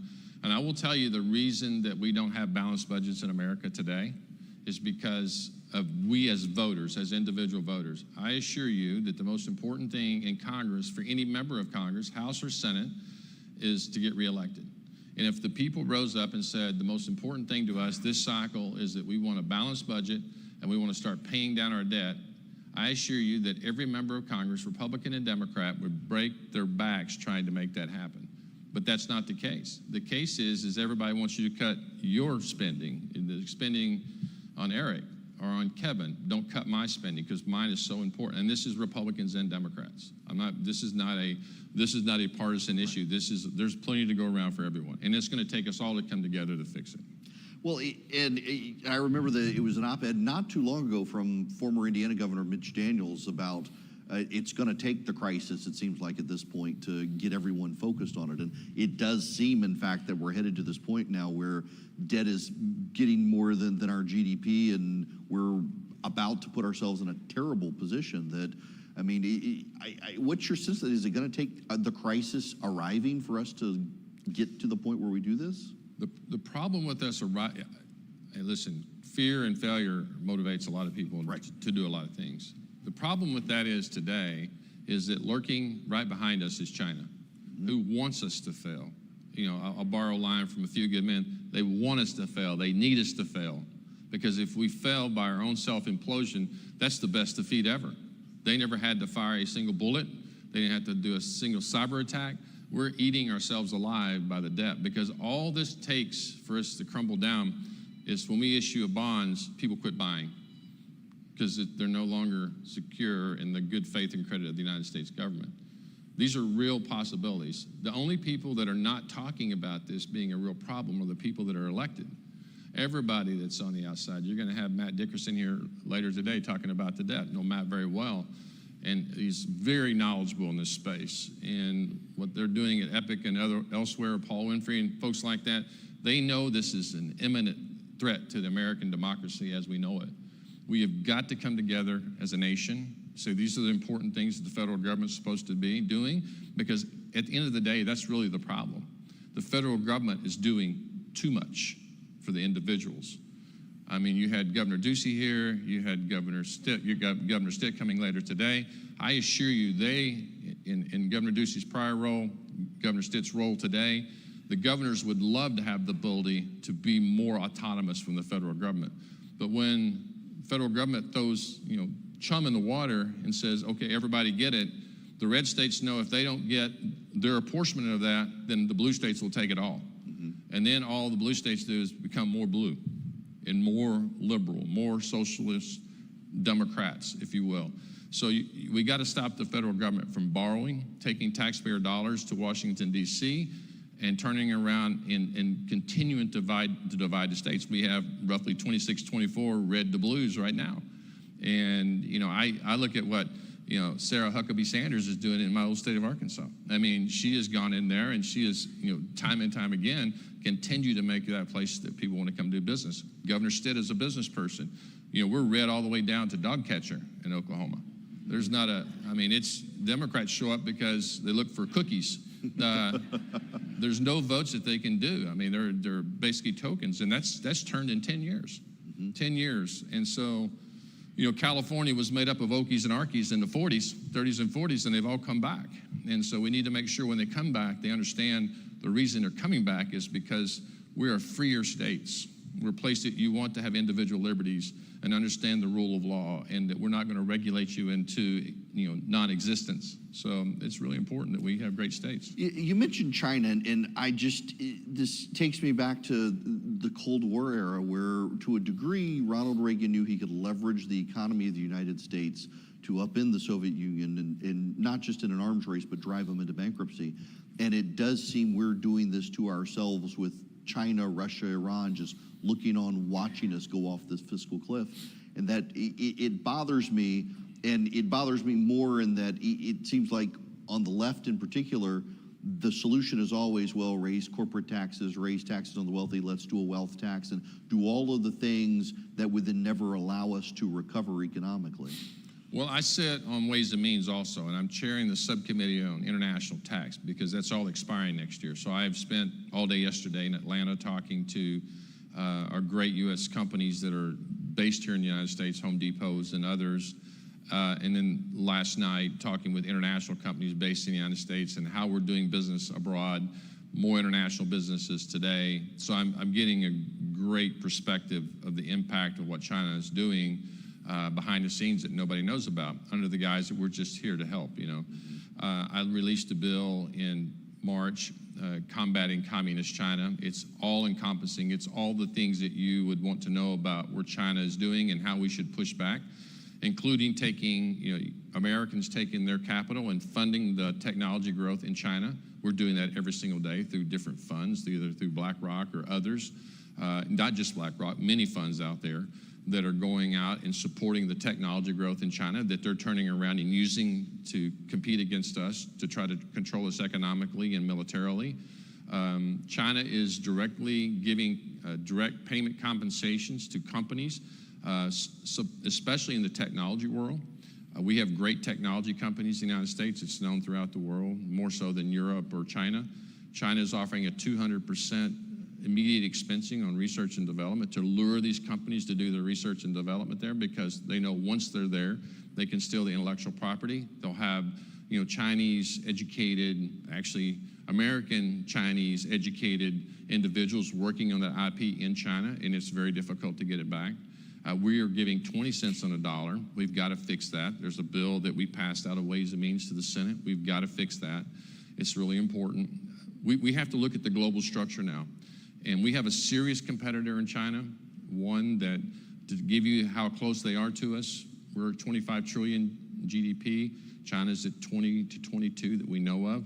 The third place is Japan, is 4.5 trillion. Wow. And we used to think, certainly in my day, that Japan was what was going to take over the world. We were afraid we need to learn how to speak Japanese.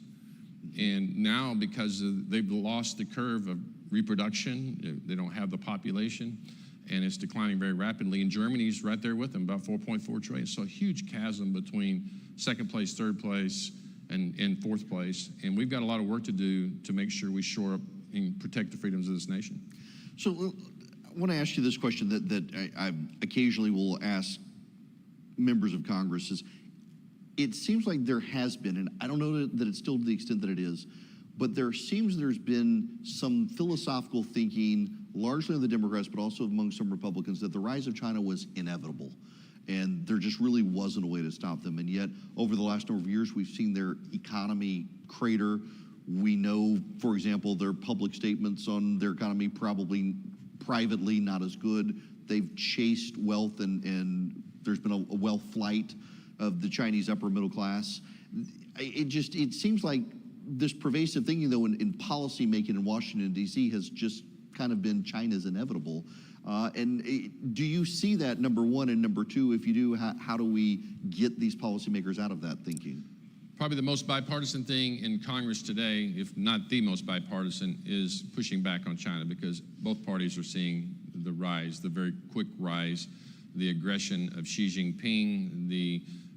There's no doubt that there's a leadership vacuum in the United States.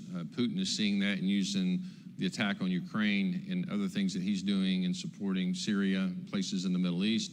Xi Jinping is looking at this. How can he capture more economic prowess around the world? South America is overwhelmed by Chinese influence. If you go north of Peru and Chancay Harbor there, $3.5 billion investment, shortest route between China and North America, South America is that route, $3.5 billion investment. The qualification was to Peru, you can't board us, you can't inspect us, you can't have cameras. So when you start seeing some of the things they're doing coming from the Horn of Africa to the eastern side of South America to gain access to South America, I mean, China is all around us. We have our power projected via aircraft carrier and the numerous bases we have around our allies. So this is slowly creeping. I don't think it's going to evolve into an arms war, but certainly the technology side is huge, and China understands that. The Democrats understand that. Republicans understand that. I think where we're at right now is it's a race to see who collapses first. One of the things I mentioned, Senator Coburn, one of the things when I first went to Congress or went to D.C. when I was 47 years old, as an engineer, as a person, it's a, conservative, fiscal conservative long before I went to Congress. I said, how do we pay for all this place? Washington, D.C. is it's a beautiful city. How do we pay for it? He said, remember this. He said, this is 12 years before I went to Congress. He said, remember this. Every great civilization has failed because it couldn't maintain its infrastructure. And if you think about the Romans, you think about the British Empire, it got so vast that everything started collapsing when people wanted to gain independence. And I think that's what we have to be concerned about right now, is what happens when we all get so big. Is Japan in waiting? Is Germany in waiting? Are there other entities out there, countries that want to prevail to be the largest out there? And so we have to be cognizant of that. We have to be mindful of that. I'm an eternal optimist. I think that we have really smart people in Congress. The problem is, as I mentioned, the budget. We don't have a budget, so we're not focused on anything. Nancy Pelosi once said, show me your budget and I'll show you your values. Well, if you have no budget, you must have no values. And that's what you're kind of seeing right now. Everybody's just kind of running amok. And so we need to get back to a budget, both sides. We won't like the Democrats, they won't like ours, but at least we're having a conversation about focusing, getting back to regular order, doing our jobs of members of Congress. And I think I know America is the last best hope for freedom around the world. This experiment is being tested. This idea of a constitutional republic is being tested every single day today. It's exacerbated by the impacts and effects of social media, influencing people to be more aggravated and feeding you stuff that just really irritates you. I mean, I heard today an airline that might be based in Atlanta said we're no longer going to say ladies and gentlemen because that's racist. I was thinking I just wanted to send a text to somebody. And I thought, no, they found me. They know that irritates me. So it works. It works. It agitates us. It irritates us, and that further divides us. And we've got to get back as Americans and quit. We're in a circular firing squad right now, and it's problematic. And our founders warned us of this, that we can be our own, collapsing agent if we're not careful. And we've come on the precipice of that many times throughout our history, our young history. We need to start realizing that we need to all come together as Americans. Congressman, you said something just a minute ago that I'm still mulling in my head because I've done this 11 times, and you were the first person I've ever talked to who said there are smart people in Congress. There really are. There really are. I mean, I know there are, and obviously Congress, we also we can parody Congress and pick on some of the absurdities in Congress, but you sound way more positive at a bipartisan level than a lot of members of Congress that I talk to, that behind the scenes there is some willingness to recognize from both sides. We may not agree on how to solve the problem, but we recognize there's a problem. When I went to Congress at the ripe old age of 58, I never in my wildest imagination thought that I would ever do anything political. I supported Republican causes, had Republican fundraisers for various people. much like our governor, that you're going to talk to later today. He and I ran at the same time. In fact, in Tulsa, there were signs all over the city that said, "Just vote for Kevin," which was wonderful. We both won. Our offices were about a mile apart. We lived about 3 miles apart, both from the Tulsa area. But the reason, again, that we have the ability to change. We're the ones in Congress that are changing this. What I can tell you, which is really frustrating, is that I think we as voters have gotten lazy about not sending our best. From the first day I got there, I would go back home and business people, especially the 3,000 McDonald's franchisees, would say, what's it like? What's in Congress? I said, I've never seen so many people talk about things they know nothing about. And you have great staff. You can't, it's overwhelming. I mean, there's so many things. You can be talking about China in the first half of the hour, and then you're talking about abortion, then you're talking about tax policy, you're talking about border policy. No individual is going to have all of the knowledge, so you have to have great staff. But it's really easy to be really political. I mean, because as I said, social media will amplify that, and you will see money flow in return because voters think that's what's going to change Washington, D.C. What's going to change Washington, D.C. is great leadership, sitting down, rolling up our sleeves and saying, what's the most important thing in the world? And that's for America to win every single time. I'm a strong American first conservative, and I get criticized for that. But I say, if not America first, then who? I'm not American only. I think we need the economies around the world. I'm not like build fences around America, but I'm going to put Americans first every single time, Because if we don't, that means that Syria is number one, or Russia is number one, or Ukraine is number one, or Peru is number one. I mean, we don't know. So then it's like not having a budget. If you don't have the focus of a budget by saying America's first, then you don't know if America's second, third, or whatever. And I think we have to hone back in on that. We could say, conservative or Democrat or liberal, whatever. I'm an America first, but America has got to be first if we're going to fix this problem. Yeah. I want to go back to the Republican Study Committee. You mentioned the number. I've always been a big fan of the Republican Study Committee and so much of the intellectual firepower for the right that's come out of it. One of the criticisms that has come up often in the past is that members of Congress who are Republicans join it so they can say, how can you say I'm not a conservative? I'm a member of the Republican Study Committee. And now, of course, there is with the House Freedom Caucus. How can you say I'm not? I'm a member of the House Freedom Caucus.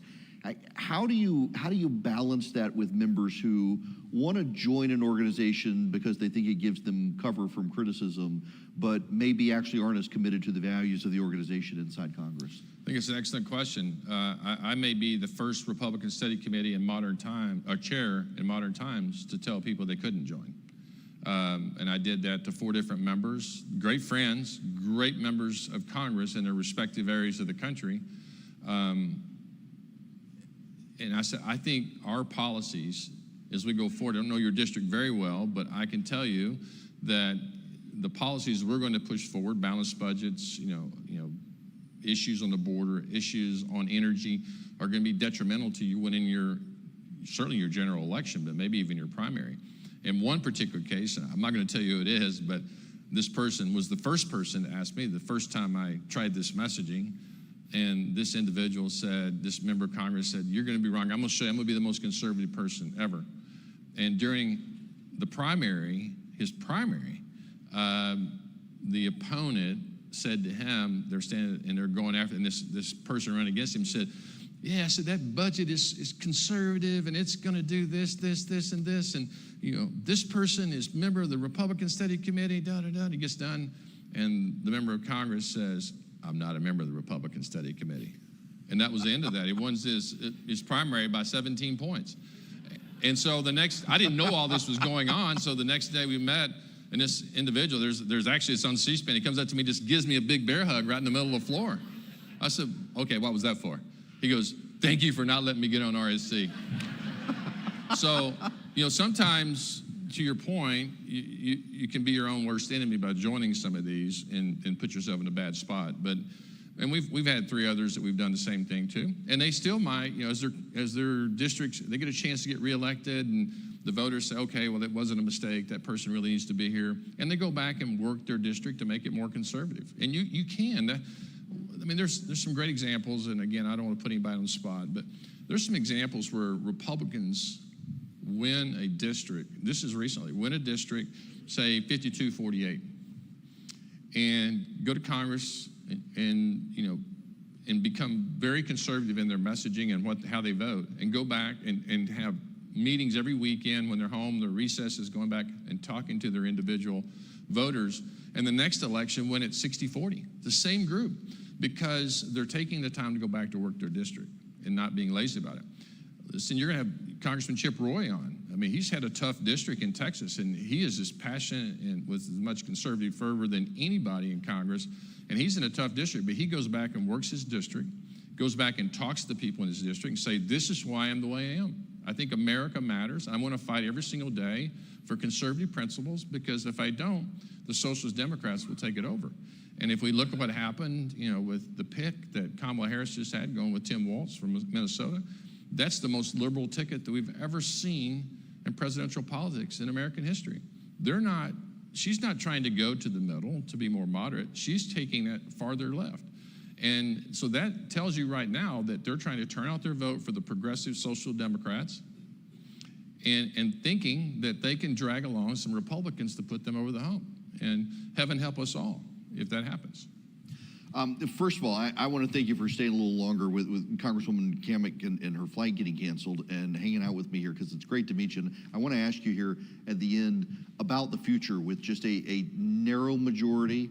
The speaker had wanted to come, and with the storm and the fundraising that he's doing, couldn't make it work. I know he's out working hard with fundraising. How do you see the landscape shaking up for House elections this year? Well, I think it's important. I mean, obviously, last year was pretty chaotic. Started the year chaotic. It's kind of the middle of the speaker race the first week last year, and then certainly in the fall. There will be multiple books to be written about last year, about the politics behind the politics behind the politics. It is a very political environment all the time. As we go forward, we're going to have to discern what we think is the main thing.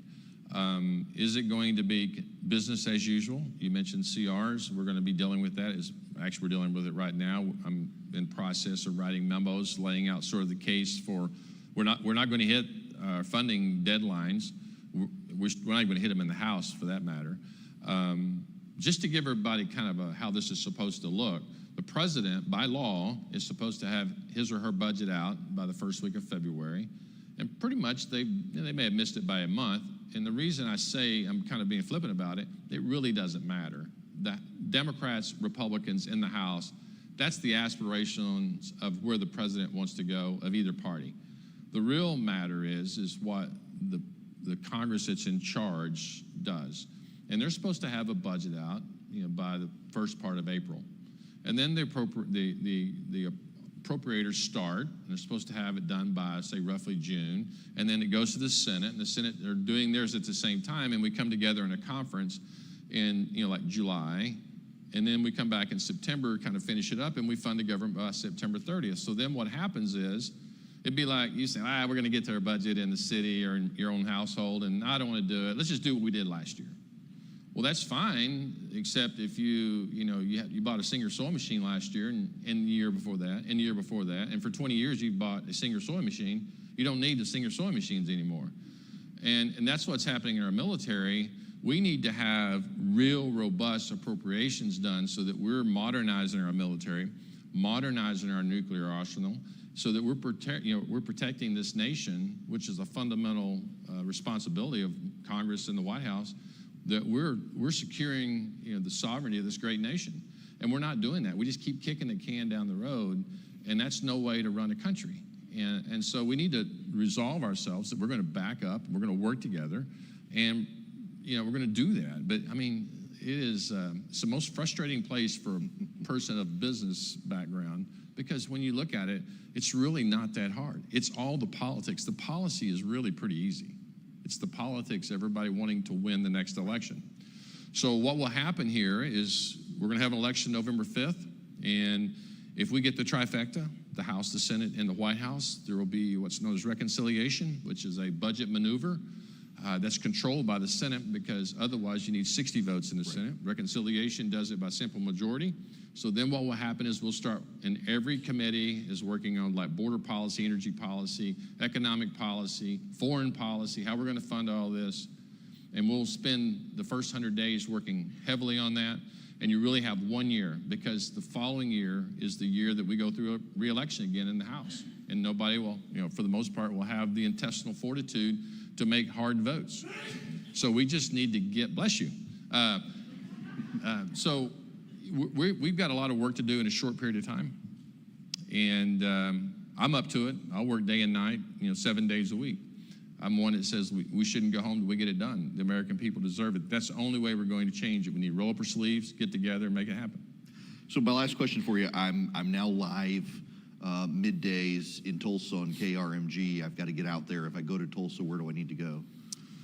Well, anywhere in Tulsa is going to be great. Great Americans in Tulsa, by the way. That's what I hear. Yeah, great Americans. You got to go to, the parks there. We have the Gathering Place, which it's the second largest city park in the nation behind Central Park.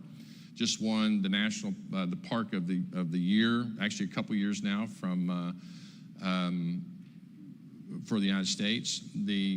A wealthy Democrat billionaire whose parents were oil and gas people from Israel funded it, $500 million to convert a lot of land on the river. It's beautiful.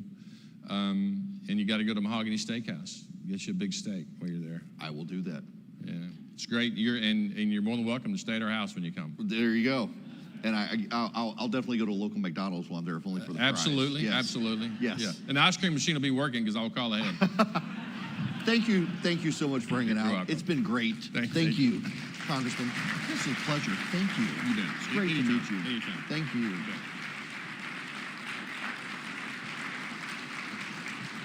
Congressman Kevin Hern, we're going to take about 10, 15 minutes here. Sam Brown's going to join me on stage. You're not going to want to miss this. This is a seat we absolutely can win in Nevada, and he's probably the most compelling Senate candidate anywhere in the country who's running this year, and then Senator McConnell. I will tell you this, Kat Cammack is such a trooper. I got a text message from her saying, I know I missed my slot, and I know my flight was canceled, but I'm still coming to hang out. So she's still coming.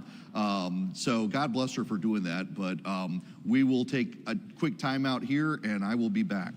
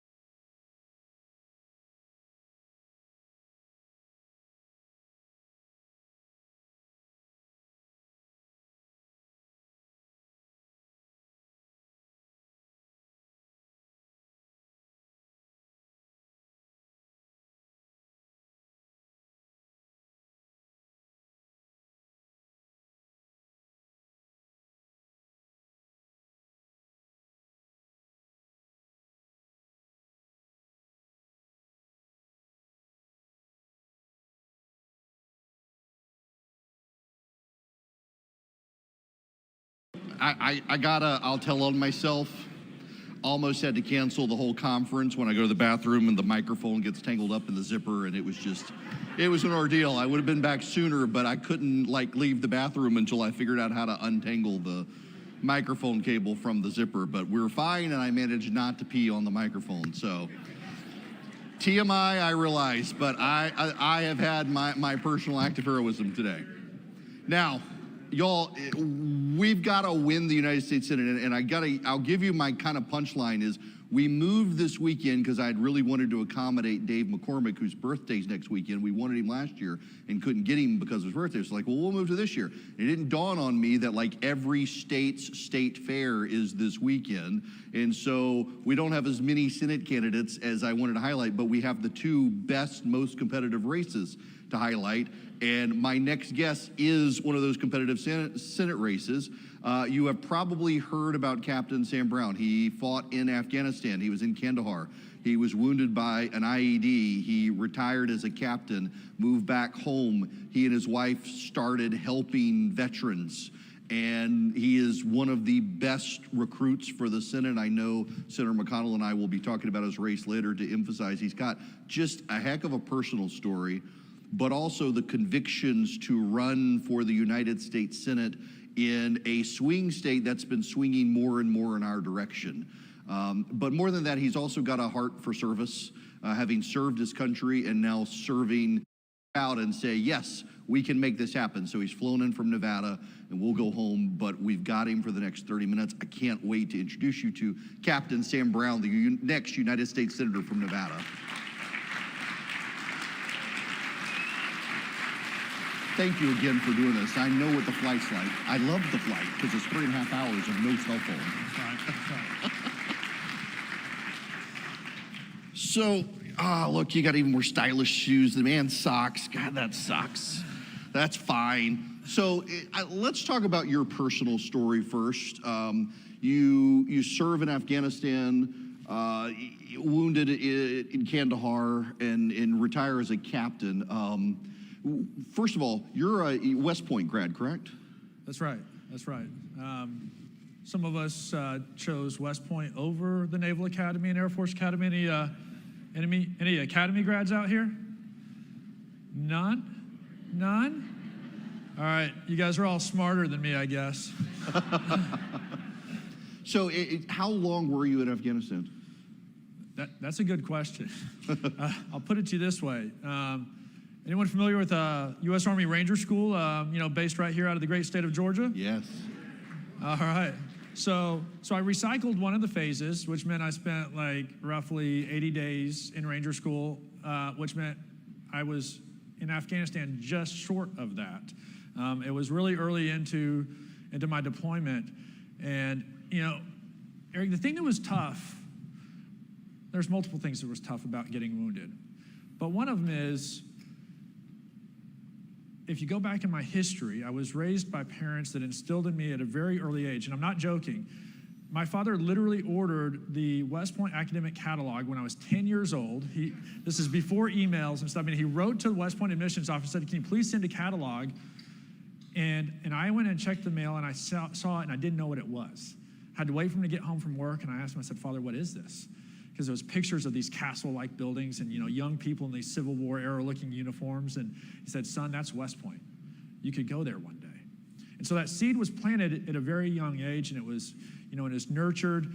And so as I, approached my senior year in high school, I had already applied. I was committed to going to a service academy.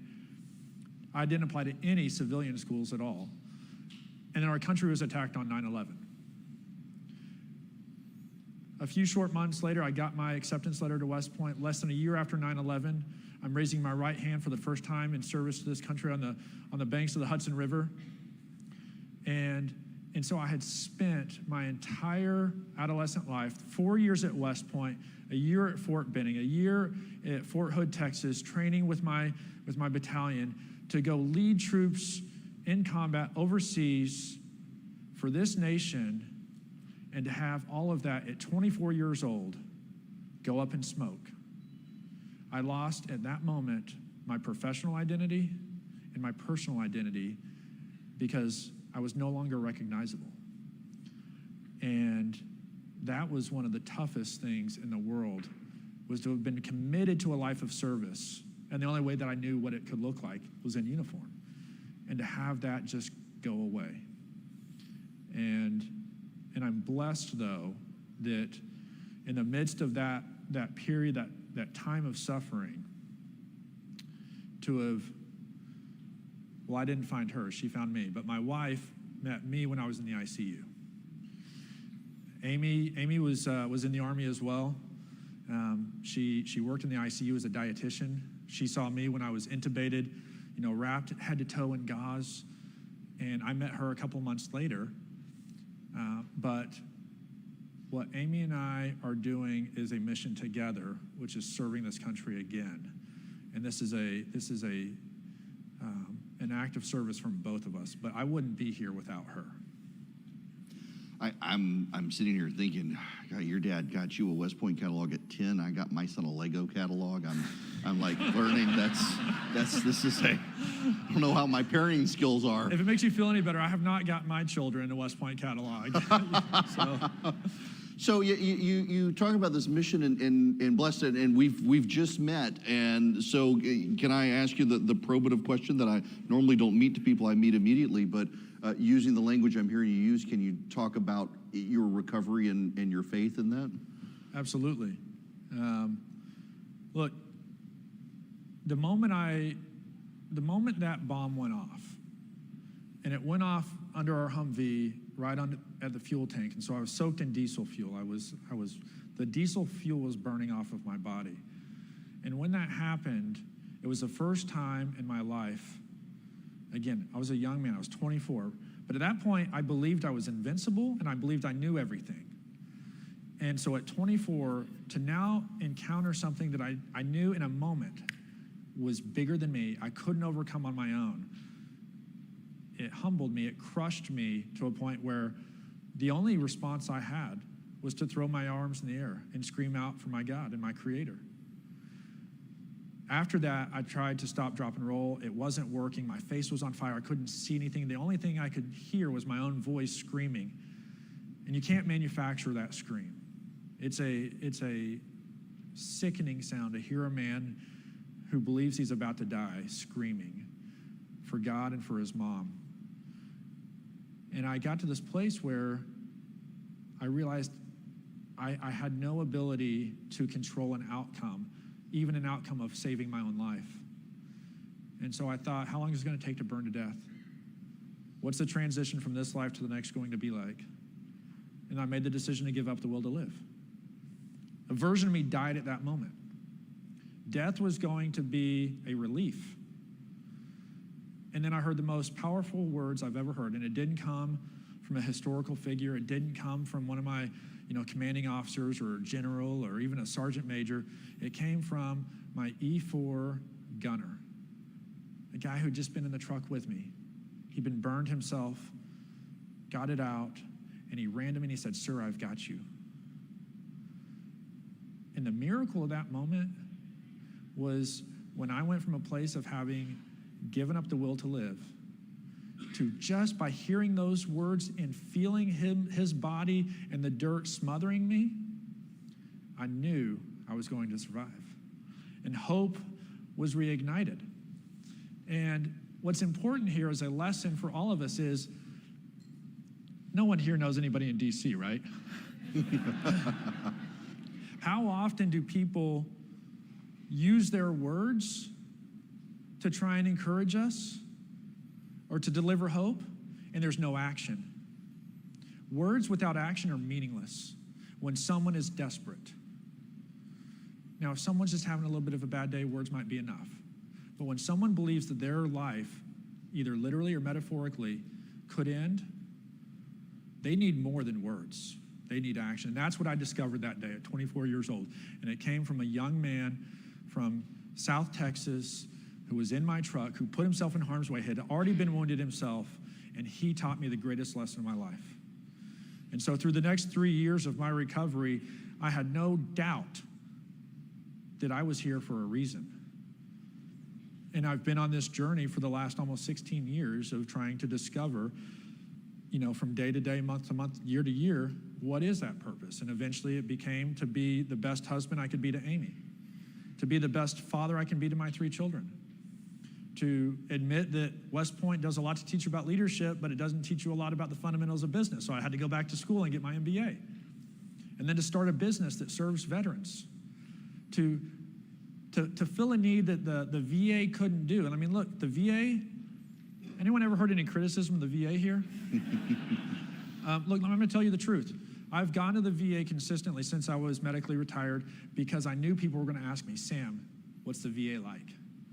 And if I didn't participate, even though I had other options, then I would either have no credibility in my response, or I would just have to say, I don't know.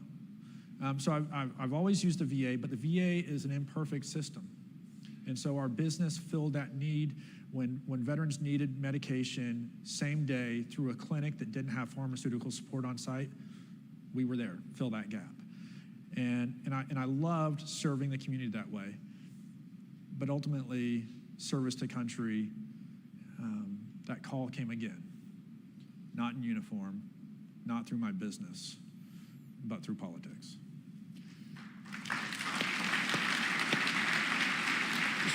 So let's talk about this race now. I mean, you made it through Afghanistan and recovery, and you really want to go to the United States Senate? Well, no, those are your words. I'm not sure you'll find me in an interview anywhere saying I want to go to the United States Senate. I mean, let's be clear. I've got a great life, a successful business with a great marriage, healthy children, and a place where, look, I was skiing 20 days a year. We live 45 minutes from Lake Tahoe. I mean, this is a great life I've got. So I am willing to serve in the United States Senate. And my wife would tell me, in fact, this is what she did tell me as I was wrestling with this. She said, Sam, we're all given talents. We're all gifted with something. Are you maximizing the stewardship of your talents as a business owner, or would you be maximizing your talents as a U.S. Senator? And when I thought about that, when I had to pray about that, and I looked deep within myself, I realized that the selfish version of me wanted nothing to do with it. But the part of me that God created me in my own unique way and with the experiences I've had in life, that was the best stewardship of my talents.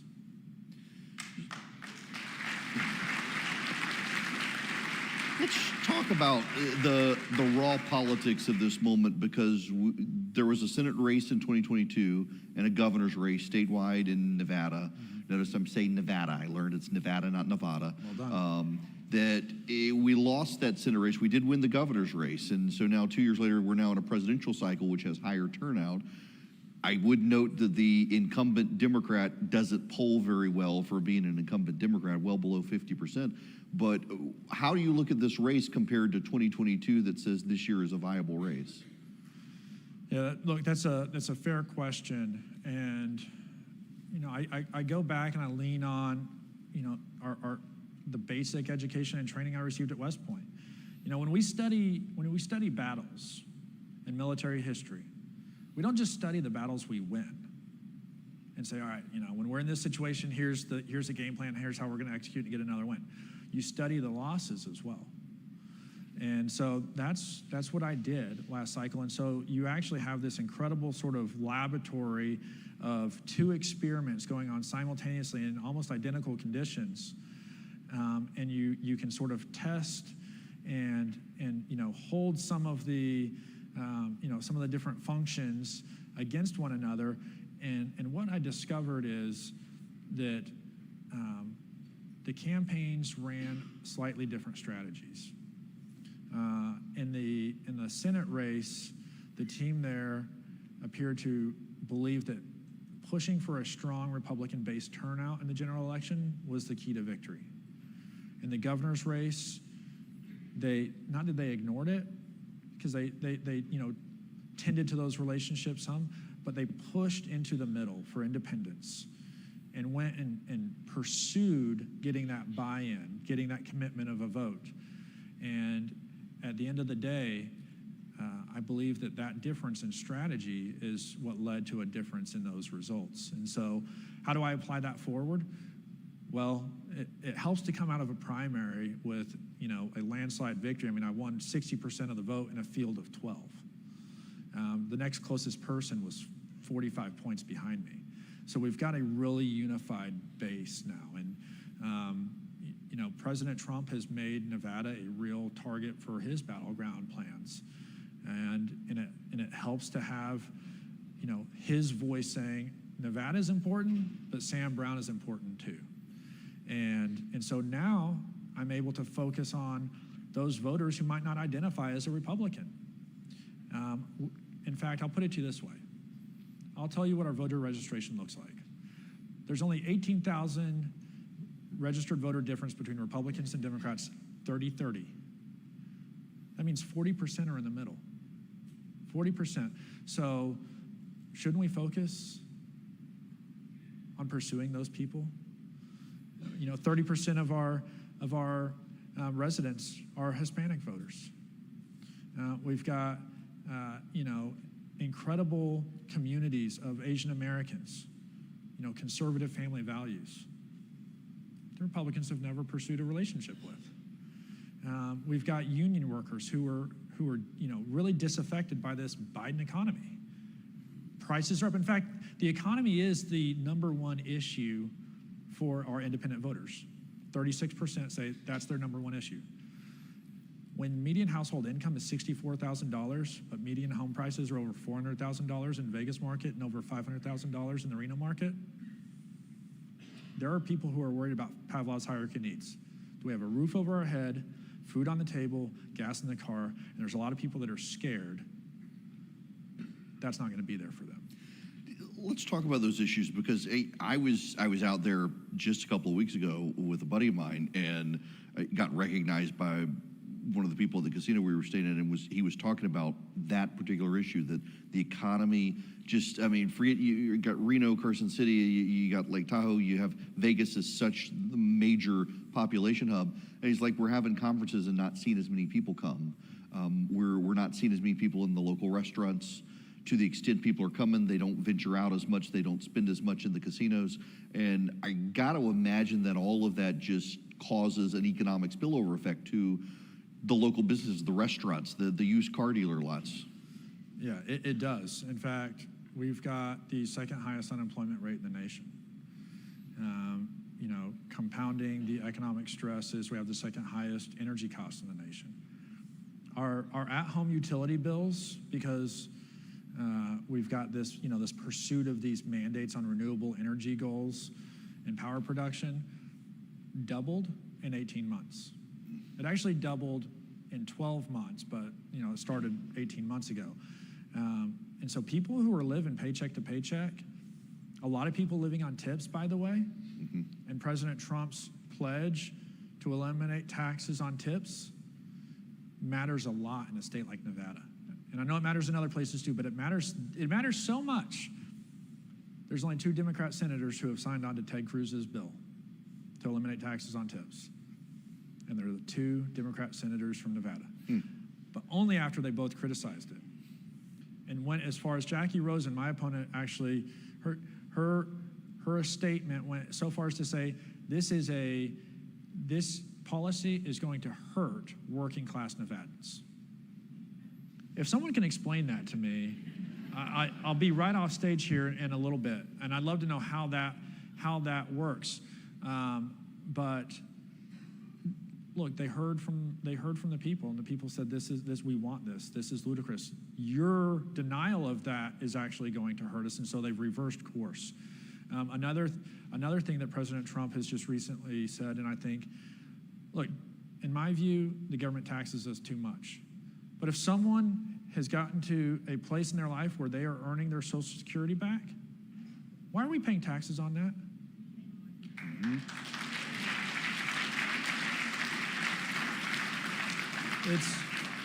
It never should have been taxed in the first place. It was literally taxed to begin with.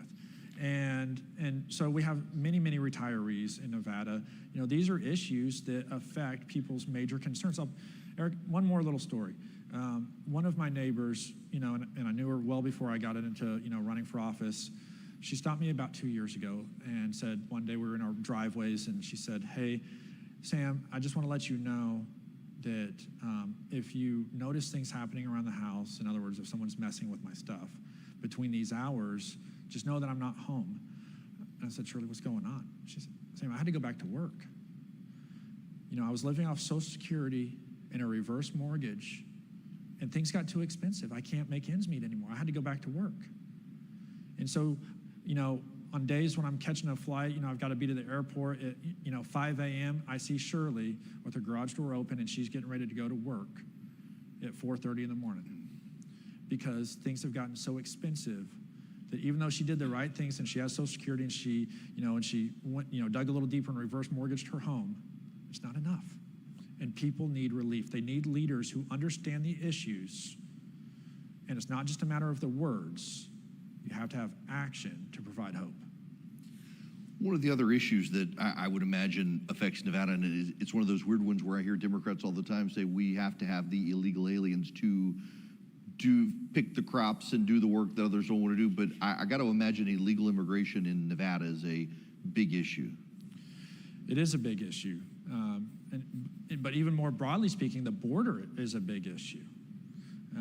Because it's not just a matter of illegal immigration. It's the things that happen when you have a border policy that is effectively open. You know, fentanyl has killed more people than warfare has.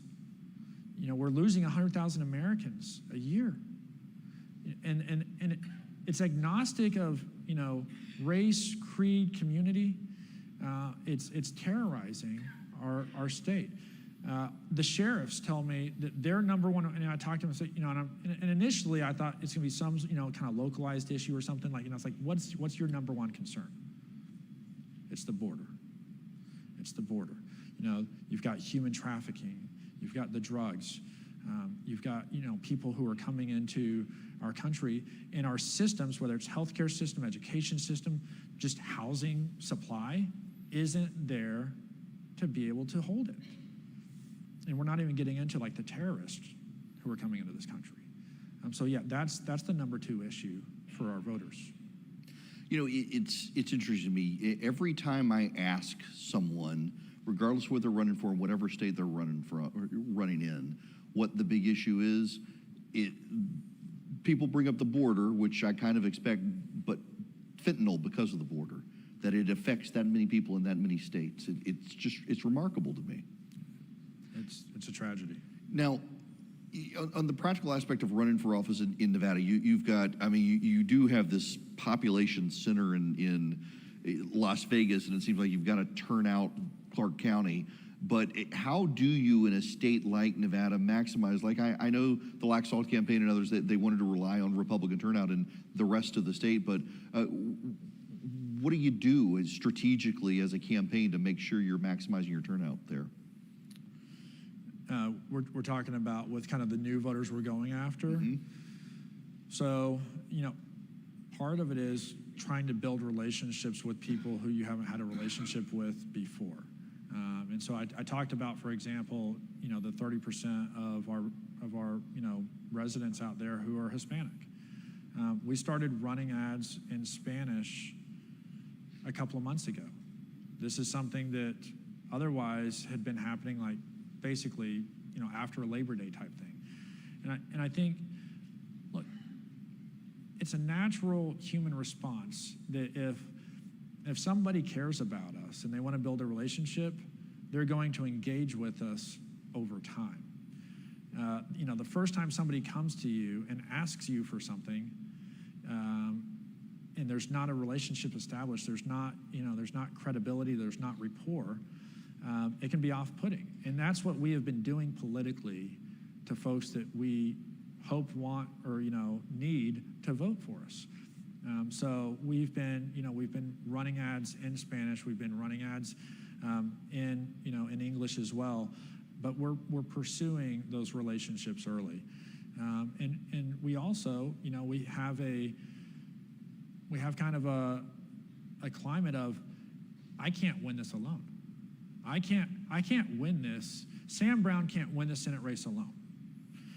It takes voters, it takes donors, it takes volunteers, and frankly, it takes a coalition of others that care about the Nevada Senate race from around the country to get there, whether in person or through resources, to invest in it, because it's worth investing in. And we're seeing that. We're seeing organizations, people, whether it's small dollar donors or big enterprises, they believe in Nevada, they believe in this race, and that's how we win. Now, one of the issues, of course, is your opponent, who has been pretty much in lockstep with Biden and Harris along the way, voting on all the packages that even Larry Summers said would drive up inflation. It seems more and more that there isn't, we've mentioned the economy, we've mentioned the border and immigration, that the fact that her polling, she can't get above 50%, seems like this is a ripe opportunity and a viable pickup seat. It's incredibly viable. And there's people who've studied campaigns and politics longer than me that could probably give really eloquent responses to this. I'll tell you this. Here's how I feel about it. I've got guarded optimism. And what I mean by that is the conditions are there for us to win. I'm not buried with terrible unfavorables and coming out of a hole. In fact, my favorables and unfavorables are basically in a dead even, despite the fact that Schumer's PACs and Rosen's campaign money has been spending millions of dollars to try and negatively define me. They can't put me underwater. And we've got resources coming. I say there's three things that have to come together in these tough battleground races. You have to have the right candidate with the right resources and right strategy. And I believe we have all three of those elements. But what we can't do is try and surf a wave and expect other things to, other conditions to lead to a win. I've seen, cases where people have let off the throttle, 2 months out, like, oh, hey, polls look great, we're gonna win this thing, and coast through. No, this campaign is gonna be run like we're 5 points behind, regardless of what the polls say, all the way through November 5th. So people here in the room want to be able to support the campaign from where they are. What should they be thinking about doing? Where should they go on the internet? Yeah, people can go to my website. It's a great place to start, CaptainSamBrown.com. And people, look, if you live in Nevada, I want your vote. If you don't live in Nevada, there's ways to either contribute, through money through the campaign website, but technology allows people to even volunteer. Not everyone can give money, I understand that. But to those who can, please contribute directly to the campaign. And otherwise, people can make phone calls. You can virtually help out the campaign in other ways. And when we have such high stakes this election cycle and so few opportunities to win battleground Senate seats, to take back the majority, we need the country to mobilize around those races and really help us to win, even if it's from afar. Now, last thing for you. We've talked about the economy and the issues, but in my sense of things, and in having done this for a while, everybody who goes to Congress actually does have something that is their passion, that I get there, this is the thing I want to do. If I get to the Senate or the House, what's yours?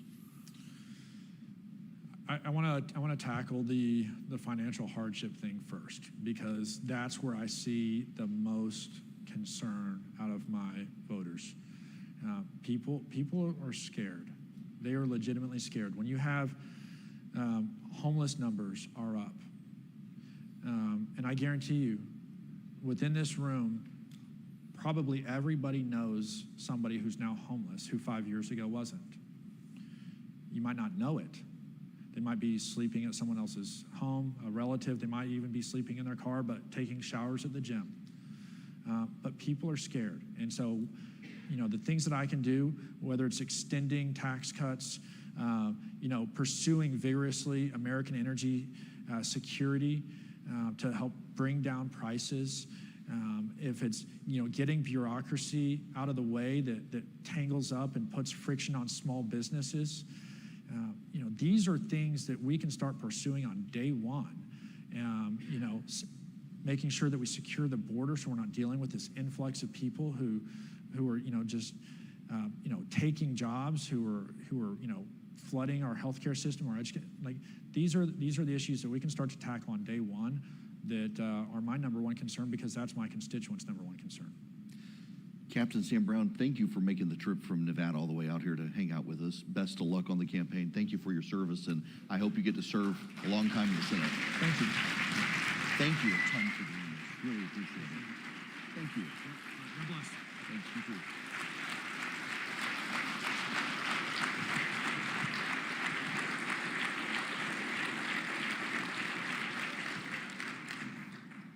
A state we can win, a candidate we should be rallying behind to get to the U.S. Senate.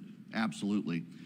Y'all, I am kind of overwhelmed that for the first time since 2019, Senator McConnell would do an event outside of Kentucky and would come to Georgia. And I've thought a lot about how to introduce someone who I have in my career in politics praised and criticized back and forth repeatedly.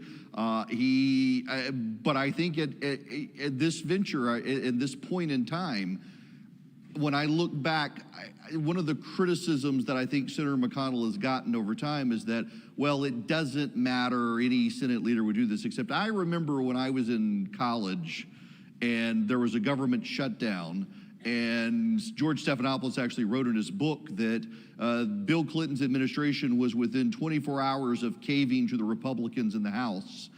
And he got a call from then Senate Republican leader Bob Dole that the Senate Republicans had come together and they would side with Clinton. And then I remember all of the judicial fights at the beginning of the Bush administration where Senate Majority Leader Lott and then Frist wouldn't fight aggressively for those Republican judicial picks that Democrats wanted to block and filibuster. And I remember the betrayal of so many Republicans who wanted to pass bipartisan campaign finance reform that would just hurt Americans' ability to participate in politics.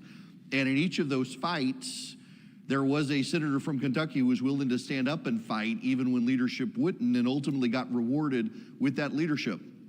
And here, as he's finishing his tenure as the longest serving Republican leader, and Republicans oftentimes get frustrated and complain, well, we have a United States Supreme Court with a 6-3 conservative majority, and we would not have that Supreme Court but for one man willing to say, I'll take all the blame, I'm not putting Merrick Garland on the Supreme Court. And Republicans were vilified. He was vilified, and he knew by virtue of being the senator from Kentucky that as long as Kentuckians were happy with him, he could do this. And Kentuckians have continued to reward him and send him to the Senate. The Republicans in the Senate have continued to make him the leader. And because of that leadership, what have we gotten? We've gotten the United States Supreme Court, but not just them. We've gotten a rapid push over time to appoint conservatives so that the majority of circuits in the United States judicial system are controlled now by conservatives who are beginning to roll back insanity, even in places like the Ninth Circuit in California. But it's not just judges as well. There's been a strategic play over time to be able to grow a Senate Republican base that actually looks very much like America. And sometimes I, as a conservative, complain and say, well, why won't the Senate Republicans do this? And then other times I look at this and say, oh, you know, if we didn't have them there willing to say, I'm willing to be the bad guy and be hated to stop this, things would be a whole lot worse, because I've seen Republicans in the past cave. What I never see is Mitch McConnell cave. Whether I like it or not, it is my distinct pleasure to introduce to you on stage the Senate Republican leader, the senator from Kentucky, Mitch McConnell.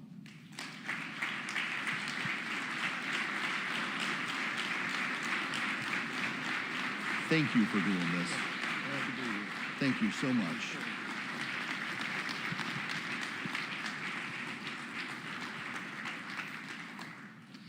Now, I've got to start. I told your staff the other day that they called me, and I didn't realize I had a call with them until I was sitting at my computer and I got a notice they were waiting for me on a Zoom call. And they said, unlike the president, Senator McConnell doesn't need your questions in advance. And he said, we'd just like to kind of know the general topics. And I said, well, I wanted to introduce him as the Senate Republican leader who used to be a damn dirty appropriator. They said, well, he still is a damn dirty appropriator in the Senate, but that's okay. I do want to ask you to begin with, you and I, when we had a conversation back earlier this year with my son, who, by the way, his hair is even taller than it was when we were together, we spent a lot of time talking about our role in the world and how my growing up overseas and your role in the Senate, we have this sense that there is something about this country that if we don't lead, others will fill the vacuum who don't share our worldview, and would love to have your thoughts on that. Yeah, Eric, America is really unique in the world. You really pick that up when you go almost anywhere else. We've had occasionally these isolationist moods. It happened in the 30s. The slogan, interestingly enough, was America First. That stopped after Pearl Harbor. But then most of the Republicans, including the most prominent Republican at that time, Robert Taft, didn't even support NATO or the Marshall Plan to get the Europeans back on their feet. Well, obviously, after the creation of NATO, it worked. Reagan's approach was, you want to get peace, you do it through strength, through having your adversaries fear you. And I fear, using the word fear again, that the withdrawal from Afghanistan was almost like sending a green light to Putin. Maybe this is a good time to try it because America's going home. We now have seen over a period of time the axis of powerful authoritarian regimes. They're all talking to each other, North Korea, China, Russia, Iran's proxies. So I think the biggest challenge facing the next administration and maybe for the future is for America to look strong and to be strong. The Biden administration sent up 4 straight budgets that didn't even keep up with inflation. That isn't going to cut it. Now, there are those in our party, for example, who say, well, it costs too much. Well, at the height of the war in World War II, we were spending 37% of our gross domestic product on defense, 37%. Now, 2 or 3% is considered adequate. And of course, millions of people were getting killed. So getting into a war is way more expensive than avoiding one. And so I think if I had a message for the next administration, and we all know who we hope will be the next administration, take this seriously. It's the single biggest problem confronting the country right now. When President Biden was in his first term in the Senate, President Monroe offered up the Monroe Doctrine, trying to keep foreign powers out of the Western Hemisphere. I read in the Wall Street Journal not that long ago that people don't realize the Iranians, the Chinese, and the Russians are all in Venezuela right now. And we have a deteriorating situation in Haiti. We have the Peru and Chile also getting in deals with China. It seems like everywhere you look, the Chinese, the Iranians, and the Russians are cropping up now in the Western Hemisphere. Well, they hate what we stand for. I mean, we have relatively open societies in most of the countries in the world where people actually get to vote on who gets to be in charge. And that, of course, seems to the Chinese and the Russians unwieldy, those democratic elections. They can go either way. Of course, that's the beauty of a free society, is you do have open public debate about reaching decisions. They interpret that as weakness. And so they have pulled together, directly together. President Xi of China went to Moscow this year and said, we were going to be friends forever. And they are collectively a huge challenge to us. And the good news is there are 2 new countries in NATO, Finland and Sweden. 23 countries in NATO are now hitting the 2% of GDP for defense. That was about 3 countries a couple of years ago. The Japanese Prime Minister, addressing the U.S. Congress, said, "You want to send President Xi a message? Beat Putin in Ukraine." So it has unified the democratic world, and that's the good part. And I think all of us collectively, if we do what we need to do in our defense spending, are a lot more influential than the axis of evil.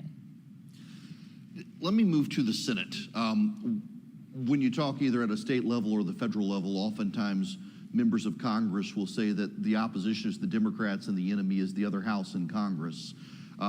House members, of course, in fact, normally when I do this event, the House members want to come on a day that the Senate members aren't present and vice versa. What makes the United States Senate the unique institution it is? It's probably the only democratic institution in the world where a majority is not enough. The filibuster means that on any matter that's in contention, you have to get 60 votes, not just 51, to go forward. It's always frustrating when you're in the majority, liberating when you're in the minority, but it's the essence of the Senate. Going all the way back to George Washington, according to legend, he was asked, "What do you think the Senate's going to be like?" He said he thought it'd be like the saucer under the teacup. The tea would slosh out of the cups into the saucer and cool off.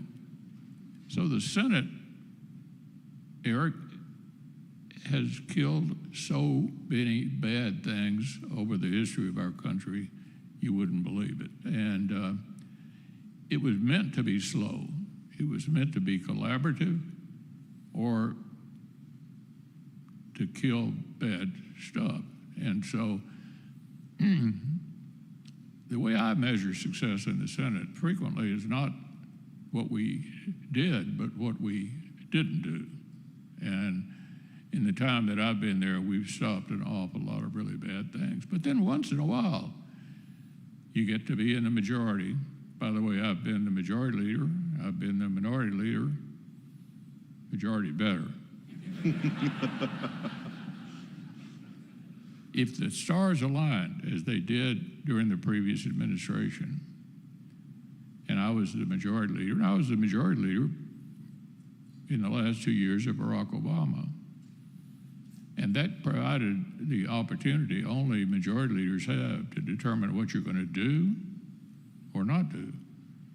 The single biggest decision of my political career was a decision not to fill the vacancy in the Supreme Court in the middle of the 2016 election. Mm-hmm.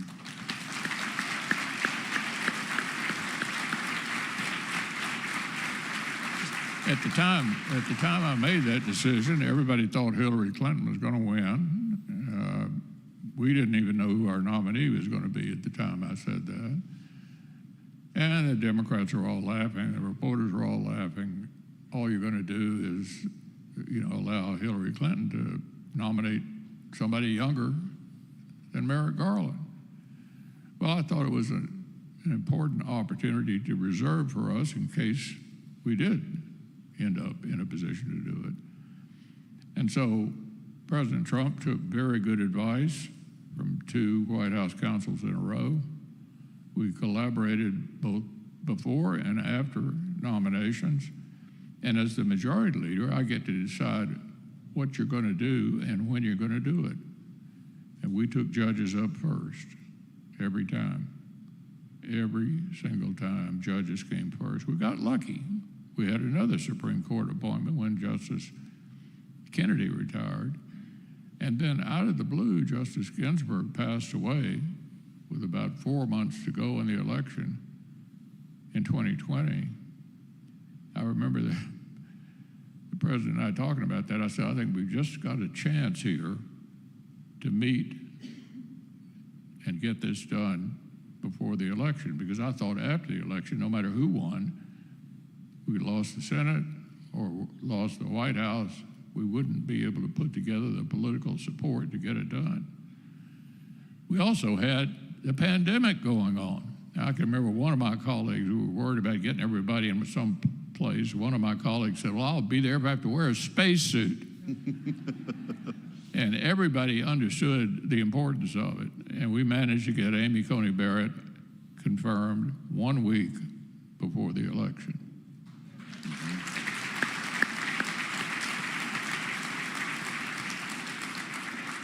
And then 54 circuit judges.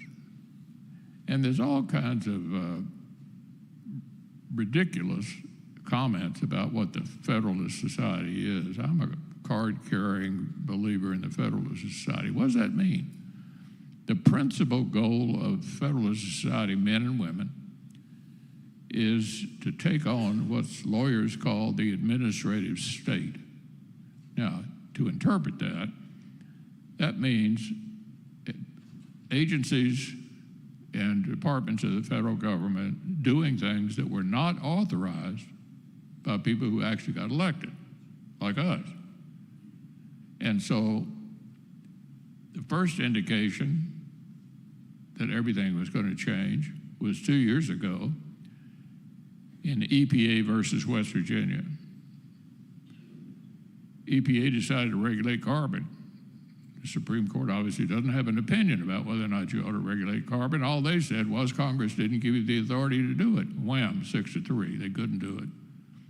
And just a couple weeks ago, Chevron deference, which was 50 years old, was the landmark decision that basically allowed the regulators to pretty much do what they wanted to. Who had to defer to them. That's why they called it Chevron deference, overturned. So as I look back on my time as the majority leader, I thought, where could you have the most influence for the longest period of time? Obviously, taxes go up, taxes go down, policy changes depending upon the outcome of elections, but the one place where you could have a long-term impact on the country was lifetime appointments to the courts. And don't ever let anybody convince you ought to have term limits for Supreme Court justices. The Constitution is very clear. It's a lifetime appointment. Lose that and you won't have an independent Supreme Court anymore. So Joe Biden last week came out with this goofy plan, and I had an op-ed in the Washington Post last weekend just pointing out how what he was recommending was actually unconstitutional.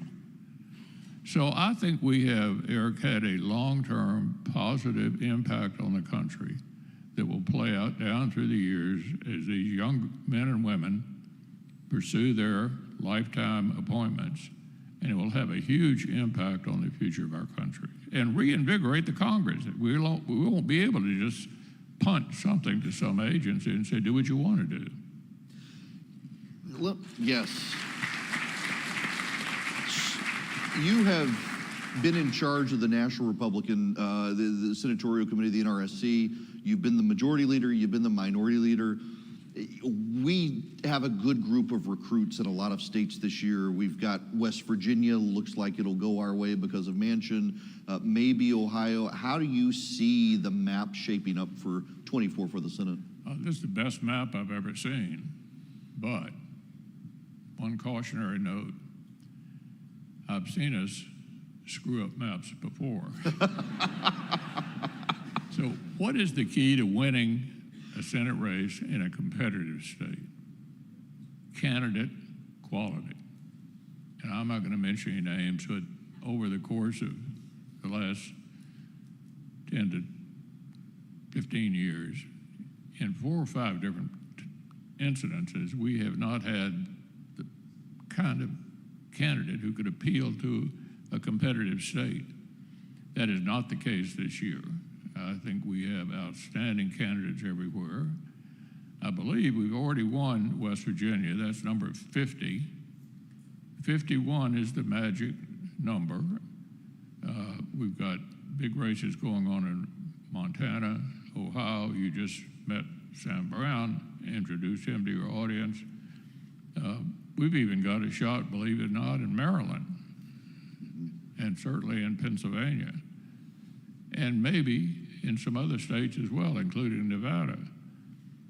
But the magic number is 51, because that means the majority leader gets to decide what you're going to do. So let's assume for a moment the worst case scenario. We lose the White House, we lose the House, but we do keep the Senate. That preserves the filibuster, because they'll get rid of it. If they get all three, they'll get rid of the filibuster. They'll admit the District of Columbia and Puerto Rico as states. That's 4 new Democrats in perpetuity. And they'll pack the Supreme Court. That's how radical Democrats are today, and why it is so important to win this presidential race. On the practical aspect of the Senate, I'm trying to think of a way to be delicate on this one, on conservative criticisms that often come up in the Senate. The sense of frustration that we win the House and we win the Senate, but then Republican members of the Senate oftentimes then say, well, I don't want to do what the House does, and conservatives feel like the football has been snatched away. How do you explain to conservatives who oftentimes get frustrated outside of judges that there's a larger collaboration issue there?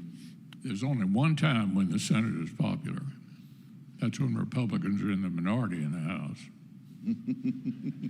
It's a fair point. So I've been through periods where they pray for us every night and clap for us every night, and periods when you're in the majority when you do want to do more. And of course, in the House, it's a majoritarian body. They run every 2 years. They're doing stuff differently year after year after year. The Senate is harder. The founders of this country didn't want to make it easy to make a law. If you're looking for speed or efficiency, you wouldn't like the Senate. But if you're interested in dividing power and trying to prevent the acquisition of power, the Senate is for you. And I think you have to measure success not by how many things you passed, but how many bad things you prevented. And when you had the opportunity to pass something, did it have a long-time impact on the country? I've been the Republican leader longer than any leader in American history. I've been up and down, but I think when we had the opportunity to move, we did 2 very important things. Judges, which will last for a long time, and a hugely successful tax reform bill in 2017, but taxes will begin to expire beginning next year. And so that's why it's important to our domestic economy for us to be able to continue to craft a tax bill that allows this economy to continue to vibe. Senator, I despise using the word legacy because I think those things sort themselves out. You have been the longest Senate Republican leader, and you'll give up that position after this election. We've talked about judges and how that will be cementing your career in not having Merrick Garland on the Supreme Court. But is there one thing that you look at and you wish you had been able to accomplish that you haven't been able to get done? One thing what? Is something that you haven't been able to get done that you regret not being able to get done so far? Yeah, that we haven't won more seats. Yeah, I mean, I don't know how many of your audience here are history buffs, but if you'll indulge me just for a moment, senators were not even popularly elected until 1914. From 1914 to 2024, Republicans have never had more than 55. Democrats had massive majorities during the New Deal, during LBJ, during the first 2 years of Barack Obama. I always remind people, winners make policy and losers go home. It's not complicated. If you really want to change, you have to win more races. And as I said earlier, I think there have been a number of cases in the last 10 or 15 years where we simply didn't have electable candidates in competitive states. I might mention Georgia, which still looks like a red state to me, but for a variety of different reasons that you all followed very closely, we now have 2 Democratic senators here. I think it's the only red state in America with 2 Democratic senators. And so those were missed opportunities. I can name some others, but those are ones that you're all familiar with. If we can, there's a growing worry, and Congressman Hern from Oklahoma with the Republican Study Committee was here, and he and I have this concern about our fiscal state as a country and the growing national debt. And what do you see is Mitch Daniels? So let me back up here. Mitch Daniels had the op-ed in the Washington Post a couple of months ago that he's afraid we're getting to the point where we're going to have a crisis to force Washington to deal with the fiscal problems we have. How do you see that issue? Look, everybody's afraid to touch it, both sides. But the reason the debt is mounting, except for an emergency like the pandemic, are very, very popular in programs. Medicare, Social Security, extremely popular, essential to a whole lot of members. And unless you adjust somehow the programs, they are going to tank us at some point. And I'm sure an adjustment will be made. The only question is when.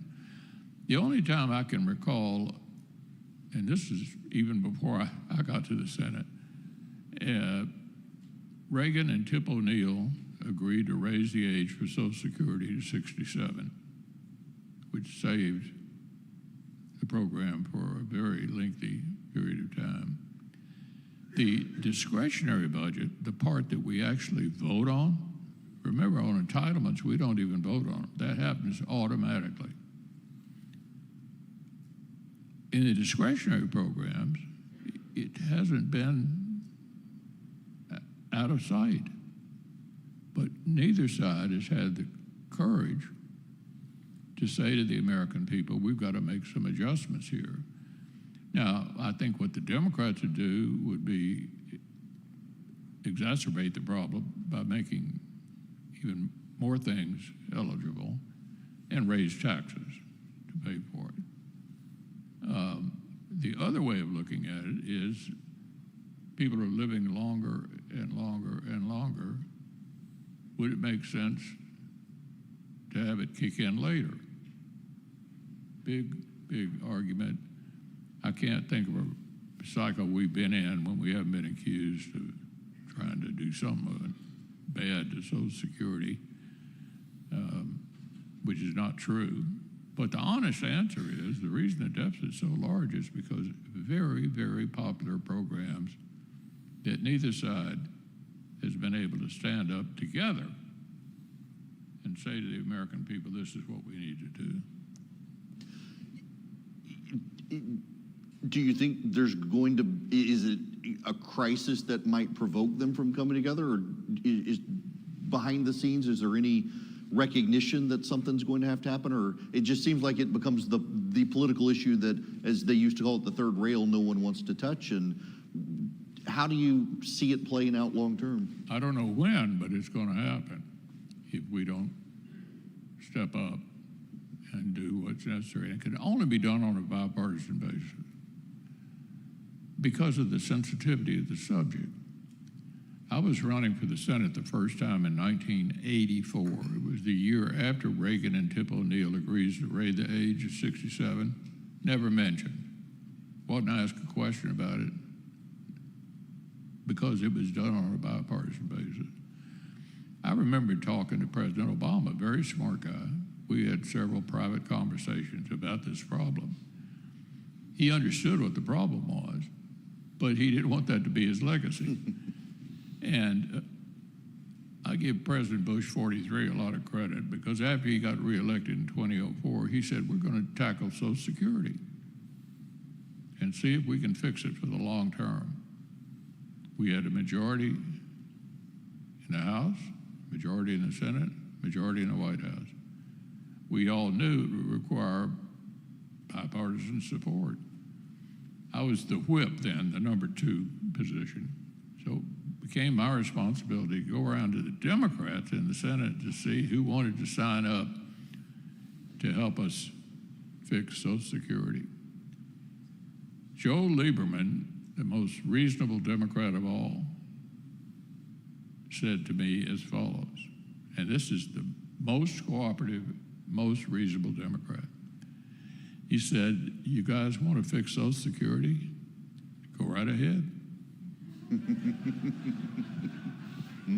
So there you had unified government trying to do it, but knowing full well that it was so politically toxic that they needed to have both sides involved. And the Democrats in the minority at the time said, oh, we're not going to touch that. That means we're going to run against you in the next election if you go forward. So I'm telling you all the reasons that it hasn't happened, but at some point it will. And it reminds me of the meltdown in 2008, you know, the financial crisis. We acted. It wasn't popular, but we acted. I hate to see this go that far, but I think this $37 trillion national debt is really unsustainable. I agree. Senator, you did get to the Senate in 1984, and if I remember right, Roger Ailes was involved with your race, and there were a whole lot of people who didn't expect a Republican to win in Kentucky. You did, and you've been there ever since, holding that seat. And Kentucky, I think, has been a remarkable shift in a state now that has moved so decisively Republican outside of occasional problematic Democratic governors there. What do you think has led to the shift in places like Kentucky and elsewhere that we've now seen, where for 50 years, as you mentioned, Democrats have been able to win big, but it does seem like there are so many states that do seem to be moving to the right in the South and the Midwest? I think that in rural America and small town America, the Democrats' elitism has completely turned them off. You could see it coming under the Obama administration. It only picked up during the Trump administration, and my state's an example of it, and so is Iowa, and so is most of the middle part of the country. I mean, Eric, we do have a Democrat governor. It's an unusual situation, but other than that, you can't find a Democrat in Kentucky with a flashlight. And that's true in places like Iowa, for example, that were very, very competitive states a few years ago. So I think the policies that the Democrats, which are a coastal domination party, during part of my time, of the 4 leaders, I was the only one not from New York or California. Today, I bet you all haven't thought about this, but today, the Democrat leader of the Senate and the Democrat leader in the House live in the same neighborhood in Brooklyn. Huh. So, I mean, they are an urban, coastal, very, very liberal state. This is a hugely problem for the country. If they ever do get full control of the government, the nominee for president on the Democratic side makes the president look moderate, and the president is not moderate at all. So I do worry about the future of the country if they ever get total control of the government, and we need to take the Senate as an insurance policy against what these people will do to the country if they get totally in charge. Sir, let me ask you one last question. And first, thank you so much for being gracious with your time and coming. And as we head into the future, we don't know what the election's going to look like, what the outcome is going to be. But what do you think, beyond just raw electoral politics, what do people in this room need to be thinking about for the future in terms of the policies that you think will set the country on the right path? Well, I think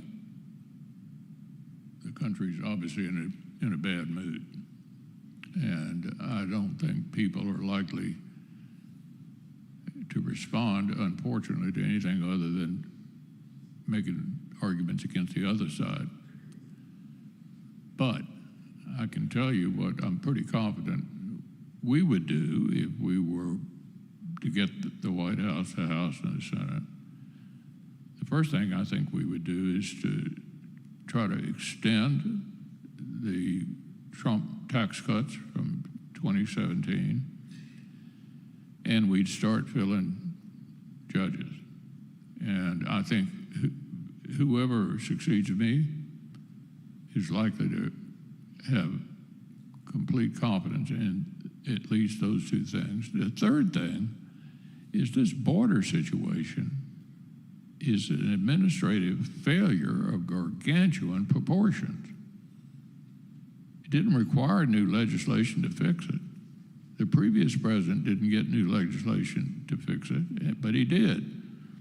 And so I think we have an obligation to do that and to remind people, in order to have the opportunity to do it, the reason we have 40-year inflation is because of a conscious decision the Democrats made in 2021 to dump $2.6 trillion on the economy. And Larry Summers, who some of the old timers in the room might remember, was the Secretary of the Treasury under Bill Clinton, the most prominent liberal economist in the country, former president of Harvard, said at the time, if you do this, you're going to have 40-year inflation. They did, and we do. Not a single Republican voted for that. Senator, you have been extremely gracious with your time, and I'm flattered you would come all the way down to Atlanta to hang out with us. I really appreciate it, and appreciate more than anything that we do not have to say Justice Garland because of you. Thank you so much for coming. Thank you so much, sir. I really enjoyed it. I appreciated the time. Thank you.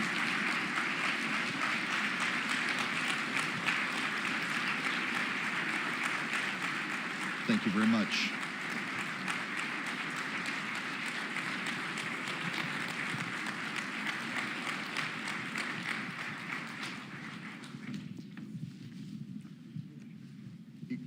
I can't thank the senator enough for hanging out with us. That was a real treat.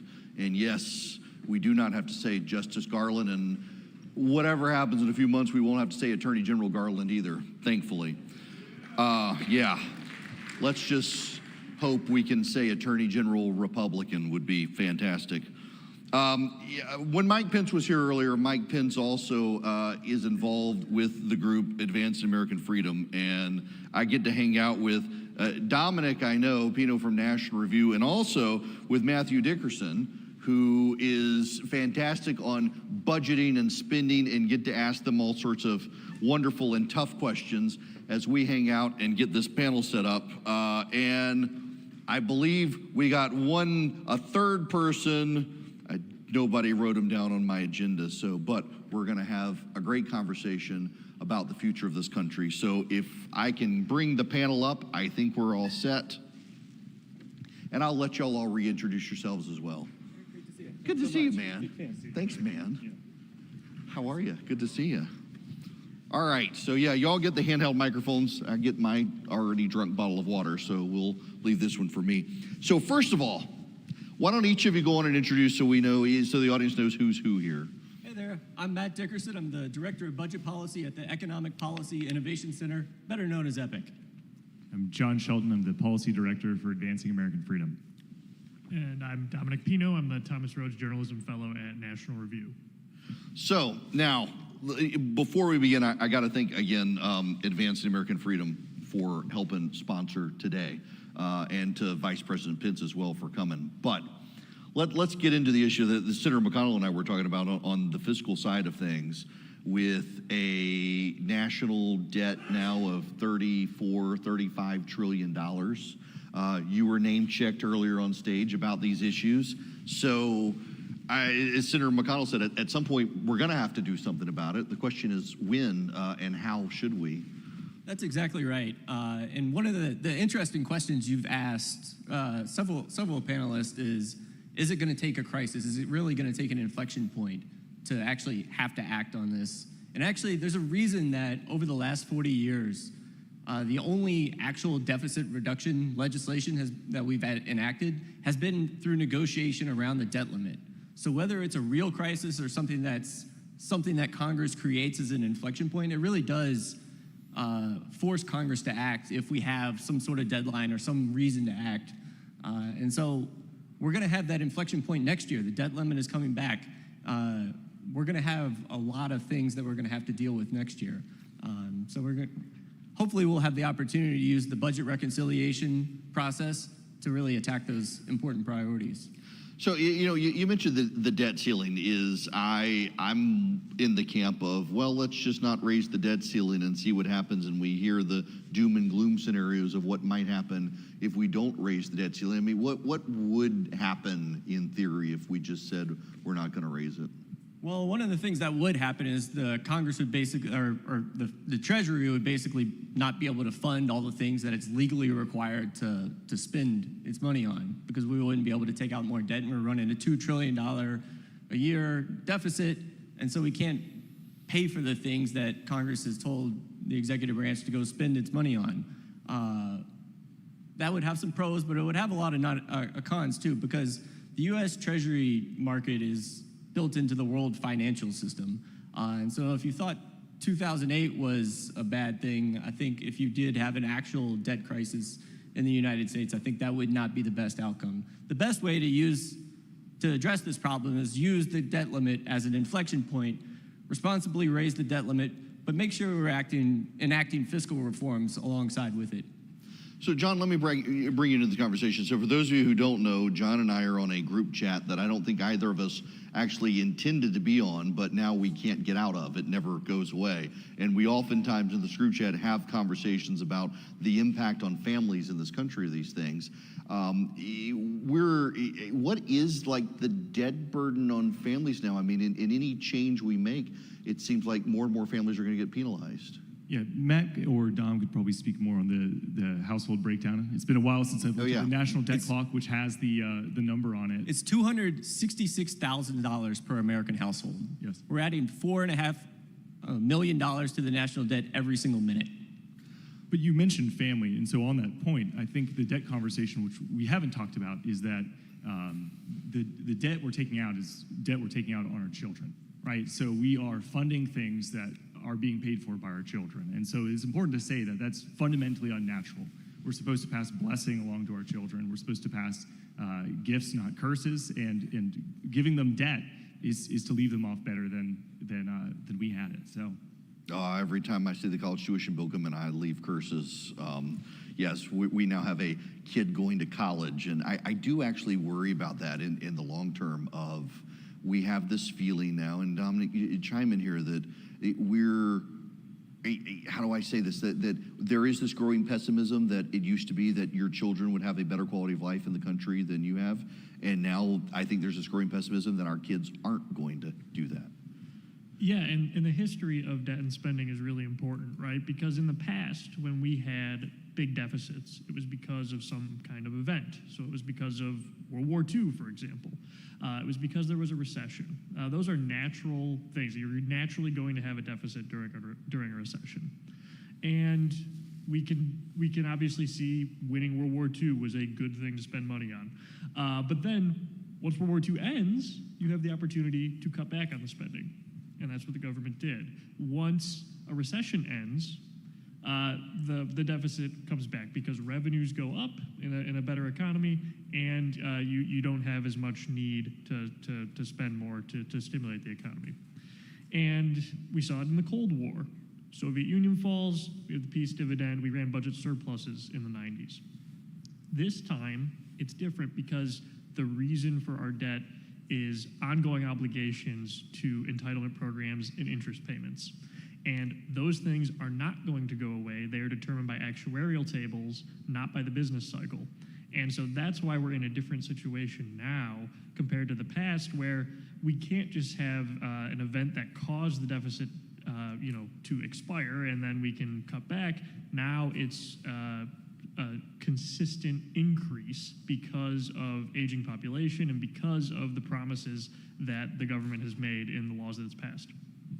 So, I feel like in all the conversations I'm having and the conversations around this, that more and more there's this growing awareness, and I'm hung up on the Mitch Daniels op-ed in the Washington Post that do we have to wait for crisis to actually hit before we do something? I mean, what do you guys think? So we were just talking about how historically people have been warned, politicians have been warned not to touch Social Security and Medicare because it's a third rail that would electrocute you and kill you if you touched it. But the thing about these programs is if you don't touch them, they will also kill you. And maybe even more certainly kill you, because the projections, and again, the numbers I don't have on the top of my head, but in the next 50 years, if these programs aren't reformed, the debt will go from 35 trillion to 150 trillion. Yeah, here's the way to think about it. You can put all of federal spending into two buckets. And bucket number one has just four things in it: Medicare, Medicaid, Social Security, and interest payments. That's bucket one. Bucket two is everything else the federal government spends money on. That's all of national defense. That's all the education spending, transportation spending, veterans benefits, law enforcement, national parks, everything, absolutely everything goes in bucket two. Bucket two over the next 30 years, according to the Congressional Budget Office, is going to add somewhere between $3 trillion and $5 trillion to the debt. That's the imbalance between what it's going to pay and what it's bringing in. $5 trillion is a lot of money. I don't have to tell any of you that. Bucket one, though, over that same 30 years, is going to add about $120 trillion to the debt. If we're not talking about bucket one, we're not talking about the problem seriously. One thing I'll say is that all the candidates that you're having on stage, if they're running for re-election, they're going to have to vote on entitlement reform, whether they want to or not. It's going to come. And that's simple math, because the Social Security trust funds and the Medicare trust funds, they're going to be depleted in about 10 years.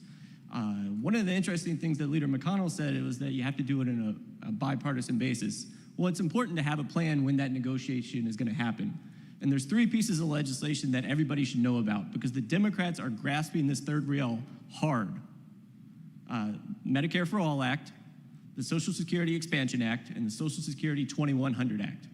These are all crazy Democrat bills that would massively increase taxes and then massively actually increase spending on these unsustainable entitlement programs. They all have more than 100 co-sponsors in the House and dozens of co-sponsors in the Senate. And Republicans have no plan for when these negotiations are going to happen. So what does the plan look like for the right? What should we be doing? I mean, I think we could start by not running away from this, or, you saw in the party platform for the first time in 40 years, they eliminated any kind of talk about debt, any kind of talk about adopting a balanced budget amendment. And insofar that this problem is a problem of willpower, which I think Senator McConnell was right to describe it, there are a lot of good ideas out there. EPIC has many of them. AAF's got papers too. It's a willpower problem, and there's nothing more dispiriting than saying we're not going to do anything to address this problem whatsoever. And that's what happened this year, unfortunately. So let me put you on the spot on this one, because you write at National Review and you talk to a lot of people. And obviously, not dealing with the stuff off the record, but what are the whispers that Republicans and conservatives say on this stuff when you cover it and write about it, the concerns or the direction they want to go? Because I do oftentimes think that everyone understands the concerns, but there's not, as we're discussing, any sort of plan. I think a lot of them are afraid because of, and I think what John said is really good, that it's a third rail whether you want to touch it or not, right? And so I think a lot of them are afraid of that, but I do think you're right that if you talk to them behind closed doors, I think a lot of people will say that they understand that this is a problem, but they don't always know how to fix it. One Republican that has been putting forward actual proposals on this issue has been Senator Bill Cassidy of Louisiana. He has ideas about Social Security. He has been going out and talking about those with voters and found that they actually are pretty open to it. And so he's one guy that's leading on that. And so it's not like nobody's doing it, and it's not like there aren't any ideas. And you could go to any number of different think tanks in Washington D.C. They all have a white paper on how to solve this problem, right? And the answer is probably not one of them. It's probably some combination of ideas from a lot of them. And that's how good policy gets made. Another thing we can do is we can learn from other countries' experience, because obviously the United States isn't the only country that has this problem. Other countries have had it before us. And we can look at places like Canada, places like Ireland, places like Sweden, places that had huge social welfare states. And they hit the point that Margaret Thatcher talked about, where they ran out of other people's money. And so what they had to do, all of them, and they've been pretty successful on this, and this was a couple decades ago for most of them, what they had to do was they had to cut spending. There were some modest tax increases, but you cannot tax your way out of this problem. They had to cut spending. And the only countries that were able to do this successfully are countries that cut spending and had cross-political, cross-partisan agreement. And I can't say bipartisan because some of these countries have more than two parties. But, they had to have buy-in from across the political spectrum, because that's what reassures borrowers on the bond market, that if the other side wins the election, it's not just going to get overturned and then your money's going to be gone.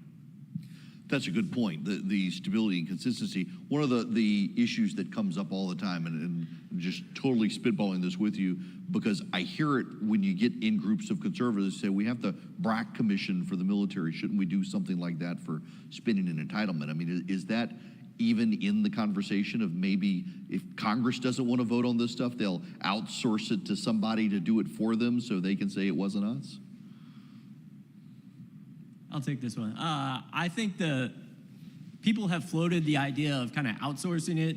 There's been a lot of talk about different types of fiscal commissions, and every single member of Congress that I've talked to over the last year hates the BRAC idea. They want ownership. They're the ones with the election certificates. They're the ones that want to make the hard decisions. Well, and concurrently to this, I don't know anyone my age or younger who actually thinks Social Security is going to be around by the time they get to it. So isn't that a good way to start the conversation with people, maybe to start having this, that we want to preserve it, as opposed to the Democrats just blowing it up? Yeah, I think that is, and it is a generational thing, right? I think you're right that nobody, certainly nobody my age thinks that it's coming for them, and so we're making our own plans about how we're gonna be in retirement. And one of the things as well is talking about it in terms of ownership, I think is helpful, because, politicians like to talk about Social Security as though you are like putting your money into a little account for you that you get back later. And that's not how it works. The money has already been spent before you even paid in. Okay, so talking about it in terms of ownership and in terms of the retirement accounts that people have with most employers, where you actually do have ownership of the money that you contribute. Ideas about ownership and about making sure that you actually have a stake in that future, and that the money is not just being taken from you and given to other people. I think that's another effective way to talk about this, especially with younger people who, like you said, are not counting on this program being around anyway. In the year 2024, what do we do exactly the same way that we did 90 years ago? Right?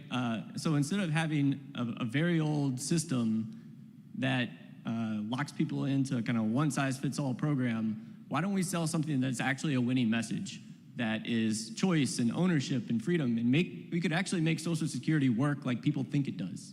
And I think, and you actually get a better deal if you do that for seniors and taxpayers. Yeah, to talk about just how different it is, Social Security was a bargain for the federal government 90 years ago. It was a good financial decision for the federal government. That's how far removed we are from the origins of that program. So I got a random personal question for each of it. How on earth did each of you get to where you are, where you're sitting on a stage with me talking about the national debt, as opposed to all the other many things in this country you could potentially be doing with your lives? So I'm from a little place called Louisa County, Virginia, which is right in the middle of Virginia, and that's where a lot of our founders are from. It's James Madison's congressional district. It was Patrick Henry's House of Burgesses district, and so I grew up around history, and so I knew I always wanted to do something in D.C. I was lucky enough to get work at a member of Congress's office. I spent 5 years with the staff of the Republican Study Committee. I spent a couple years at outside organizations like ran the Budget Center at the Heritage Foundation, and worked at the House Budget Committee and lucky enough to be here and work on some really interesting issues and try to help save the country. I just, and again, your name comes up every time there's a budget issue. It's like, oh, I know this guy, and it's always you. You're like the budget guy. It's a lot of fun. A lot of fun, like he it. says. The budget is interesting. fun. John, how did you get to doing what you're doing? I wouldn't recommend it as for anyone as a path. The nicer answer is that my granddad was the running mate of President Reagan in 1976 when he lost. But the real answer is a very weird one. I went to divinity school, and then I went to Congress, and eventually ended up working with the former Vice President Pence. So it's kind of like Chutes and Ladders versus Matt's story. Well, I grew up in Wisconsin and love it there. And one of the first issues that got me interested in politics was all of the protests in Wisconsin over Scott Walker's Act 10 and all of the public sector union problems and all of that. I was still in school at the time, obviously, so I had like teachers who like called out sick to go, protest at the Capitol or whatever. And I was just, this is ridiculous. That was sort of my entry point to politics, and my dad listened to a lot of talk radio at that time, and so that was part of it as well. But then I started reading National Review in high school, and read it a lot in high school, probably too much. But as a result of that, I really wanted to work there, and got involved with the campus newspaper at my college. I went to George Mason University, studied economics there, and then applied for the NR internship 3 times. I got it on the 3rd time, and I've been there ever since. All of us who start reading National Review from an early age wind up on this weird path in politics. Yes. Yeah, so I grew up overseas, and my parents subscribed to Southern Living and National Review, and so my comic strip was the comics in National Review. Yes, it is all you need. Indoctrinated by William F. Buckley. I learned big words at an early age. Yes. So, okay, so let's wind this home then, because you all have a passion clearly for what you're doing. You're all focused on this. But this seems to be the looming issue we keep hearing about. There is a fiscal cliff. Our debt is increasingly above GDP. I talked to a member of the Federal Reserve who said one of the things we have to remember is that if we can grow the denominator, we're never going to cut the numerator easily. Grow the denominator, which means we've got to stimulate a lot of economic growth in the country, which as the Code of Federal Regulation grows, the ability to grow the economy shrinks. So is there any optimism here for our path forward from each of you? I think so. We have the 2024 Olympics this year, but next year, 2025, is really going to be the debt Olympics. There's a massive fiscal cliff coming. We have to deal with the expiration of the tax cuts. The debt limit is going to be reinstated on January 1st. 4 days into the next presidency, they got to deal with something called statutory pay-go, where there's automatic spending cuts that President Trump may not want to have to deal with. The discretionary spending limits are going to expire, and there's got to be a new negotiation on how much we're going to spend next year. And all at the same time, our fiscal situation, our fiscal space is going to be continuing to deteriorate. But we do have a great opportunity to use the budget reconciliation process, where you can pass stuff through the House, pass it through the Senate, get President Trump to sign it into law, where we can deal with things like securing the border, we can deal with inflation, we can preserve the tax cuts, we can get people back into the workforce, make work pay again, and we can work on draining the swamp. And so I think it's a big challenge, but I think it's an amazing opportunity next year.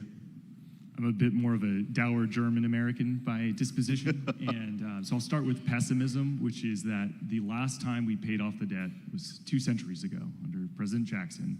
Last time we paid down the debt, so just chipped away at it, was nearly a century ago under President Coolidge. There will be opportunities coming up, and that's very, very, very, very good. The cause for optimism is also maybe kind of pessimistic, which is that the closer we get to insolvency of these trust funds that hold up Social Security and Medicare, the more clear it will become that we need to do this. But at the same time, it will become more clear because it will become more dire, more difficult to do. If we had tackled this in the 2000s when people were laughing at George Bush for suggesting we should do private Social Security accounts, it would have been a lot easier. We have a lot less of a runway to get the plane off the ground before it crashes. And I'm just a big believer in the bond market. So eventually, people are going to stop trusting that the federal government is going to pay them back.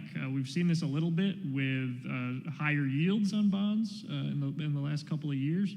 We've seen it with credit downgrades from the rating agencies, and eventually that's going to reach a point where federal spending becomes even more unsustainable than it already is, and politicians will have to do something. The important thing is to have ideas on the shelf for when that time comes. And so that's why, really important work that a lot of people are doing right now to make sure that we actually have the ideas ready to go, because we do not want to be caught by surprise. This is the most predictable political problem that we have. Lots of other things are unpredictable, wars, recessions, all of that. This is really predictable. We know this is coming, and we need to be ready. Well, I'd like to apologize to the audience that we didn't actually arrange it and Dominic put you in the middle so we can have the optimist to the pessimist and in a scale here instead of having the optimist and pessimist right next to each other. But it works, and the conversations we have to have. Again, thank you guys for the sponsorship and for being here as well and for having the conversation. It gives us a lot to think about, but as Mitch McConnell says, at some point it's going to be dealt with. We just don't know when. So thank you very much. Thank you. Thanks, man. Yeah, absolutely. Fantastic. Thank you. Appreciate it, man. Thank you. Now I get to riff on stage while they move furniture around. I think they're all right that at some point we're going to deal with the issue, whether we want to deal with the issue or not. The question is, do we have a plan in place before we get to that time? So I want to thank the panelists for coming, for the sponsorship as well, to be able to make this possible. Now, I've been looking forward for this because, as I mentioned, so my radio show is growing, and I picked up Sacramento and picked up Stanton, Virginia. We just picked up Oklahoma City, I think 2 weeks ago, and I moved from being midnight to 2 a.m. to 11 a.m. to 2 p.m. live in Tulsa, Oklahoma on KRMG a couple weeks ago. So one of the selfish reasons I wanted to have Congressman Hern here is this district, but I also wanted to have the governor of the state of Oklahoma here as well. One, because we keep having all these teams that just keep getting added to the SEC that aren't actually in the Southeast. And I gotta question this. It's just very, very odd. Pretty soon we're gonna have Oregon in the SEC, and we'll have to change our name to something else. But also I've got this new appreciation for Oklahoma now that I keep winding up on these radio stations out there and have a large audience. And we've got people from Oklahoma here in the room, and it's might as well have folks from Oklahoma come, including the governor of the state of Oklahoma, who is a businessman, a popular governor, just got reelected, went through this wild reelection campaign where the Democrats, for some reason, got it in their head it's like Kansas, we can get a Democrat in Oklahoma. No, you can't get a Democrat in Oklahoma. But also, one of the fascinating things to me is I actually am a Neil Gorsuch fan, but also Neil Gorsuch seems to have this bone to pick with Oklahoma on the rights of the tribal rights and things. And so I've been looking forward to having this conversation with the governor of the fantastic state of Oklahoma, Kevin Stitt.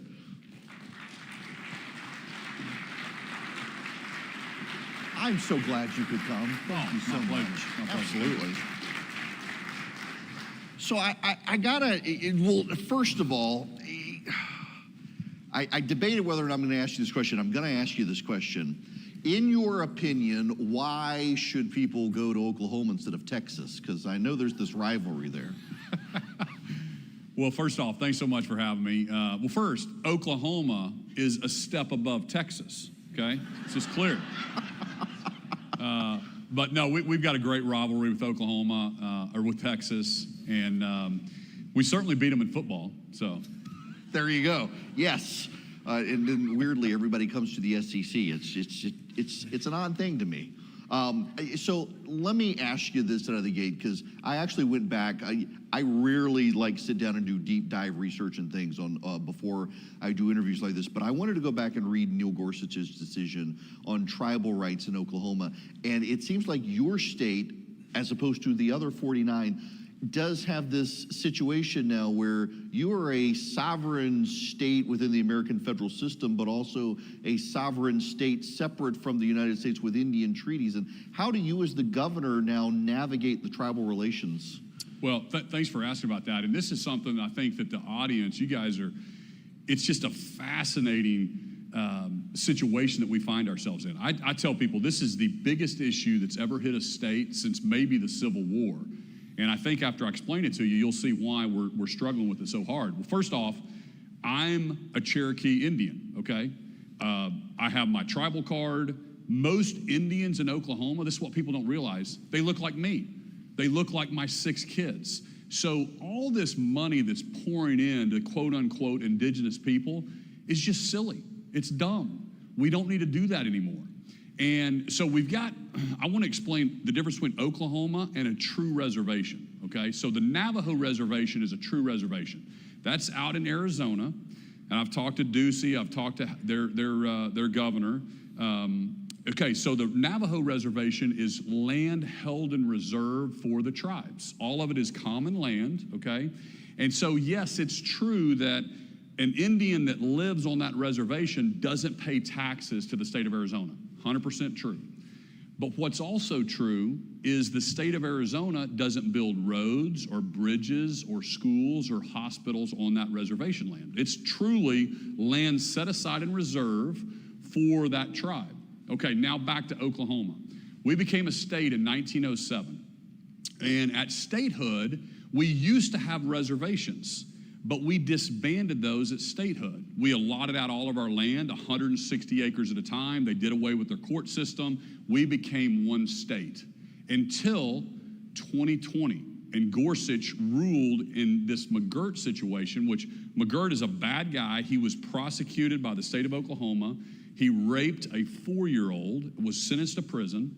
And then his defense attorneys came up with this idea that he shouldn't have been tried because he was an Indian on an Indian reservation. So Gorsuch said that now 42% of our state was at a reservation. So that means Tulsa, Oklahoma, with 1 million people, is a reservation. So what are the consequences? Well, now they're saying that they don't have to pay taxes to the state of Oklahoma. All right? So think about this.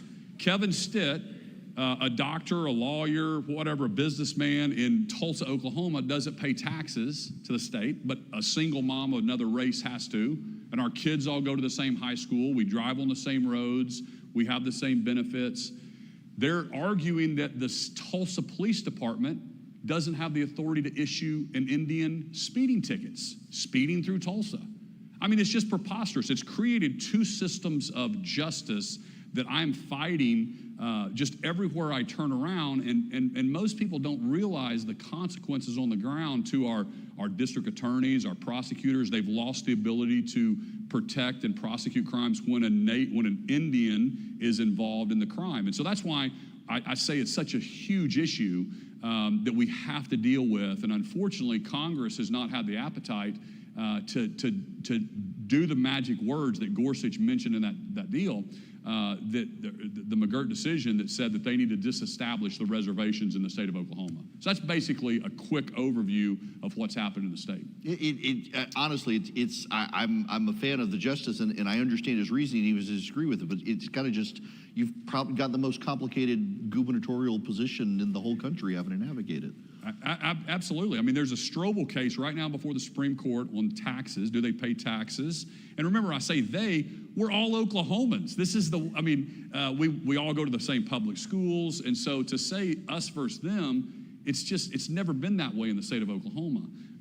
So hopefully we get this settled. And I think most Oklahomans agree with me that we need to have one set of rules regardless of your race. We can't have a situation where there's certain punishment for this crime, for this race, and then Indians have a different punishment. And again, when I say Indians, I say that in the fact that people need to understand.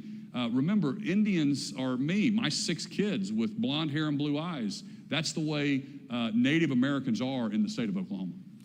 Now, when I was growing up as a kid, my dad worked for Conoco Oil, and I grew up understanding that there was the state called Oklahoma with this place called Ponca City, and that oil came out of the ground, much like Texas, but it was different. Energy is this massive issue for your state, and I got to imagine that, like, you feel at war with the federal government right now constantly because of their energy regulations. Yeah, I mean, well, first off, I think most Americans, they understand that we have to have an affordable, reliable energy grid. I think it's a national security issue. I think energy independence is so important for not only the United States, but also our allies around the world. And Oklahoma's story is amazing. I mean, we're number 6 in oil production, number 5 in natural gas production. But what people don't realize, we're also number 3 in electricity generated by wind, okay? We have some of the cleanest water, cleanest air in the country. We're one of only 4 states that over 45% of our energy comes from renewables. So we have this all-of-the-above approach, and we just think it's unbelievable that the Biden-Harris administration is trying to tell us that you can't have this gas stove or you can't do LNG exports, which, by the way, hurts our European allies, it hurts Japan, it hurts all of our allies because they have to have reliable energy in their countries, and it just forces them to, our adversaries, really, quite frankly. And so we don't understand the war on just American companies and American energy and all of the above approach is kind of the way we say it in the state of Oklahoma. Yeah. How is the border crisis and just this wave of illegal immigrants, how is it affecting Oklahoma? You know, I mean, you've heard it said before that every state is a border state, and it's so true that what happens on the border in Texas, the drug trade, it's coming into Oklahoma. I mean, fentanyl deaths are up about 500% in the state since I took over as governor. But the Republican governors have been pushing back. We've been standing with Governor Abbott. We've sent letters to President Biden. We've all sent troops down to the southern border. And it's unbelievable to us how you can have an administration that refuses to have a strong border, right? It just doesn't make sense unless you think that you can turn those into voters and it's going to help you in your next election. That's the only possible rational explanation that the Democrats have in this situation. But I've been down there, and one policy change which would cost the American people nothing, and I've talked to the people on the border security, and they tell me it's simply the Trump policy of remain in Mexico, okay? That's all it is. We're going to make sure you stay in Mexico until your court date. And Biden canceled that day one in office. And so now they get a sheet of paper that says, come back in a couple years, come on in and enjoy all the services of the state of Oklahoma, or the citizens of the United States of America. And how stupid are we that we have all of these services, whether it's healthcare or housing, that's the benefit of the U.S. citizens, and it's a safety net for the less fortunate. We can't afford to do that and have open borders and have all these people coming in taking advantage of the taxpayers in the U.S. Now, under the Democrats' logic, as I'm learning, sitting here talking to you, they can come to Oklahoma, identify as Native American, and I mean, they don't even have to pay taxes or do anything. It's remarkable, just identify as it. In addition to energy and border issues in Oklahoma, we have a mutual friend, and I know your pollster, and we were laughing before your last reelection that it kind of sailed under the national radar, but there were so many stories of just the Democrats had you, and you were going to be beaten, and there were Democratic polls that the media ran with, and it was just kind of the epitome of how the national media, like they do with Texas every year, that, oh my gosh, it's suddenly the state is going to flip. When we had Congressman Hern here earlier, he mentioned that you can't find a Democrat in the state of Oklahoma, and yet there's always seems to be this massive news story about these states. And so I wanted to talk to you more about national politics, but as it applies to Oklahoma, just your experience in your race with you being a Republican governor in a state that it's not a swing state, and yet the national media wanted to savage you as a governor with a great record just because some Democratic polling firm could produce a crank poll and say, oh, we can get this guy. I mean, you said it very well. I mean, nobody's believing these polls anymore. It's who's paying for them, what agenda are they trying to push? And so, yeah, they were showing a really tight race. I ended up winning by more than I did the first time, so won by 15 points. But it's really disappointing that our news media is kind of tries to push that narrative. And, it's frustrating not only for Oklahomans, but I think Americans in general. Now, on those issues, I mean, all politics is local. We can talk about the border, we can talk about the economy, we can talk about energy, but every day in Oklahoma, in addition to the tribal situation you're dealing with, what really is, if you wanted Americans to know, here really are the local issues for Oklahoma that you as governor have to deal with that may be unique to your state. What else do you have to deal with? Well, as a businessman, I'd never been in office until I ran in 2018. I'd started a company with $1,000 in a computer and grown it, and had over 1,000 employees, and then just felt called to. I think Trump inspired me a little bit, and I just felt called to go serve my state. And I tell people, I think that's what our founding fathers envisioned, is that you would be a successful teacher or rancher or business person, and you'd leave that to go serve your state or your country, and then you go back to the private sector. And when you do that, you literally can focus on the next generation and not the next election. Too many times, politicians are always focused on, stepping up the ladder, or what's the next thing for me, or how. And I just think that's the wrong approach to take. And so I promised Oklahomans I was going to run Oklahoma like a business. And so that's been my approach. Oklahoma is the most business-friendly state in the country right now. I took over and we had no money in savings. We were having billion-dollar budget deficits. We were having teacher walkouts. And today, we've put more money in education than any other governor in my first 5 years than they did for 25 years before I got here. We're running an efficient government. I've cut taxes, I've cut income, I've cut the corporate, I've cut the individual, I've cut grocery tax, which was the most regressive tax that we had, because government is not the answer, okay? I've been on the inside, and more government is not the answer. I love how Ronald Reagan said it. Most of the time, government is the problem. And that's why I believe in limited government. And so those are one of the big things we're doing. The other thing is when I talk to businesses, and I have an international strategy where I'm recruiting, I've met with probably 60 ambassadors, recruiting companies to come to Oklahoma. They love our energy. They love our affordable energy. We're leading the country in that. But more than anything, it's all about workforce, and so I want to touch real quick on education as well, because I think at the end of the day, whether you're Republican or Democrat, when we get elected to these positions like governor, I tell people that, we really all want the same thing. We want the best education for our kids, we want the best infrastructure, we want the best roads and bridges, infrastructure, healthcare, and then the best economy. And so those are the things I always focus on. And when I think about education, this is something that I think most people would agree with me is, during COVID, it really exposed what was happening in education. And if any of you were governors and you had to talk to the single moms and single dads during that time period, and most of our schools were open, but we had a couple inner city schools that were closed. And I hammered them every day to open, because the people would call me and they would say, Governor, what am I supposed to do? My first grader is not learning how to read on Zoom right now, and I have to go to work during the day, and it just would break your heart. And so we passed the best school choice plan, I think, in the country. Texas now is looking at our plan, trying to get it across the finish line. And I always tell people this: rich people already have school choice. They can put their kids in any school they want. And so we passed a refundable tax credit that every family now in Oklahoma has up to $7,500 to take their kid to any school that they want to. And I just think that's going to be a game changer. Yes. Now, you mentioned the economy. It's a very dangerous thing for a governor to come to Georgia and try to claim to be like the best state for business. Because, I mean, have you seen the Kemp shotgun ads? This could be a dangerous man with these competitions. Hey, I just talked to somebody that moved from Georgia to Oklahoma, and their taxes went down. So I'm just telling you, okay? Yep, these are fighting words around here. You settle it on the football field. How do you actually balance your relationships with other, because you've got the National Gubernatorial Association, but as these institutions go, I always seem like the bipartisan ones actually drift to the left, but you've also got the RGA. How do you balance your relationships with the other governors?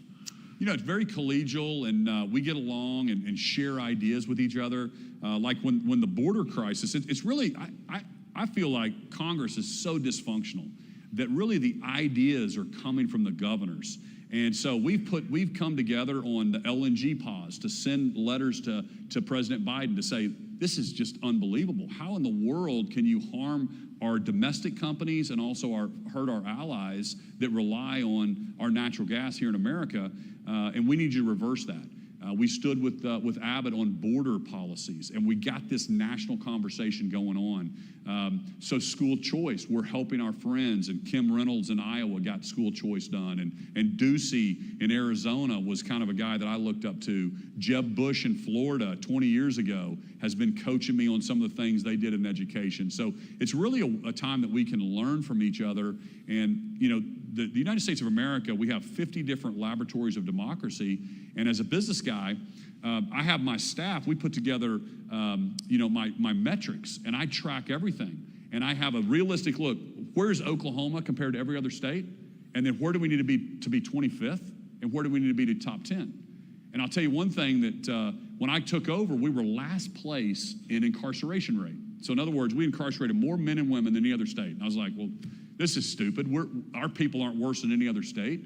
So I started looking at the policies and realized that we need to change some things. And now I've closed 4 prisons, 2 private prisons. I've saved hundreds of millions of dollars to the taxpayer. And we're number 2 in the lowest recidivism rate right now in the country. And so we're doing some things because I just try to look at those stats. And if Texas is doing something better than me, or Arizona, or California, well, California's not doing anything better than us, but actually, the state, we're top 10 in people moving to Oklahoma right now. Per capita, not per capita, but true numbers, we're top 10 right now. And the state we get most people from is California, if you can believe that. And I'll meet these people from California, and they'll come up to me and at events, and Governor, can we get a picture? We just moved from California. I'm like, absolutely, but here's the deal. I had to wait 18 years to vote in the state of Oklahoma. I'm going to make you wait 18 years before you vote in the state of Oklahoma. So the reason I like having these conversations like this is inevitably you say something that then triggers something in my brain that if I had pre-scripted, I must ask these 5 questions I wouldn't get to. The recidivism rate in prisons, how much of that is mental health and what you deal with as a governor, being mental health issues in your state population? You know, there is definitely a portion of that is mental health, but some of the other things that I found is, you know, I ended up doing the largest commutation in U.S. history when I first came into office, so November of 2019. And I realized most politicians wait till the end of their term. I didn't realize I was supposed to do that because it's complicated. We'd passed some law that the people that I let out wouldn't be if they committed that drug crime today. It was very small, minor drug crimes that we let those folks out. But I realized they didn't have a driver's license when they get out. They didn't know how to get an education or a job. And so we passed the Sarah Stitt Act, which was my wife's idea, which, gentlemen, you get a lot of kudos from your wife when you pass a bill and you name it after your wife. That's great. But basically, some of those things we saw were just kind of stacked up on people. People were getting out of prison with $10,000, $20,000 worth of fines, fees, and court costs. And that was super hard for most people to get past, so I tried to reduce that. It wasn't restitution dollars either. It was the way that we were funding our court system. So I changed all those rules. There was a perverse incentive. In other words, our judges were paying for their retirement from fines, fees, and court costs. So I changed that. I was like, well, that's dumb. I go, let's have the legislature appropriate the money to the court system so they're not incentivized to get that money from fines, fees, and court costs. And then also just making sure that people can get jobs right when they get out. You know, and so those are kind of the things we're seeing. But we're number 2 in recidivism rate, so we're doing something right because the people aren't going back into prison.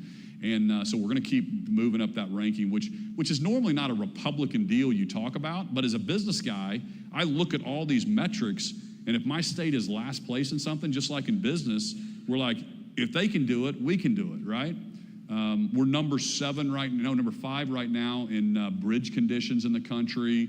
I look at hotels sold. I look at per capita income. We look at teacher pay on a metric between other states. You have to play what market is. I love our teachers. I want to make sure that we support them. So that's kind of how I think about stuff. It's more from a business standpoint. So you mentioned this. You mentioned hotels.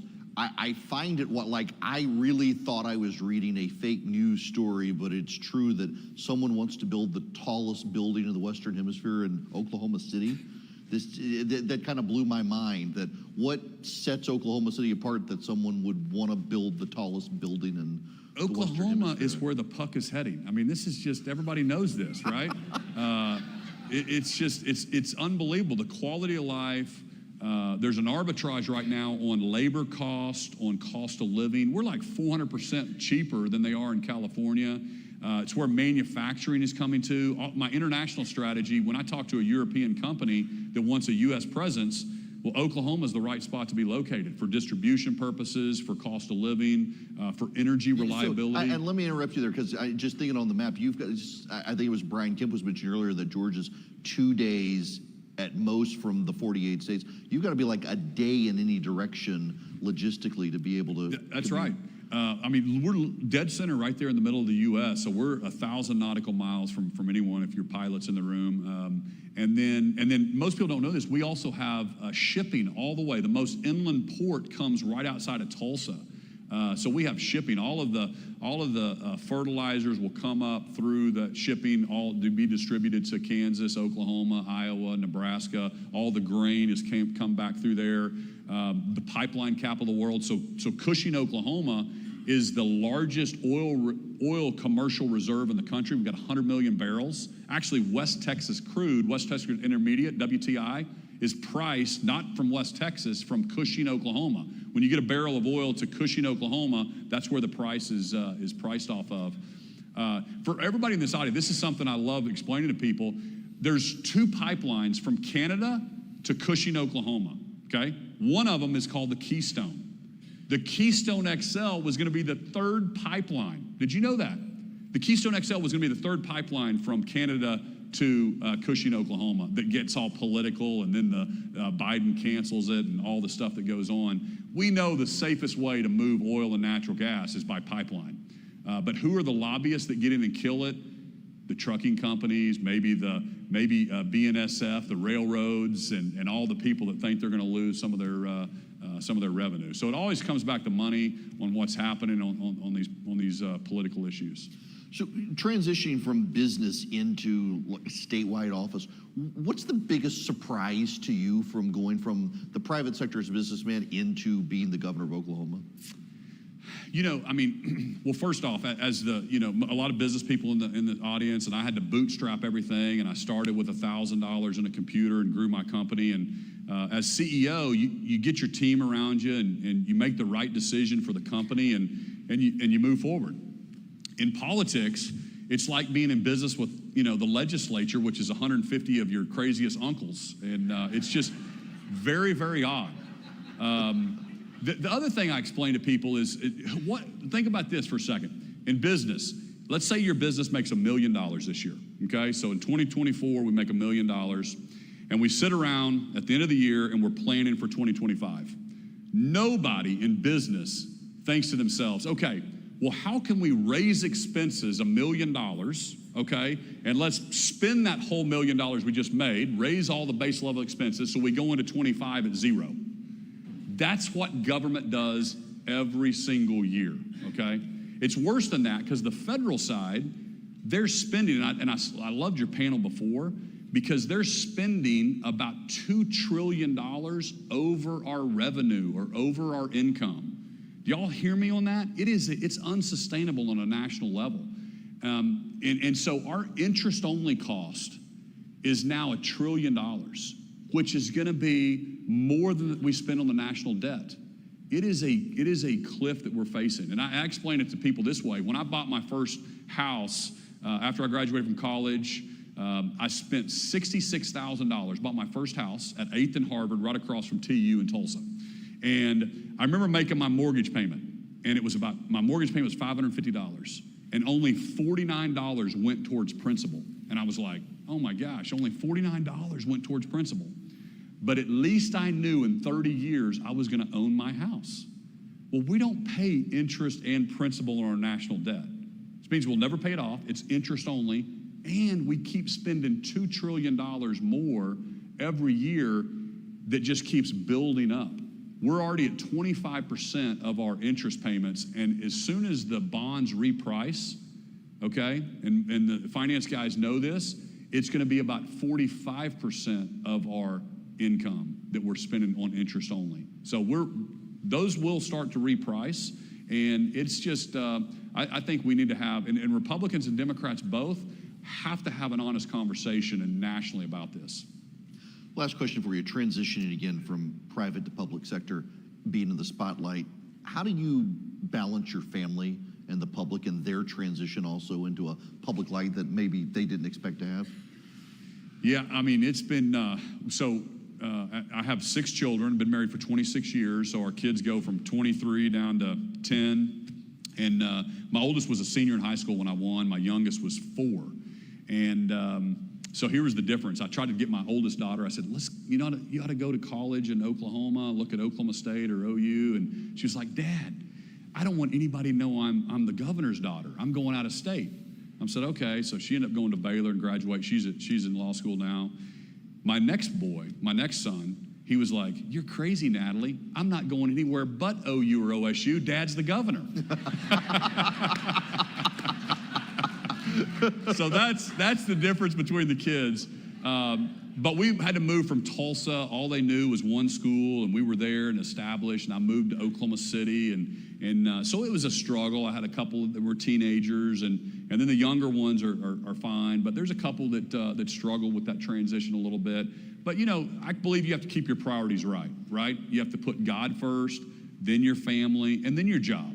And so I'm a father. I've got an important job to do, and just like all of us, but we can't get our priorities out of whack, because I'm a father first, I'm a husband to my wife, and I'm going to be that long after I get through with governor. And I'm just trying to leave my state top 10. I tell people my vision is Oklahoma to be a top 10 state, and to be the best state for business. And I believe if we do that, everything else takes care of itself. Our education system, everything. I just set up business courts in Oklahoma, which I'd love to talk about. That's something that I think is really important. So business courts so very much like Delaware has the chancery system? Correct. I saw, Delaware's starting to stumble, but most businesses know that most of your Fortune 500 companies are domiciled, or they put their Delaware law, they incorporate in Delaware. Elon just pulled out of Delaware. You saw him starting to get involved with compensation. You saw what happened to President Trump's businesses. Right. They're attacking him in New York.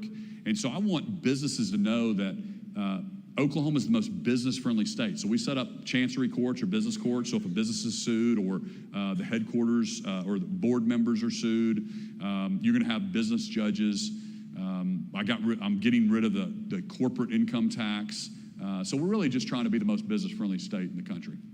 Well, I plan on coming to see you, and now that I'm on in Tulsa and Oklahoma City, I've got an excuse to come out there, because I've only made a pit stop in Oklahoma City to refuel in a plane one time, but now I've got an excuse. I got to come. So I also have heard that I can't get elected in Oklahoma because my name's not Kevin, and you apparently have to be named Kevin to get elected there, between you and Kevin Hern. Funny. So thank you so much for coming. I really appreciate you making the trip out here, and I look forward to getting to Oklahoma. My pleasure. Thank y'all so much. That was fun. Thank you so much. Really appreciate it. It's good. Anytime. Let me know. Come to the governor's mansion. Love to have you over. I will do so. Okay. Thank you. Thank you. Now, a lot of you probably have seen my next guest on TV, and he's run for Congress, and he is now in charge of a fantastic group for veterans called Veterans on Duty. Please welcome to the stage Jeremy Hunt.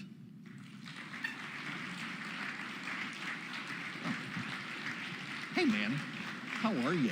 Thank you for doing this. You too. Thank you so much. Thank you. Great to be here. So let's talk about Veterans on Duty and exactly what you guys do, because I love your mission and the focus of the organization. Yeah, well, we are a group of veterans who care deeply about our national security policy, and we want to advocate for policies that keep America safe, strong, and free. Those are the 3 things that were really important for us. We're a policy advocacy organization, a 501c4, and it really started about 3 years ago in response to what we saw as a lot of the Biden-Harris administration's really just misguided priorities. I mean, it began from day one in the Biden-Harris administration. I don't know if you all recall, Secretary Secretary Lloyd Austin, Secretary of Defense, the first thing he does is do this military-wide stand down. And he says that the number one threat against the United States is not China, not Iran, not Russia. Oh, no. The number one threat against our military right now is white supremacy in the military. And he literally wasted just so many millions of man hours, paid over $114 million on these DEI policies, trying to root out white supremacy. And by the way, a report came out later that showed that exactly 0.005% of the military is somehow connected to any case of white supremacy. So it's a huge waste of time. But we came up out of that, and also just the military recruitment crisis, which I'm happy to talk about in a little bit. And those really kind of misguided priorities have translated into a lot of failed policies. I mean, we saw the really disastrous withdrawal from Afghanistan and the fall of Kabul. A lot of veterans who are part of Vets on Duty are Afghanistan veterans and fought there, and it was extremely painful to see. And of course, that resulted in 13 service members being killed in action. It did not have to be that way, and it's only gotten worse. And so we sprung into action. We started writing op-eds, engaging in news media, and really just advocating for policies that we think will make a significant difference, so we don't see just this domino effect that's been happening over the last several years, from the invasion of Ukraine to the banning our ally Israel. I mean, it's been a mess, and so that's what we're all about. And so I'm just proud to be a part of such an organization that cares about those things. So you mentioned recruitment, but I got to imagine that morale between people who are active duty is suffering under what they're seeing with the policies of the administration, and not just morale, but you also see an administration that doesn't seem to want to invest in the military, even keeping up with the rate of inflation. That's exactly right. And if you talk to anybody in the Biden-Harris administration, and I'm sure that in the Harris-Walz administration this will continue, they'll say, oh no, we've increased our defense spending. But if you look at it and you adjust for inflation, it's actually a cut, and we are not keeping up with China, which is the number one threat against the United States. They are investing. China has invested more in their conventional forces than any country since the end of World War II. That is more than Russia and the United States coming out of during the Cold War. I mean, they are investing at a clip that we are not keeping up. And so morale is low. And so we've talked to several folks who are still on active duty. Obviously, they can't speak up. And so we have to be their voice. Those of us who have served and are now veterans. And, we always say that we took off our uniform, but that didn't end our service to our country. And so we continue to advocate for those things. Now, you've mentioned white supremacy. I was led to believe that one of the great national security threats actually is climate change, which is why we need battery-powered tanks. Oh, that was included as well. Yeah. So by the end of 2027, the Department of Defense is trying to get to a zero-emission fleet, and which is a disaster. I mean, they came out with a 50-page climate change report, all about how we need to address this problem. But there was no such report about the military recruitment crisis and the readiness challenges that we're having right now. The military right now, even just look at the Army. Right now, 10,000 soldiers short of where we're supposed to be. And just 2 years ago, in fiscal year 22, we were 15,000 soldiers short of our goal. And by the way, that is the amount of like an entire division. I mean, that's as if you go down to Fort Stewart, that 3rd Infantry Division, where I proudly had the honor of serving. That's like if we were missing all of 3rd Infantry Division. I mean, it is a serious issue. And no such report on that. All right. And so this year they're saying that we're on pace to meet our goal. Our recruitment goal, but if you pull back the onion a little bit, you'll notice that the only reason we're on pace to meet our goal is because they reduced the number for the goal, by 10,000.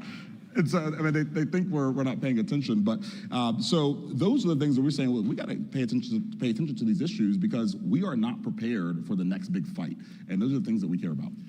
On recruitment, and correct me if I'm wrong here, but my understanding as well is one of the ways, in addition to lowering the number, is they've also lowered the standards for people to get into the military, and that causes aspects and fallout as well from maybe people who shouldn't necessarily go, but perhaps they've gone there to get out of going to jail or other issues, and that can also impact our readiness.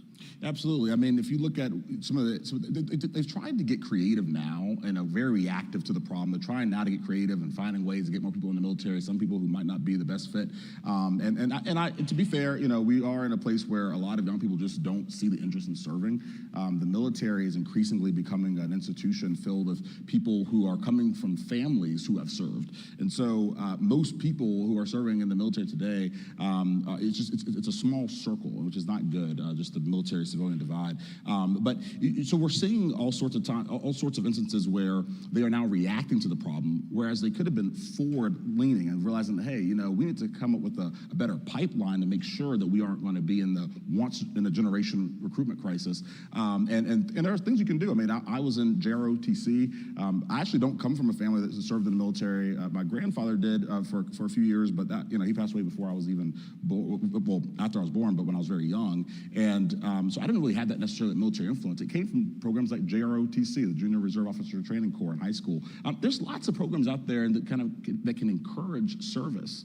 But when you're in a position now where we're already 10,000 soldiers short, well, now it's too late to try to come up with something that's forward-leaning. And so those are the types of problems that we are continuing to see from an administration that clearly has been totally distracted. And then they're also shooting themselves in the foot because, it's interesting. The Army had a survey recently that said, trying to discover the main reason people don't join the military. The number 2 highest mentioned reason why people aren't joining the military is because of the perceived racism in the military. Well, why are they perceiving racism in the military? Maybe it's because the Secretary of Defense had this nationwide stand down of our military because of so-called white supremacy. I mean, so you just see this vicious cycle repeating itself, and it's been a disaster. So I'm guessing what you're saying is doing recruiting ads with The Rock isn't maybe necessarily the strategy to actually get people to come into the military with this ad campaign that I've been reading about that did nothing. I mean, what are the policies that you think might actually work to not just boost recruitment, but actually refocus on the military? And I realize in saying this, a lot of it depends on who wins the election. Absolutely. I mean, I think first and foremost is that, young high schoolers, this might sound a little crass, but I mean, young high schoolers who are thinking about joining the military or even in the college age, they are inspired. They want to go and kill bad guys. I mean, they want to feel they are serving their country, making a difference. Not sitting in hours long of mandated transgender training, which is what they're doing to them now. I mean,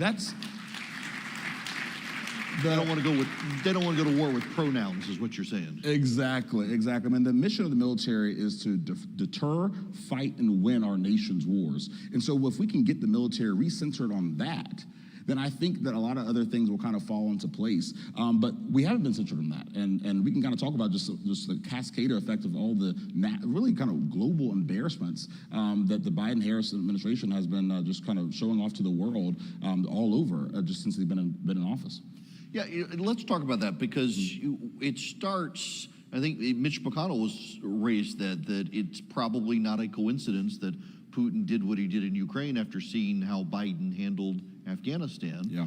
We have the spillover effect around the world. The Wall Street Journal does a story about how Venezuela wants to invade Guyana, and the Iranians, the Chinese, and the Russians are all there like, I didn't even realize Iran had a navy capable of getting around the world, and yet here they are south of us in Venezuela. There does seem to be not just cascading effects, but also cascading crises that come from those effects. That's exactly right. When you project weakness, it invites chaos. And so we projected just an amazing amount of weakness at that botched withdrawal of Afghanistan, as I mentioned before. And then you saw Putin was already kind of looking and trying to see when he could make a move. And then we have our President Biden gets up and says, a minor incursion is no big deal. I mean, so you're inviting these type of activities. And then if you look at just the emboldening of Iran, the Biden-Harris administration has been so obsessed with trying to stop escalation. We don't want the forces things to get escalated in the Middle East. So they're doing everything they can. They are not enforcing sanctions against Iran, even though Iran has been, of course, supporting Hamas and Hezbollah and all these other kind of terrorist proxy organizations, and still, by the way, have 5 Americans held captive right now in Gaza. So they're still releasing, they have not enforced sanctions. They've released over $80 billion to Iran since Joe Biden and Kamala Harris have been in office. And so when you do that, it shows that we are more afraid of our enemies than our enemies should be afraid of us. We should not be more afraid of escalating with Iran. If we are the greatest nation on earth, Iran needs to be afraid of escalating with the United States. And so they've totally gotten it backwards. And I think that's why you've seen this continued attacks, even on our soldiers. We've lost, sadly, some soldiers even from here in the state of Georgia were killed in these attacks, and just all over. And so it didn't have to be this way. When you project strength, our enemies are held at bay. And that's what we need to return to the White House. Otherwise, it's only going to get worse. And thank you. I want to say it was 6 years, maybe longer than that, within the last decade, though, Democrats made a concerted effort to go out and find veterans to run as Democrats because Republicans had seemingly cornered the markets on running. And so there are a number of people who have served in uniform, who have gone to Congress as Democrats, but it doesn't seem like their positions necessarily are supportive of fixing the problems that they themselves have encountered. Then they just are towing the Biden-Harris line. That's exactly right. I mean, we don't need, look, I think veterans are in a unique position to speak to their service. They serve their country. I think they have a serious voice, and I think that's very important. But when you have the Democrat Party going around just trying to find veterans to just parrot what they already want to hear, and just kind of towing the party line, it's not going to make things better in Washington. And so, we, as I said, we're C4, and so we run issue ads dealing with specific issues, but we have talked about certain incumbents in office who have not been doing their part to represent policies that best promote a safe, strong, and free America.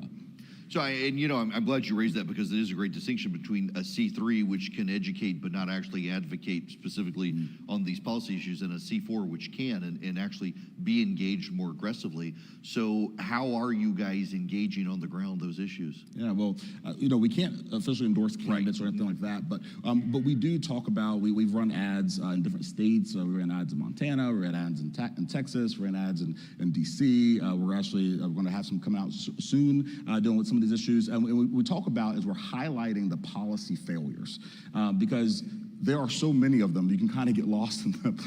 But we highlight the policy failures. We talk about the border. One thing that we don't talk a lot about when we talk about the border is that these illegal Chinese nationals have been just flooding the border. In 2021, there are about maybe 340 illegal Chinese nationals that we apprehended crossing the border. Just a few years later, we were on track to have 25,000 Chinese illegal nationals just this year alone crossing our border. And that, of course, doesn't include the gotaways. So stuff like that we're highlighting because there is just the mainstream media is not going to report it. I'm thankful for you and for the stand you make and finally telling the truth. It's huge. And so we try to amplify issues that Americans need to hear about, especially during an election year. Okay, and you'll have to forgive me, but I want to go off on a tangent with you because you just mentioned that a month and a half ago, former deputy director of the CIA and the former head of Central Command write an op-ed in Foreign Affairs saying, we probably have bad people here. When you have 25 to 30,000 young Chinese military-age males who have come into this country across the Mexico border, last I checked, there's a big ocean between us and China, and they're going to Mexico and walking up. You have people from Uzbekistan, Tajikistan, Turkmenistan, Mauritania. It seems like there is a crisis unfolding here that local law enforcement and the military will ultimately have to deal with. And when you have he's not a partisan guy, the former deputy director of the CIA and the former head of the Central Command. It seems like this is an obvious issue that needs to be dealt with that no one in Washington on the Democratic side really cares to deal with. That's exactly right. They have been just trying to raise awareness and sound the alarm saying we have a serious issue here in the United States. They believe that the threat is imminent. It was funny, I was an intel officer in the Army, and so many times people will kind of say, oh, so do you know some secrets? What do you know? And you can't tell me anything, you probably have to kill me. I'm like, there are really no secrets. no secrets that are interesting, that could be more interesting than what's open source information right now, the fact that there is an imminent threat against the United States from within, and not to mention the fact all the threats from abroad. I mean, you don't even need to get into the secrets to see just how dangerous of a time we're living in right now. And again, it did not have to be this way. This was a policy decision from the Biden-Harris administration. And if you look at just some of the policy standpoints, I do believe that Kamala Harris wants to take an even worse turn. She's even worse on Israel than Biden is. And so I think that we're going to see things get even worse if we see Harris Walls in the White House. Yeah, I just got to say, and I made this point on radio, I don't think it's a coincidence that Netanyahu meets with Kamala Harris 3 weeks ago in private and goes back to Israel and begins like killing every bad guy as quickly as possible. Yeah. That probably whatever she said to him is like, I better deal with this problem as quickly as possible in case she gets elected. Yeah, and thank God he did. Yes. I think I think it shows that even here in the United States, I mean, we could have done that too. The difference is will. The Israelis have a will to fight and to defeat this. They are not backing down. We have the capability, we have the intel, we have all the ability to do the same thing to keep our enemies at bay, but we choose not to. And that is really just the danger of the time that we're living in, because I do think there is just kind of a spirit of complacency that's just kind of started to arise. A lot of people just think that we're fine. I think 9/11 was just so long ago to a lot of people that, certainly nothing that serious could happen again. But we live in times right now where there truly is chaos all around the globe, and we have a president who has emboldened our enemies and has made it clear that if you want to attack American troops, there will not be hell to pay. There'll just be, some very we'll kind of just slap your wrist a little bit. We'll send you a strongly worded letter. I mean, even the Houthis who've been attacking. I was literally just about to ask you about this. Read your mind. Don't, and yet, I mean, they're firing on like aircraft carriers, and Biden's like, don't do that again. Yes, I mean, one of the first things he did in office was take the Houthis, delist the Houthis out of the terrorist or designation list. I mean, that's crazy. And then all of a sudden they start attacking us, and you wonder why this is happening. I mean, it's wild. And even if you look at the Biden-Harris administration, their ties to Iran, it is very frightening. I mean, you talked about this. You have Rob Malley, who was the architect of the Iran nuclear deal, the failed Iran nuclear deal. All of a sudden, without explanation, gets suspended, gets his security clearance suspended, and then this report comes out that Iran has had this kind of influence campaign that's infiltrated the top levels of the Biden-Harris administration, and people sending emails back to Iran saying, "Oh, our supreme leader, we love." I mean, it's crazy. So after that, and then we have on 9/11, on the anniversary, the 22nd anniversary of 9/11, you have Joe Biden announced that he's releasing $6 billion in these unfrozen assets to Iran. And then, of course, a few weeks after that, what happens? We had October 7th, funded by Iran, in Hamas, where they killed 1,200 innocents killed and over 100 innocent people taken hostage, including several Americans. And so it is not hard to see the lines and how all this connects. I have some friends that I grew up with that are into conspiracy theories and stuff, and I was just and I'm like, you don't need a conspiracy theory. Just like read the news. Look at what's going on right now in our country. Yes, you say that, and it is the least reported story. Semaphore broke the news, and no one wanted to cover that. You have people who are sympathizers of Iran, to the chief of staff, to what the secretary of the Navy or assistant secretary of defense, one of them, that's still on the job, that is tied through leaks to Iran. It's insane to me that we've got this level of infiltration. Yeah, and it's amazing just when you have the media in your pocket, and the mainstream media is just not going to tell Americans what's really going on. You see this kind of stuff happen, and it seems like the Biden-Harris administration just kind of gets away with it. But that's why the onus is on us to call it out. And so that's why we do a lot of advocacy. We're constantly writing about it, talking about it. I'm not afraid to go into media that is not sympathetic to what I believe, and I'm willing to advocate and to present our view because I stand on truth, right? It's really easy to speak truth, just to speak what you believe when you know you're standing on truth. And I think now more than ever is a time for Americans who care about these issues, who want a safer America and want their kids to grow up in a safer America. Now is the time to speak up. So I got to ask you a question, but before we wind this up, just you and your passion for this. I mean, I know you mentioned your service, but you've had this ride through politics and being on TV, and now you're here with an advocacy group advocating for veterans. Why spend your time on this as opposed to anything else? Yeah, well, I mean, it started when I, just growing up, you know, my dad's a pastor, my parents have been involved in ministry all my life, and they told me that the number one thing, you serve God and you serve your country. And that was just embedded in me. And as I mentioned, I joined JROTC and decided I wanted to serve my country, and had the honor of going to West Point and graduated from there and served as an officer, an intel officer in the Army. And even after I decided to transition out of the Army and head to law school, I knew that I wanted to continue making impact because I cared, and I'm still in touch with a lot of folks who are still in the military. I'm probably on the younger end, some folks who are even in our organization, and so I have a lot of friends who are still in. I graduated from West Point in 2015, and then I finished my service in 2020. So it's not that long ago for me, and I'm hearing these reports of some of the things that they're being mandated to these training sessions they're having to do, all the kind of misguided priorities. So I can't afford to sit back. I care about my country.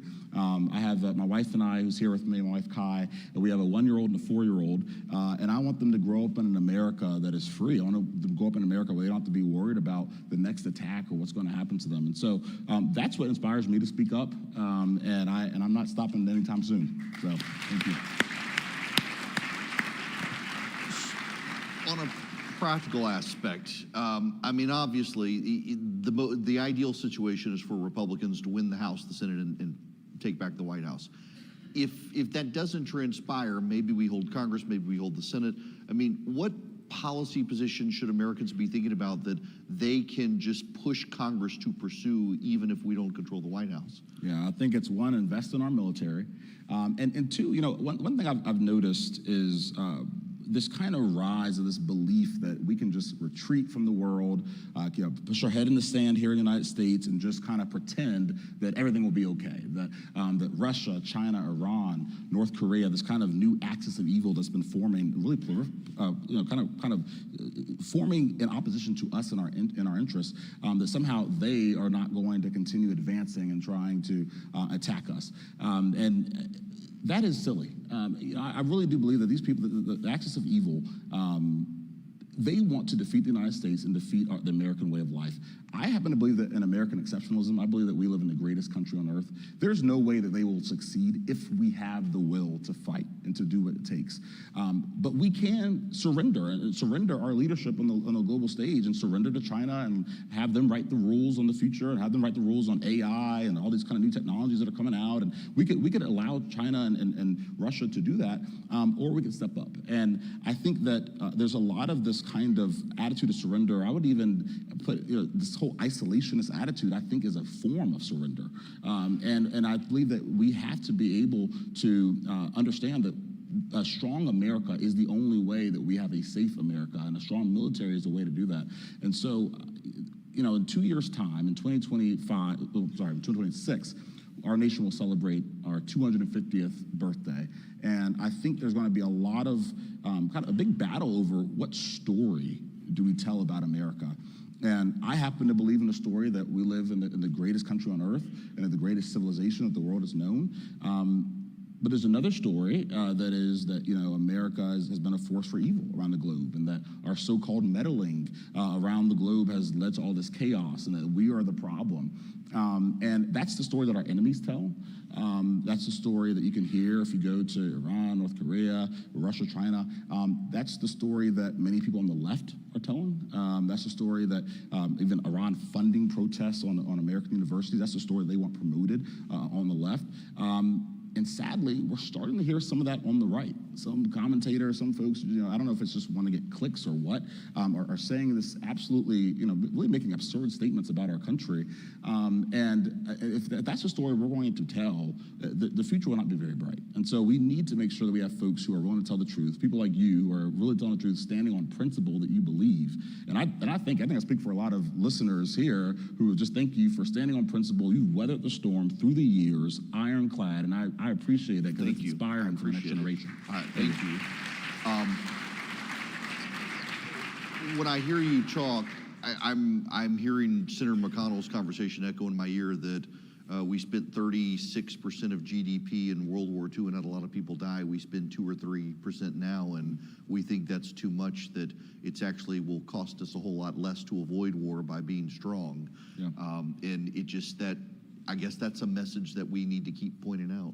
That's exactly right. I mean, right now is the time to make those decisions, to really focus on what we need to do to make sure we got to improve our acquisitions process. I mean, there's so many things we need to do to make sure we're in a better place. But investing in our military, making sure that our soldiers are protected and that they are safe. You know, I mean, look at even just the disaster, the Biden Pier project. It literally was breaking apart in the ocean. He was like, "Oh, we're going to deliver all this aid," and it was a total failure. Wasted $200 million. I mean, stuff like that, putting American soldiers in harm's way. We can't have more of that. We've got to make sure we have a defense policy that makes sense, that works, and it tells the story of America. And so we are around the country asking veterans, and even people who, even if you're not a veteran, but you know other veterans and people who care about these issues, join us. You can go to vetsonduty.org and sign up with us. We'd love to hear your story. And again, even if you're not a veteran, but you care about these issues, join us too. Because we want to, now is the time to speak up. We can't wait until it's too late. We have to speak up right now, and that's something that's near and dear to our hearts. And so we're just getting started.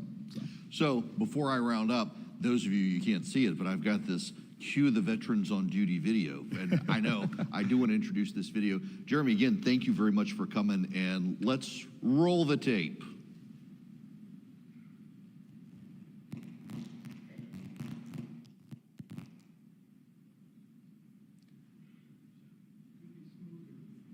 Uh-oh.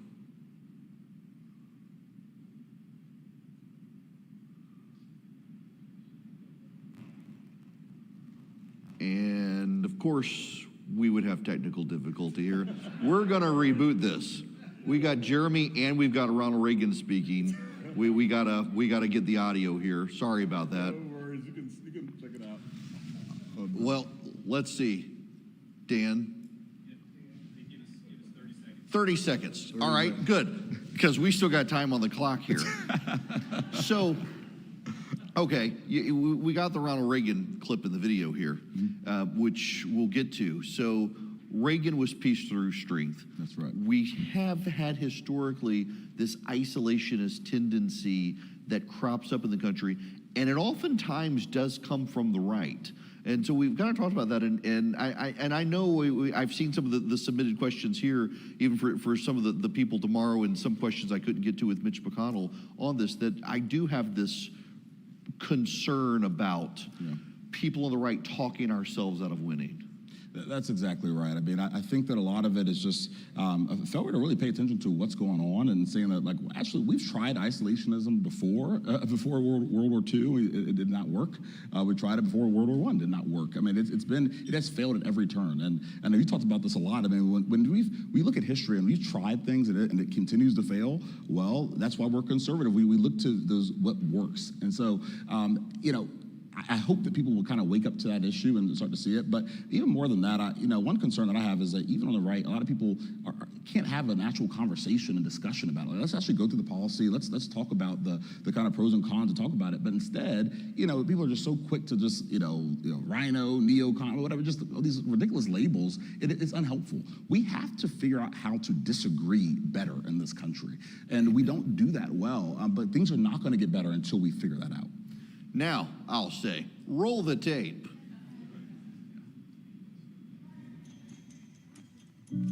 America's story is one forged through service and sacrifice. The courage to serve and the strength to fight, and the willingness to stand against those who threaten us around the world. At Veterans on Duty, that's what we believe. And that's what we've come together to defend. This devotion to duty, to America, is embedded in our ethos. It stays with us as we leave the military and transition to civilian life, and so it remains our mission to protect and fight for our freedoms wherever they are threatened. But not everyone sees it this way. Recently, America's credibility has been undermined and outright questioned. We have been reduced to a mere shadow of our former self. We are weaker and less respected. And our adversaries are more emboldened today than ever before. At home, our fellow citizens feel more shame than pride in their country. Veterans who wore the flag on their shoulders are watching in disbelief because we know that peace and stability in the world requires a strong America, an engaged America, an America whose military is prepared, equipped, focused, and lethal. Only then will America remain safe, strong, and free. The voice of veterans on issues of national security and defense are needed now more than ever. And it's the mission of Veterans on Duty to make sure that those voices are heard. Because we know the stakes. And our service didn't end when we took off our uniform. The fight continues and is too important to ignore. We must stand up to all those who seek to undermine American strength at home and abroad. We are Veterans on Duty. Join us. Jeremy, thank you so much for coming by. Thank you for that. Thank you. Thank you all. Thank you so much. Thank you.